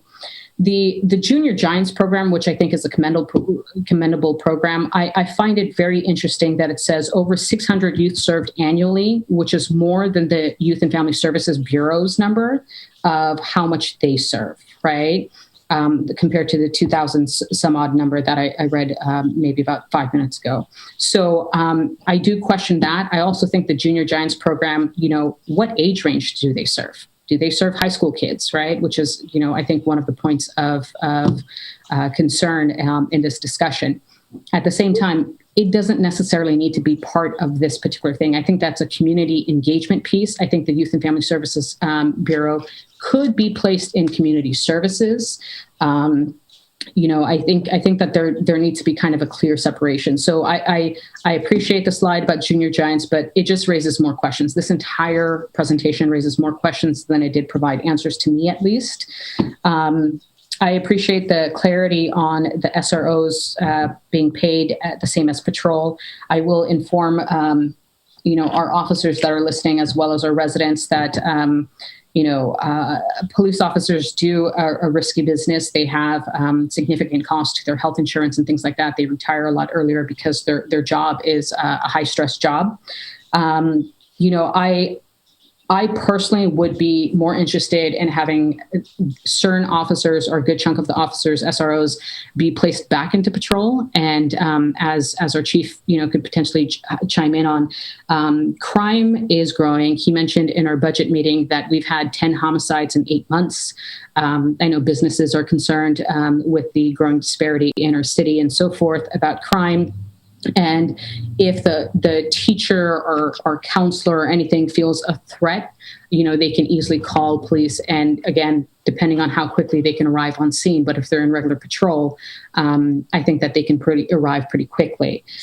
So that is one concern. The HUSD cost for $479,000 is quite small compared to the city of Hayward's cost, but I think that was of interest years ago to the Hayward Unified School District. This program, again, it wouldn't have happened if there was not some interested parties.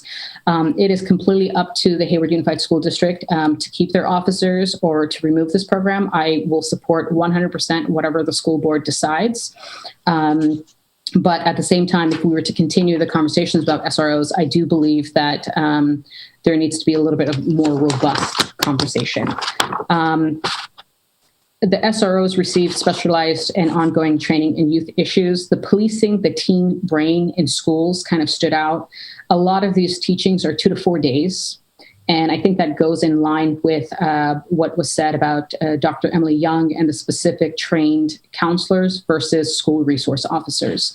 I think we've been putting a lot on the plates of officers, mental health, homelessness, basically now counseling and things like that. I think that we need to kind of start to clear the line again, personal opinion. And, I just question why SROs need to wear their uniform in school, and why they need to carry a gun, if anything. If we were to talk about more community engagement and more a person of authority, but you don't need to necessarily carry a weapon, and you don't need to wear the full uniform. I think a polo shirt, some jeans, or cargo pants, whatever they prefer, would be fine. So I do want to understand and have that kind of as an image, that we have. So reimagining what we're talking about. The research on SRO programs, I will say that it was skewed. I think it's completely fair that community members have shared that. The American Civil Liberties Union, highly trusted, highly organized, highly informed, when they state that no data indicates that police in schools improve either the students' mental health, educational outcomes, or their safety. I think that's, for the most part, largely true. And then the organization that's quoted here, the National Association of School Resource Officers, their entire board is made mostly of officers. So again, that's concerning when we're using this as kind of the reason. Hayward's program is guided by research. I appreciate that. And again, I think that we need to kind of understand exactly what is the goal. Dr. Emily Young, you have the full right over your division and kind of what you envision. So I think a lot of us, including the parents, would like to see more around the mental health aspect of it. And then the slide that says, Bob, I think that there are a number. Yes, I'm wrapping up. I'll be quick. Okay. The slide that says a clinical psychologist supervises police officers, I will say that in our org chart, that is true. However, you report into another officer. So it's still within the system. So I think that is of concern. And then let's say for the most part, I personally do agree that this was heavily skewed. The town halls, things like that, should have been, a lot of the feedback should have been taken, and the presentation been done a little bit with a little bit more transparency and a little bit more qualitative data as well as quantitative. So the quotes I'd like to see, was the quote a parent? Was it a business owner? The Chamber of Commerce sent us an email saying that they support SROs in schools. So I would like to just see who is really stating what. And then I also want to take a look at the mental health for officers as well. If that is within the Youth and Family Services Bureau's discussion. I know our officers have only access to one doctor when they're dealing with their own jobs and so forth. So I want to provide more resources to our officers as well. As far as the decision, I see the options. I don't necessarily like any of the options. I would like to be able to do more and see what we can do. And when we talk about the money, the reason why I raise the money is because that's the real discussion for not only the city and the school board, but I do believe that the fact that in the last item, we talked about STEAM, science, technology, engineering, arts and math, and the digital divide, that is a significant priority for all students and teachers in Hayward Unified, my personal opinion. And from the city's perspective, obviously, I'd like to work on housing and so forth for teachers and students and their families. So those are my 2 cents. Thank you, Mayor. I apologize. And just wanted to go rapidly through it. Thank you. Yes, thank you. A lot of good comments here. I'm wondering, this meeting was scheduled to end at 10:30, so I don't know what everyone's pleasure is should we continue? I'm certainly willing to do that. Okay, I think I'm seeing nodding heads, yes. But okay, so we will go on. But okay, so next is Councilmember Salinas. Yeah, I had earlier when I was doing my my reading, and I have a whole bunch of questions here, but I'm not going to ask them. I will whittle them down just to a couple of points I want to ask, and I'll send my questions to Dr. Wayne and Ms. McAdoo later, but. I just want to focus around on some of the data, and maybe Dr. Young, if you can just, and this is sort of a general question about the data. One is, does the SRO program coordinators, yourself and your colleagues, how do you use data and how do you use it to improve practice, to define best practices? How does data inform the work, both of the practitioner, then of course on the clinical side, and then of course inform the police officer or the SRO?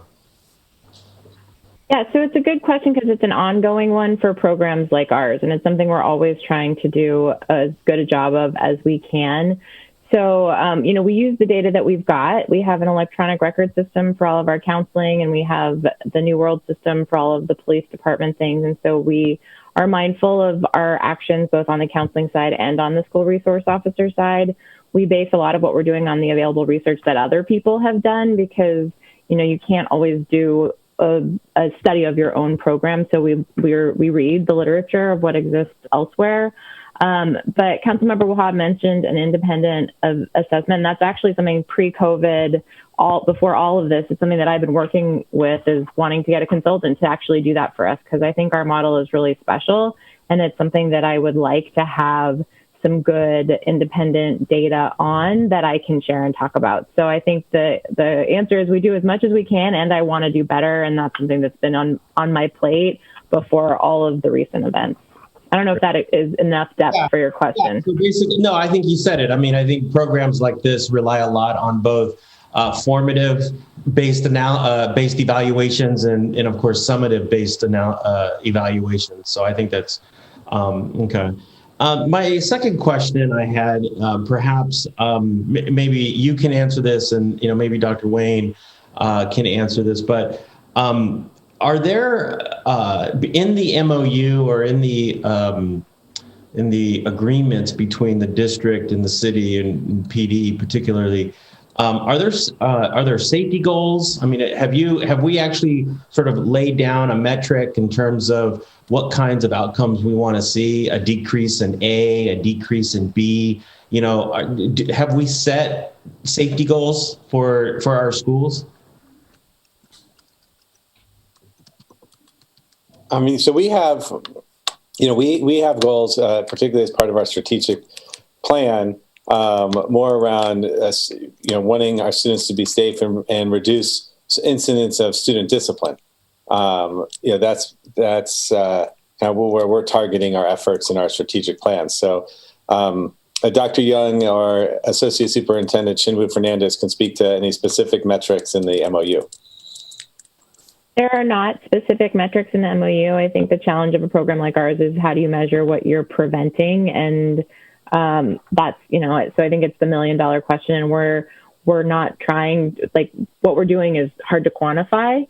So I don't know, Chin, if you want to add anything to that. Or let me interject this before you answer, Ms. Wu Fernandez. So I look at and correct me if I'm incorrect here, and I would stand corrected. I look at the SRO program as sort of working on two things. You have the the clinical side with the counselors, and then you have sort of the safety side. And so I'm trying to, are there goals set for that? I mean, I understand maybe on the clinical side, you may not know what the outcomes are, and I get that part. But perhaps on the safety side, have we sort of, looked at particular service calls on school campuses, or are there, certain things that we're sort of surgically going after in particular? We have numbers of kids that we get called because there's suspicions of abuse. And someone earlier, I think it might have been one of the commenters, mentioned the things that are happening at home just off the screen. And that's something that we think about a lot right now, is what is the backlog of abuse? I hate to put it that way, but that's happening while we don't have eyes on these kids. It's a really scary time. So some of what we're doing is how many investigations of child abuse are we following up on? We follow up on missing juveniles. We do 5150 assessments when kids are at risk of harming themselves. So we have numbers on those kinds of things, but that's just responsive to the schools. Every time we get called, we're going to show up. So it's not like we will follow up on 100 child abuse allegations. It's just whatever we get, we will follow up on 100% of them. Yeah. Okay. Yeah. And Chin, yeah, you don't have to say anything. I just, that was just a question, general question.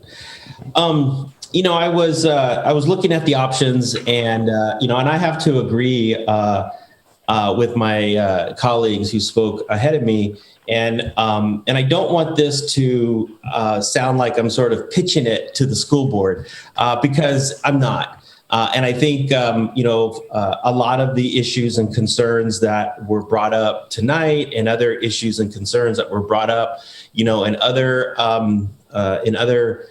forums, and in the emails that I've been receiving, I get it, and I'm certainly aware of concerns. I work with many of the site administrators and site staff at a lot of the schools, and I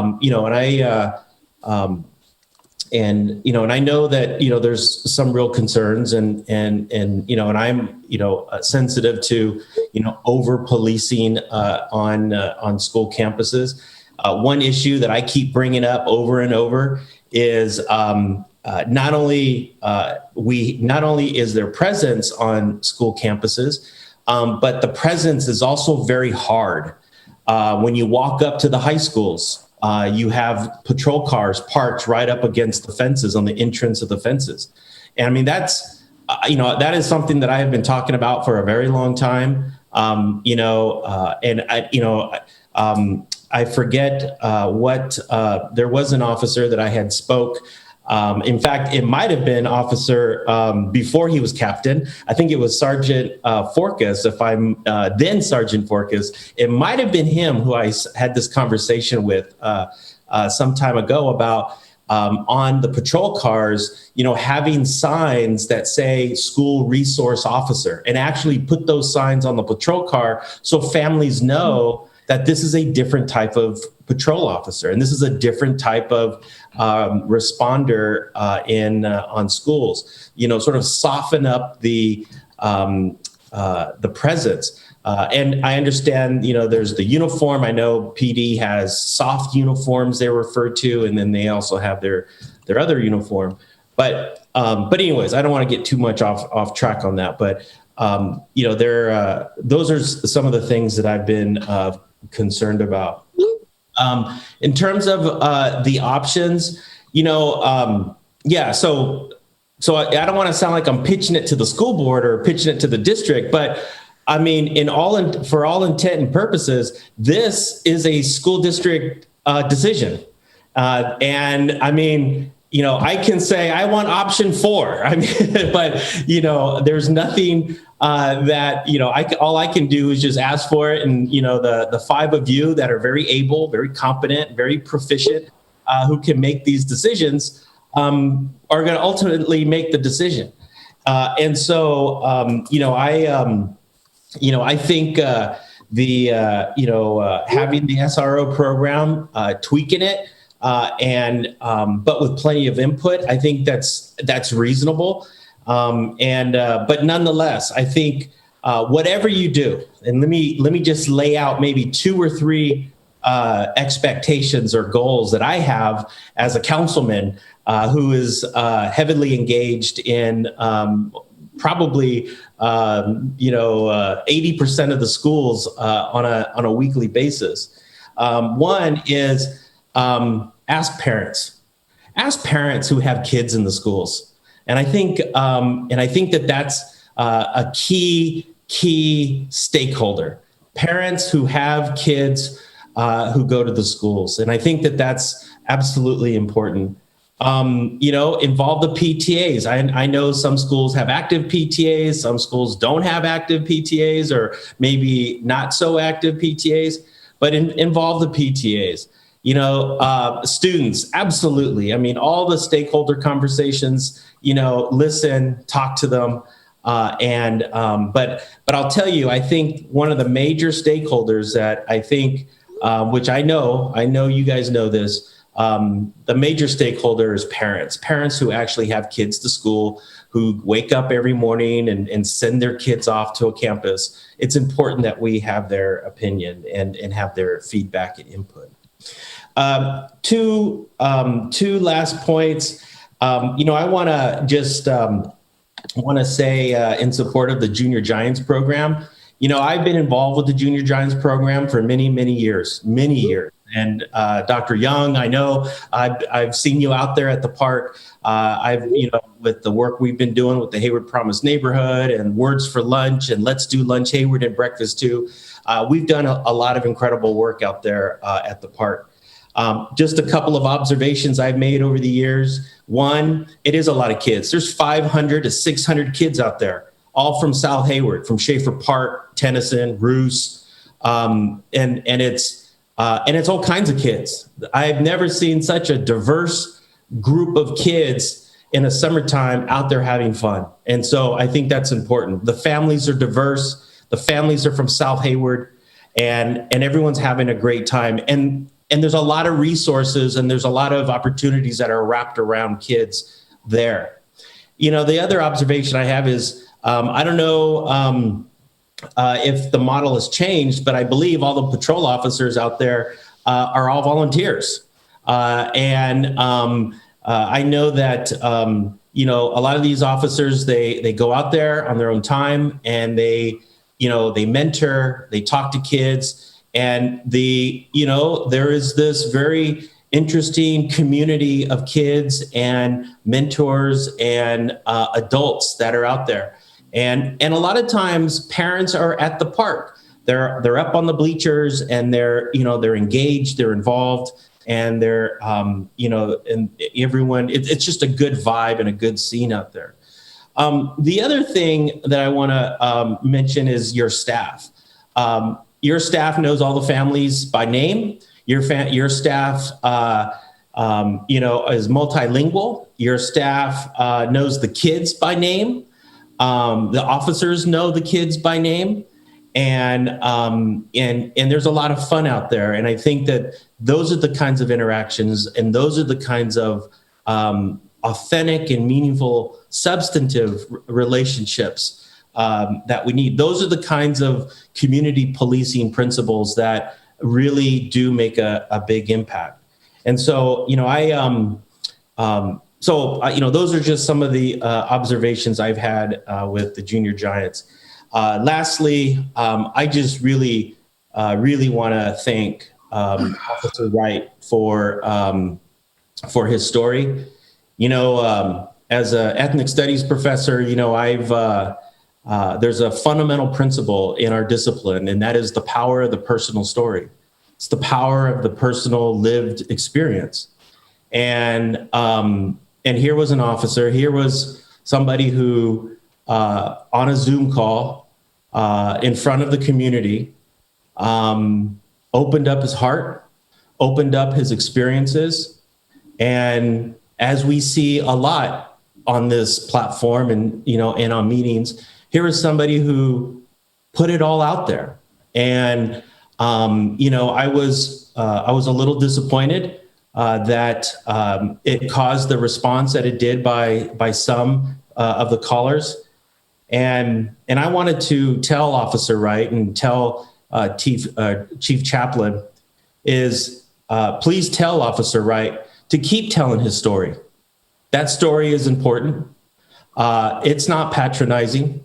It's not using his story yet again to make a point. His story is important. His story is real. And most of all, his story is his story. That's his story. And he is entitled to share it on any forum, in any space. And what more appropriate space to share that incredible story than a space where we're talking about SROs. And for him to be here and do that, I'm just absolutely I'm honored to have been a participant in this call and listen to Mr. Wright. And so thank you, and I yield my time. Thank you. Okay, I'm really going to ask that people try. It's good that we're having this discussion, but I just think we're going to be going late into the night and so we'll ask people to be as concise as they can, and we'll go to Councilmember Mendel next. Yeah, I promise you I don't need 20 minutes. So first, I want to echo Councilmember Salinas' comments about Officer Michael Wright telling his story. I appreciated that. I appreciated you opening up and sharing your story. It's important that we be able to share our truths, whatever they may be, and not be criticized for it. So as to the subject matter, I honestly, I don't have a strong view one way or the other. I'm honestly undecided as to what to do. And I genuinely have an open mind here about you know, what comes next. So let me just share a few random thoughts to move us forward perhaps a little. First of all, I think the Youth and Family Services Bureau is a very good thing. I think that is an exemplar of what policing should look like. It is community policing. It's getting involved in the community. It's meeting people where they are. It's providing services. You know, that is a good thing. The Youth and Family Services Bureau overall, absolutely a good thing. They deserve praise, and you certainly have mine and my respect for the work you do. But it's the SRO program where I'm less sure. And I think that, you know, I do agree with my colleagues. Ultimately, this is a school board decision. If you want the SROs there, then I will support that decision. I will support that decision. If you want the program there to remain unchanged, I think it's extremely likely that I'm likely to, you know, I'd be likely to support that. if you want to keep the SROs there, but change them in some significant ways, make some tweaks, make some modifications, whatever those may be, I'm totally open to that. Very much open. If what I'm hearing from, the school board and Dr. Wayne and your staff is that, well, we like it, but we'd like to make some changes. We think it could be more effective. And then I'm open to that. Let's have that conversation if that's where you want to go with it. And if you feel like there's a different way to provide security on campuses and provide services to your students and a better way to reinvest the money, then I'm open to that. And I'd be supportive of that, really. I'm sort of trying to lean on your expertise as educators here, because I'm not one, and I don't feel comfortable telling you what you should do in your schools. I don't feel qualified to do that. But I will say that as a parent, and a parent who's talked to a lot of other parents, some of whom have over the decades sent their kids to Hayward schools and some of whom have not and made other choices, the two factors that I, as a parent, look at and that I've heard other parents talk about when deciding on sending their child to a school. The second factor is the quality of the education, which may seem surprising. That's critically important and it matters a lot to parents. But in my experience, the most important thing is, will my child be safe at the school? I don't care how good the education is. If my child's not going to be safe there, well, then that's not going to work for me as a parent, and I'm going to seek other opportunities if I have a chance to do that. And I just want to emphasize that, because if there's a better way to maintain safety in the Hayward schools, then let's talk about it. I'm open to it. But I do know that, 10, 15, 20 years ago, we didn't have the SRO program. And back then, I heard a lot more parents expressing concerns about safety in Hayward schools. I hear a lot less of that now. I think that it comes up in conversations organically a lot less. I think that there's a general sense amongst the community and parents that I'm speaking to that the level of safety in Hayward schools has gone up in the last 10 plus years. Is that because of the SROs or in spite of them? I honestly don't know. But there has been a perception of improvement, and I think that we shouldn't ignore that as we're having this conversation. And there were a lot of folks who mentioned the importance of involving students in the conversation. Let's not forget parents. Goodness gracious, we got to get the parents involved too, as representatives of their students, as caretakers of their students, of their children. Let's not forget them. Ultimately, the parents are the ones who are going to be making the decision to send their children to a school or not. And so got to keep them involved. As of course, all of you know, this is more in response to some of the speakers who didn't mention too many times the importance of involving parents. So let's be sure to do that. Anyway, hopefully that was a little shorter, and thank you, Mayor.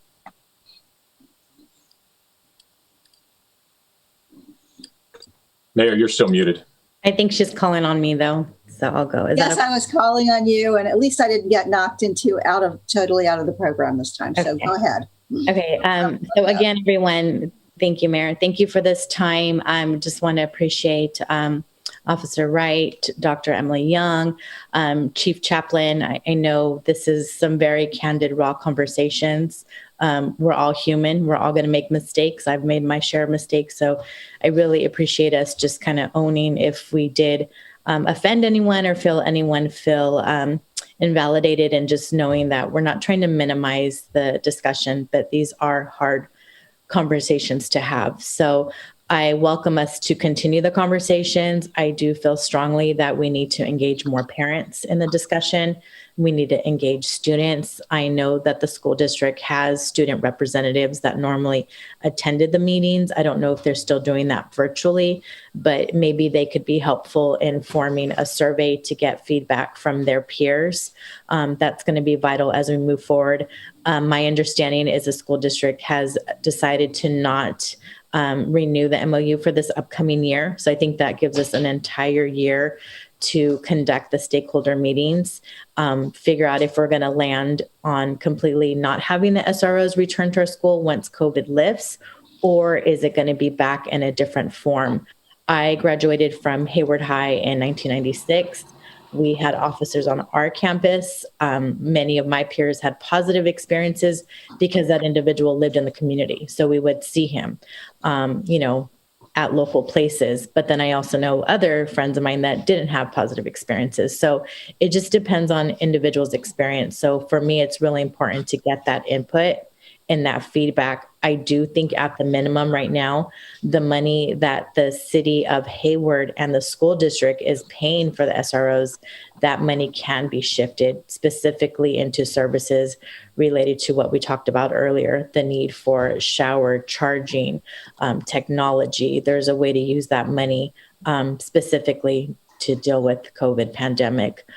So I know these conversations are going to continue. I'm open to having them, open to the feedback, and really just want to do what's in the best interest for our community. But at this point, I do feel like we need to hear from more parents, teachers, and I do agree with the community members that have suggested that we needed to have another opinion, someone more from the civil rights advocacy, someone in education that is not employed by HUSD or the city of Hayward. I think we need to have a more broader neutral perspective, add that to the conversation. So that would be my recommendation on how we proceed. And thank you for this opportunity. Okay, thank you. And Councilmember Lamnon. Thank you. The challenge of this format is that we can't have great dialogue because I think we do well when we bounce ideas off of each other, but I'll do my best to throw mine out there in the mix and not repeat things, but do pick up on what folks said. So first and foremost, I do appreciate the Youth and Family Services Bureau. I've worked with folks there for many, many years and am very aware of the exemplary model that it is and many successes. And I did my own data analysis, not analysis, that's too strong a word. I did a little bit of research. I reached out to some existing students, to some former students, to some teachers in the district to get a sense of, and the question was very simple, what do you think of SROs? Have you had an experience with them? Talk to me about that. It wasn't a huge sample, a very small sample, but folks said that Youth and Family Services, the counseling services, really additive.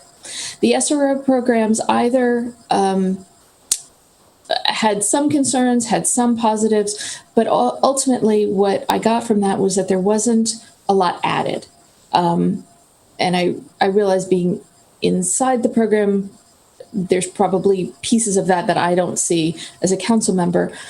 But I think while I am one of the many people that are in this body tonight who love data points, I think we actually have some data points that we could act on, which is to say that is having officers in the schools, is it really accomplishing what we want it to accomplish? The idea of building relationship is exactly important, and yet our officers change assignments regularly. So those of us in the community are always rebuilding those things. Jackie's point is well made, but that's because she's been that same person for 14 years. That's not how our police department is set up. And so I think from a city standpoint, that's something we have to look at as we have all of these dialogues over the coming months about policing. But I also think that there is this narrative about fear, and I won't justify that or try to explain it in the moment. I'll just acknowledge that it's there. I will acknowledge that our youth, some of them have become officers, but not all of them. I will acknowledge that our crime rates are still, not skyrocketing, but also kind of holding steady. And so I think it's this opportunity to say, maybe we can do something different. And why don't we? And that is not a dig at anything that is existing. It is this opportunity, this moment that COVID gives us to say, we could do this differently. And what we also know from restorative justice and the diversion programs that you spoke about earlier, that there are alternatives to an enforcement approach. And so I would love to see, I think Ms. Sad said it well, that we have 2 years of a pilot program without having the SRO component. I do urge my colleagues on the school board to please pass the contracts for the 2 counseling components. I think those are critical, because the other data point we already know is that whether you look at the city data or the California Healthy Kids Survey or the health assessments that were done by Kaiser and other hospitals, either number 1 or number 3 in terms of concerns is mental health. And so I would like to see us rededicate that money over the 2 years to additional counseling services. And I think that gives us some leeway, because we're not going to know, we may not have an answer about the impact on campus for a year. So that's why I say 2 years. I'm willing to hear it for a year and then reevaluate. But that was my thinking about that window. And then the second piece, in terms of our youth commission has done surveys in the past of their peers in terms of issues of what they'd like to see in the community. I think this is a great opportunity in this coming year to have them do the same thing. And perhaps the parent ambassadors could do that on the school board side. I won't promise your resources on that, but I'll just offer that as an idea. I think Charlene's point about youth directed research is a good one. And Elisa's point about community engagement, and other people who have said that as well.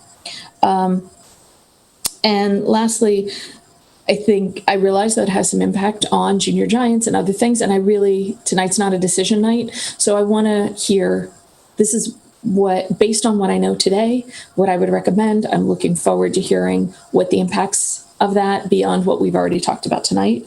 And I also think while we're talking about resources, we're going to have to talk about school nursing as well in a time of pandemics.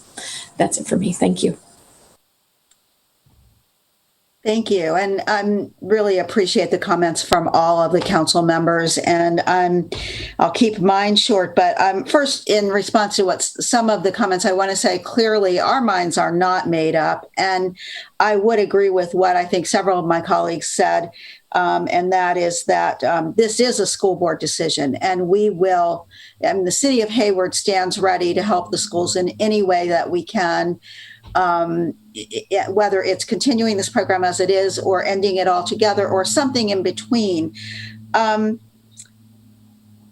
I think about my own schooling, which was a long, long time ago. We did not have police officers in our schools at that time, but we had school nurses in every school, as I recall. And someone made that comment, not tonight, but at an earlier discussion of this at one of our council meetings, that, why, we have a police officer in every school. Why can't we have a nurse in every school? Well, we don't have a police officer in every school, first of all. And actually, some people have made that comment that they're not there when you really need them. That's because they're not there all the time. They're moving around from school to school. So, but I do think it's become more and more clear that we need not only mental health specialists, but health specialists in the school. There are some significant problems among the student population, among our Hayward population in general, health problems that should be dealt with. And so if we're looking at switching around some resources, that is an area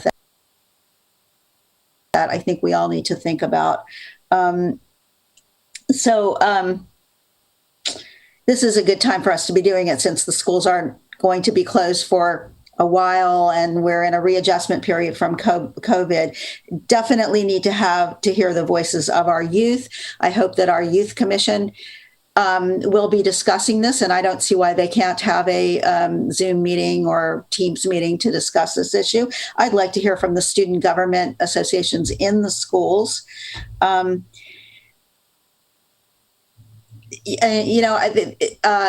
just wanted to bring up, I just noticed in my note, crossing guards. Safety is important. And one of the things that isn't safe around schools are people driving too fast, and kids. We want to encourage walking and biking to school. And it's hard to do that when parents are afraid because of traffic. So crossing guards and more safety around the schools is needed. But ultimately, I do think that I do think we all have the best interests of the kids in mind. So let's keep that in mind, and let's work together to come to a decision that unites rather than divides us in this matter. So now I will turn this over to President Walker to hear comments from the school district representatives here tonight. Thank you. Yes, great. Thank you, Mayor Holliday, council members, respectively. We appreciate all of your remarks, your thoughtful comments and questions. And now we will welcome comments and questions from the Hayward Unified School District Board of Trustees. And Mr. Rowden I feel like I'm looking directly at you. So we're going to start with Mr. Rowden, then Dr. Reynoso and Dr. Carlson, and then Dr. Akenda. So thank you very much, City Council. I know that it seems like it's late and it's gone long tonight, but it was so informational to hear everything again, and then to hear the perspective of the various speakers that spoke to the subject.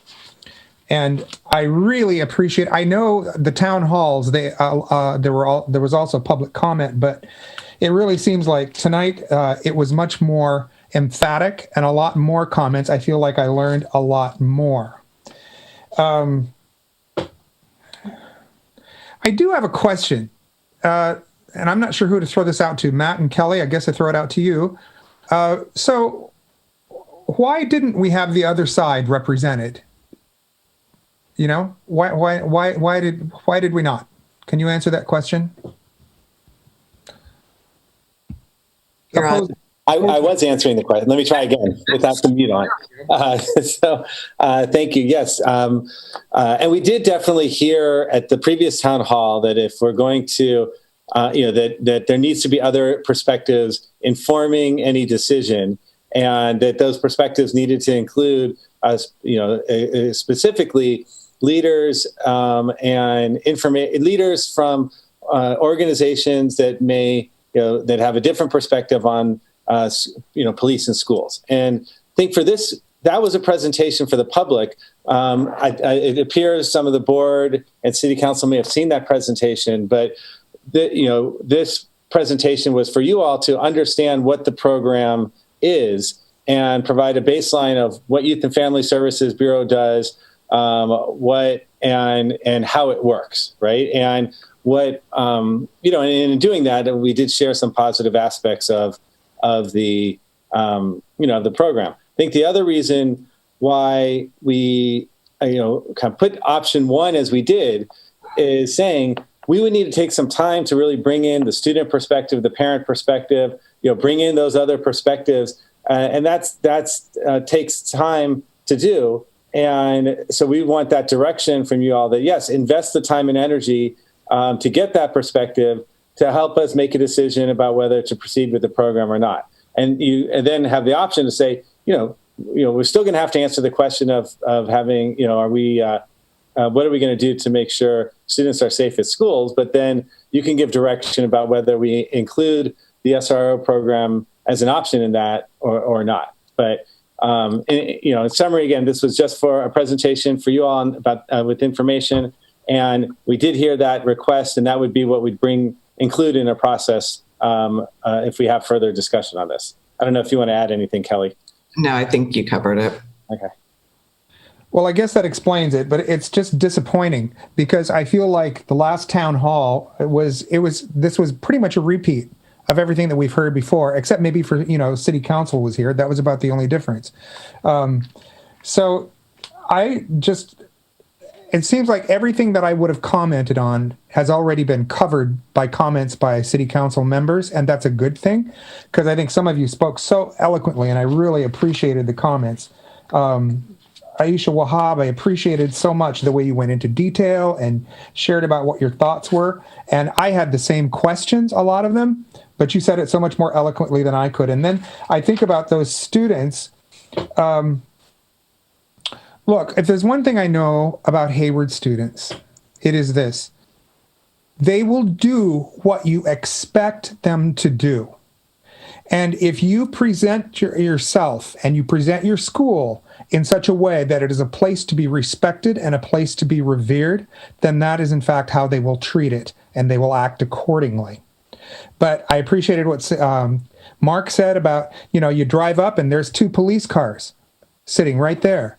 Well, that says something, right away to families, to immigrant families, to students of color, and you think about all of the different interactions that kids have had with the SROs. And frankly, there's one thing that we haven't discussed too much, and that is that I think there's a direct correlation into what the color of your skin is as to what kind of a relationship you have with those officers. I think that happens all the time. I do believe that.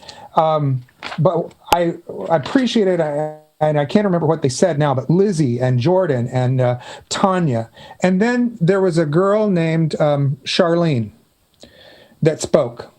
And I remember Charlene because she was one of my students way back when. And what she said was, we all felt like we were going to school in a jail. You walk up, there's a chain link fence. That's the first thing that greets you with a hard, cold padlock on it, and, police cars around it. And that's the image that your school puts out there, or that our district puts out there.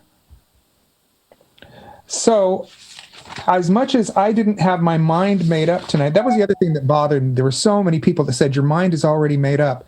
I can tell you that my mind has not been made up. I have gotten email after email from people that are just as much in favor of this. When I say in favor, I mean in favor of keeping campus resource officers, as I have people that have, responded with, we need to get rid of them. What's striking to me is that a lot of the people that I've heard from are former students.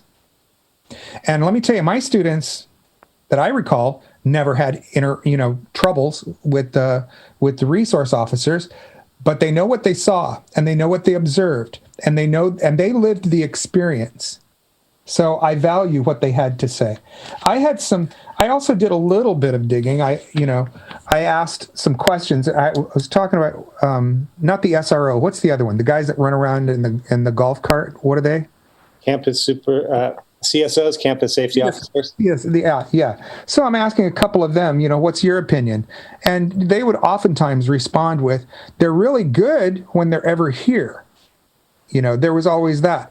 And the things that I would hear would be like, if they take a lunch break, it's at least 2 hours. And they all went, they go in pairs, so they would leave together and go. In fact, this raises another question, because they said one day they were leaving and going off for lunch, and they said, let's go have lunch at Moreau today because the food is better.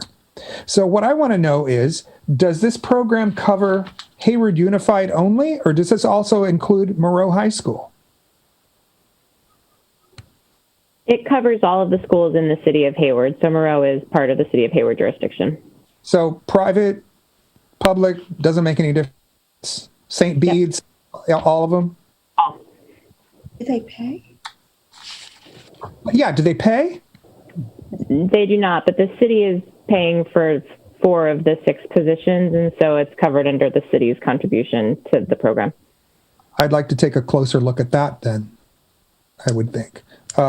Anyway, there's much discussion yet to be had on this before it comes to a vote, and I intend to have those conversations and those discussions. Our students, I am so tired of being a teacher for 30 years in this district and taking my students to places where, there were rich lily white schools. And everybody knows I was a performing arts director. And so, I told my students, they always had to be more prepared than everybody else. They always had to be better than everybody else to be taken seriously. And I remember that. And I don't mean to go off on a tangent, but you get my point. Those are my comments. Thank you. Thank you, Mr. Rowden. Dr. Reynoso? Can you guys hear me? Yes, sir. Oh, thank you. Thank you for letting me back in. It's been really, really challenging to make this technical connection. And I'm on the panel. So you can imagine what it must be like for students that are distance learning when they have technical problems. So I really do think that the school board needs to work very actively on giving a mandate to our superintendent and staff. We need our kids back in school. You know, the American Pediatric Society tells us, hey, get those kids back in school. Do it safely. Do it safely. Follow the guidelines. Let's get back to school. Anyways, that's my position on that. You know, I've said this before. If your family's healthy, kids are healthy, you're not at risk, no one in your family is at risk, get those kids in school. Get those kids in school. Okay, enough of that. So getting back to the discussion on the SROs, I got to tell you this. In some ways, I'm kind of disappointed because I did want to have a meeting. I've been an advocate for the school board and the city council to have a meeting, but this is not the meeting I envision at all. You know, this is more like an infomercial for SROs than a psychotherapist. For the life of me, I just don't understand why my board can't make the tough calls. If you watch the school board meetings for so many years, even last year, I voted against the SRO program. The vote was 4-1. 4-1. Yes, 4-1. And I've had the same questions everyone's asked. Data. Where's this? Where's that? You know, it's unbearable what is going on. So the same thing that happens here at school boards and city councils, the same everywhere. You know, we fall victims of the tyranny of pleasantness. Tyranny of pleasantness. Just to look good, we don't want to make the tough decisions. Just can't do it. We're asking for more and more meetings. I've already decided many years ago how to spend money like this. This is unreal, what is going on. Again, the vote last time was 4-1. Let's see what happens this time around. But, you know, this type of meeting, again, I'm disappointed. I was kind of hoping that we will talk about issues that service our residents and citizens, something like the rent, minimum wage. If our parents cannot afford to pay rent, they can't go to school. If they can't get a minimum living wage of whatever that might be, they can't feed their kids. The kids can't learn. So I'm hoping that in the future, we don't have meetings like this. There's no need to have the city of Hayward pitch their services. The city of Hayward is just another vendor, like any other vendor. So I'm really kind of disappointed. I'm not too sure if my staff or the city staff pushed for this type of meeting, but this is not my idea. So I just hope that we get rid of this infomercials. The one thing that it's very disturbing to me is how we attach semantics to some of these personnel. SROs. Well, you know, SROs are police officers, people. They're police officers. I'm not too sure why we're not calling them that, because well, this sounds better, SROs. The other thing, too, is when you look at California, and I'll say other states do the same thing, has become an accepted practice to have school districts pay for the payroll of the community, which cities are responsible to service. You know, even city councils in other cities, their members contract themselves to school districts. It's an ongoing practice. You know, I put a stop to that in this district. We don't do that anymore. I hope not. That shouldn't be going on right now. You know, that's just an abuse of district staff and city staff, just so that everyone looks good. Again, tyranny of pleasantness. We can't make the tough calls. More meetings, more of this, more of that. All we are getting is more casualties from the tyranny of pleasantness.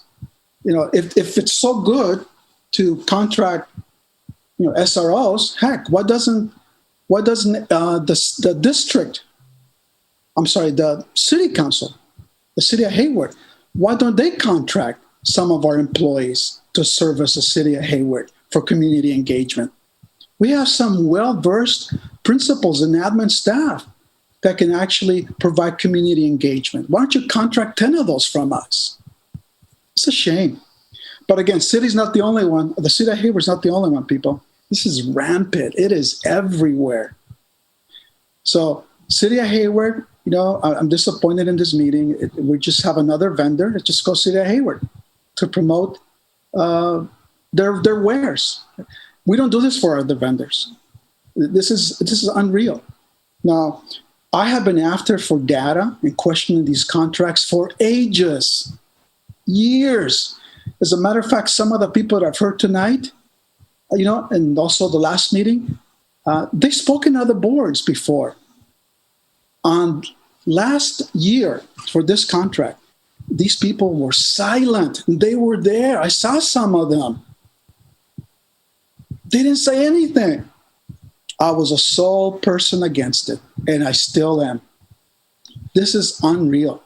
Again, if this type of contracts, you know, if you cannot quantify any contractual obligations, then that party paying for the contract has signed a terrible contract, people. It's a terrible contract. Almost $500,000 for 2 police officers. Multiply that times 10. That's $5 million. Again, the tyranny of pleasantness. We can't make the tough calls. We can't do it. That should have gone to our kids, our counselors. And it gets better. Oh, yeah. Our district is not that much, should we say, innocent. Right now, we're currently paying close to $500,000 a year for SBDM. That's where we help on site-based decision-making. But, you know, the unknown tale is that while we have teachers and staff that get paid to attend these meetings, the parents don't get paid for any time they spend there. So multiply $500,000 for the SROs times 10, that's $5 million. Multiply $500,000 for SPDM, that's another $5 million. That's $10 million. Talking about negligence on financing, at least on my school. I'm not even looking at city finances. I'm sure if I dig deep enough, I'll find something in there. Believe me, I would. So on that note, I really would like to have the city please pay us back for $190,000 because we contracted the SROs last year and we had our schools closed for 4 months. So I'm really hoping that if the superintendent's not going to take action to ask for the money, I'm asking for the money. And I hope other people also are just as upset and collect that almost $194,000 from the city for not providing any services. Don't forget, our schools were closed 4 months and we pay for that contract. Unbelievable. Unbelievable. Totally unreal. So, you know, when we ask about the data, I've been asking for data for years, and I'm on the board. I can't even get it. We need reports as to what the SROs have been doing because I've had many principals in confidence complain to me, hey, I don't know where these guys are at. We can't find them in any school. We don't know what they're doing. Regardless where they're at, the point is they're not there when they're needed. So that throws the argument out the window that they're there because they're needed. Okay, so one of the things that I really would like us to look at how we approach this issue with police officers on campus. You know, just keep this in mind. Police officers, I seldom see them inside the stores. I'm talking about affluent retail stores. I don't see them. Why is that? Well, you know what? For some reason, they want the customers to spend more money and feel comfortable. And I think we can do the same thing. In education, we call that the affective domain. The affective domain has to be improved. It has to be improved. People do not want to have police present to see if they're going to behave in affluent stores. So like in a retail business, the customer spends more money when they feel comfortable. Well, guess what? Our kids are no different. They learn more when they feel comfortable. Now, this is not about defunding the police or denigrating the police. I value the services of our police department. I do not want to defund our police. We need our police in our communities. But in schools, they do not belong. In our schools, that money needs to go towards education. Think about this. Students think and learn with their brains, yet the affective domain can significantly improve, enhance, or inhibit. That is, it can go the opposite direction. The affective domain includes factors such as motivation, attitudes, perceptions, and values. Same thing in stores. So again, this is not about denigrating our police officers, because we do need them. We need our officers. But this is more about improving the affective domain to have better learners in our school.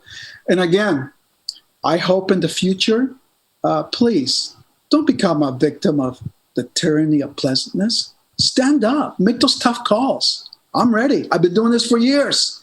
Even if you're the sole person doing the right fight, vote no against terrible contracts. Those are my comments. Thank you. Thank you, Dr. Reynoso. Dr. Carlson?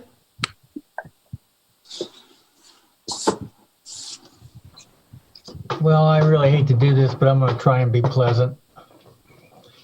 The concern I have is that there's going to be a vacuum left. Those officers do provide some services. They provide safety services. They provide referral services. They provide, I guess, lessons in relationships, if you want to call that a service. So if they're removed, there's a vacuum. And no one's really talked about what fills that. So one thing I'm interested in as we go forward is if we remove SROs, what comes in behind that to fill that vacuum? I think also it's unfortunate that I've seen this same model used in a entirely different environment. It's a model of inserting something helpful between arrest and ignoring it. I think Emily kind of used that combination. There's two poles, and this particular process here inserts something in between those poles that's useful, and that is to refer students to services that will help them with the problem that they're having. The mental health is a critical part of what we need to provide. When we did our strategic plan, when I listened to the students, and I was surprised that they initiated this as a concern, is the mental health services of the district. So, to continue to the mental health services contract is fine, but now where's the referrals coming from? How are the referrals going to work in the absence of SROs, or what's going to, again, fill that vacuum? I like the idea that 85% of the SRO contacts result in mental health assistance. I hope we don't lose those students, those 246 students, because there's no one to help them and refer them to that assistance. So again, my concern is I'm open to either thing, but I'd like to hear what the people who are eliminating SROs have planned for filling that gap when they walk off the campus. We heard a teacher tonight talk about her safety. It's a pretty horrible set of experiences. That's a problem. If we end up calling patrol officers to campus for those kinds of things, how are they going to respond without the training that the SROs have in working with the kids and without the knowledge? So again, what happens when they leave our campus? That's what concerns me. That's it. Thank you, Dr. Carlson. Dr. Akenda? Yes. So I have 3 points I'd like to make. One is regarding the location of the Youth and Family Services Bureau. I understand that it provides invaluable and necessary resources for our schools. However, relocating it will help remove barriers for families who feel apprehensive to go there because it's located at the police department. So I hope that that's something that council looks at. And I know that that's been a concern expressed from families through the district for having to attend or go there to the police department.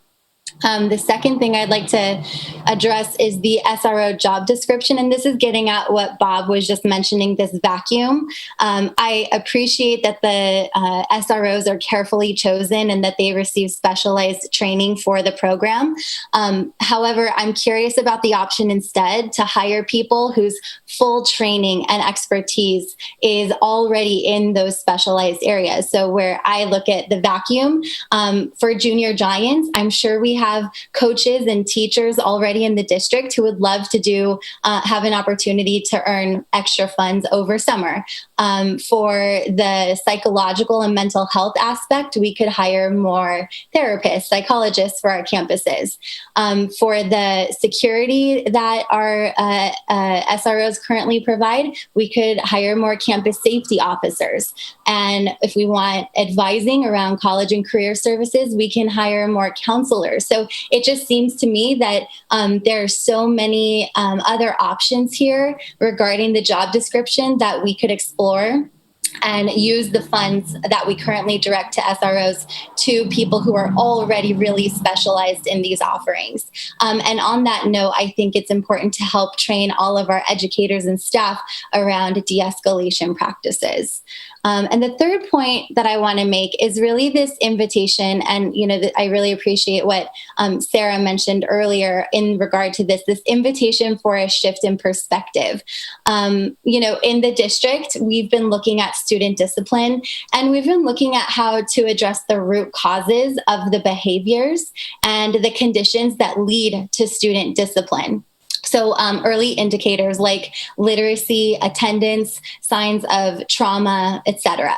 All of those are markers that you can, once the student gets to the level of suspension or expulsion, you can track back. We look at their academic record and there are all these signs that were there.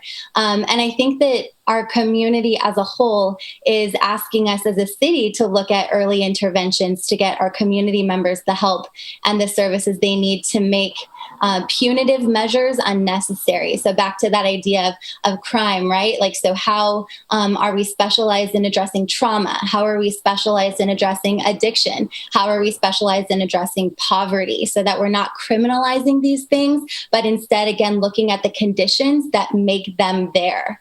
And I just believe we need to move away from punishing and instead move toward more early interventions that promote healing and repair and restoration, and that holds people accountable in that process. This is how we talked about the school to prison pipeline earlier. It's also called the school to prison nexus. And that's how we dismantle and eliminate it, is through those practices. So I guess the questions I would ask all of us to be thinking about are, how can we as a community rethink how we address those root causes and conditions? How can we invest these funds toward repair and restoration and healing informed practices and pull away strongly from the punitive ones?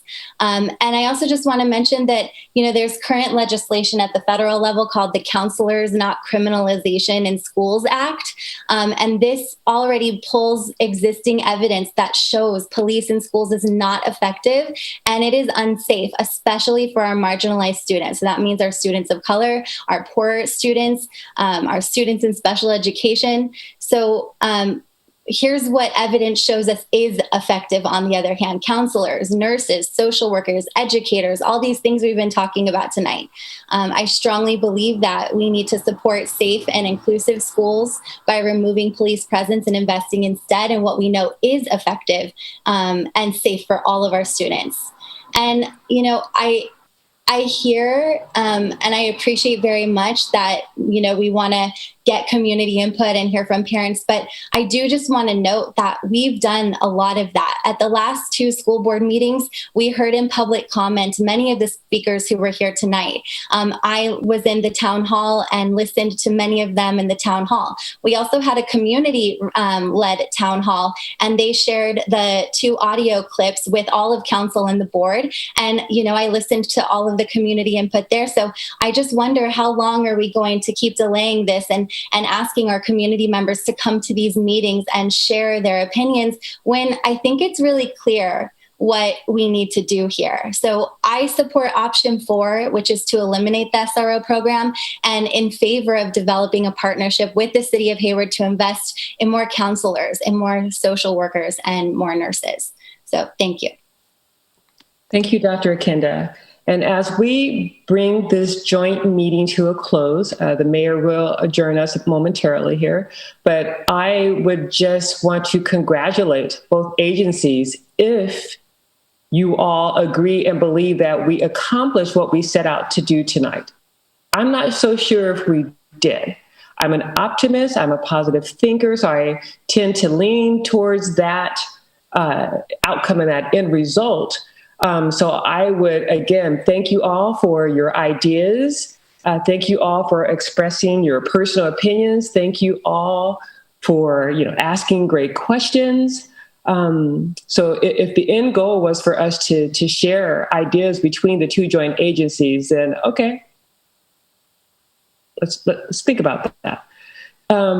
As far as the two agenda items tonight, as the president of the Board of Education for Hayward Unified School District, I appreciate getting the information that leveraged up or added to what I already know. The district could have easily provided a presentation on both of these items. So I certainly didn't tune in for just another presentation that we could have gotten at a regular board meeting. So I hope that you all got a little bit more than that, if that was our goal, intent, and outcome. Again, I'm making these points and these statements to say that this was the first joint meeting that we entered into. The mayor prefaced the backdrop for us getting together today. So I would like to remind you all to maybe process what she said and ask ourselves, did we accomplish that this evening? Or was this more of an infomercial, a selling point? Have some folks made their decision, as alluded to by some of our public speakers this evening? Or are some of you still processing information, possibly new information, and having an open mind to what the future might bring? I think I've heard a lot and a little of all of that tonight, good, bad, or indifferent. So moving forward, if we choose to meet again, I would hope that we would carefully enter into our joint sessions and meetings respectful of the time of staff, the community folks, ourselves, and to really, get done and achieve what we intend to do. And I think we had a really well laid out agenda tonight, with the absence of what the community was asking, which was a greater representation of all voices in this conversation, especially those that are, at stake or stakeholders that pretty much sit on the front line of how this will impact their lives, their families, based on what moves out of this. So what will move out of this? I would like to just share that I'm thinking about the bigger picture. I know there are other partners in Hayward that also are concerned about the safety of families in Hayward. And some of those families have younger children. Some of those families have older adults living with them, but it's still safety of our communities, our homes, our schools, our businesses, and things like that. And I know that we have started a conversation in HLAC in regards to active shooter drills, earthquakes, emergency services, and how do we come together as a city, as a community, to plan for those events that we would never want to phantom happen. Here we sit in the midst of a pandemic that we didn't plan for, that we can't control, and we're working collectively together to make the best for our families to come through this pandemic alive, first of all. I mean, this is a life or death situation, so we want them to come out alive and safe and well. And So when we look at the bigger picture of the needs of the city and of the schools, what I learned tonight takes my thoughts back to what my role is within the schools and working with our strategic plan and the policies in place to ensure that our families are safe and our schools are safe for students to attend. And so, but that will be determined not in a bubble, if you will, but we have to look at the bigger picture of how this is going to impact our families and our students. So I hear program impact, I hear loss of services, funding, lack of funding, need more funding and things like that. But to me, at the end of the day, we have to look at the impact of where we are right now in the midst of a pandemic. What are the needs of our families first and foremost? And put those resources, our money, our time, our collective efforts, our collective leadership into that space so that we have something that is sustainable as we move through this situation. So again, I thank you all for your hard work and dedication and commitment to the Hayward families and schools. We all have different ideas and different priorities and different opinions on which option the district should choose. But I would hope that at the end of the day, when we look at the district's strategic plan, policies on equity and anti-racism and Black Lives Matters and Brown Lives Matters and All Lives Matters, that we consider that first and foremost, rather than maybe some of our own personal wins that we might want here. So Mayor Holliday, with that said, I will yield to you to adjourn our meeting. Mayor, I have a question for our city manager real quick. Sure. Sorry. Okay, there you are. Sorry.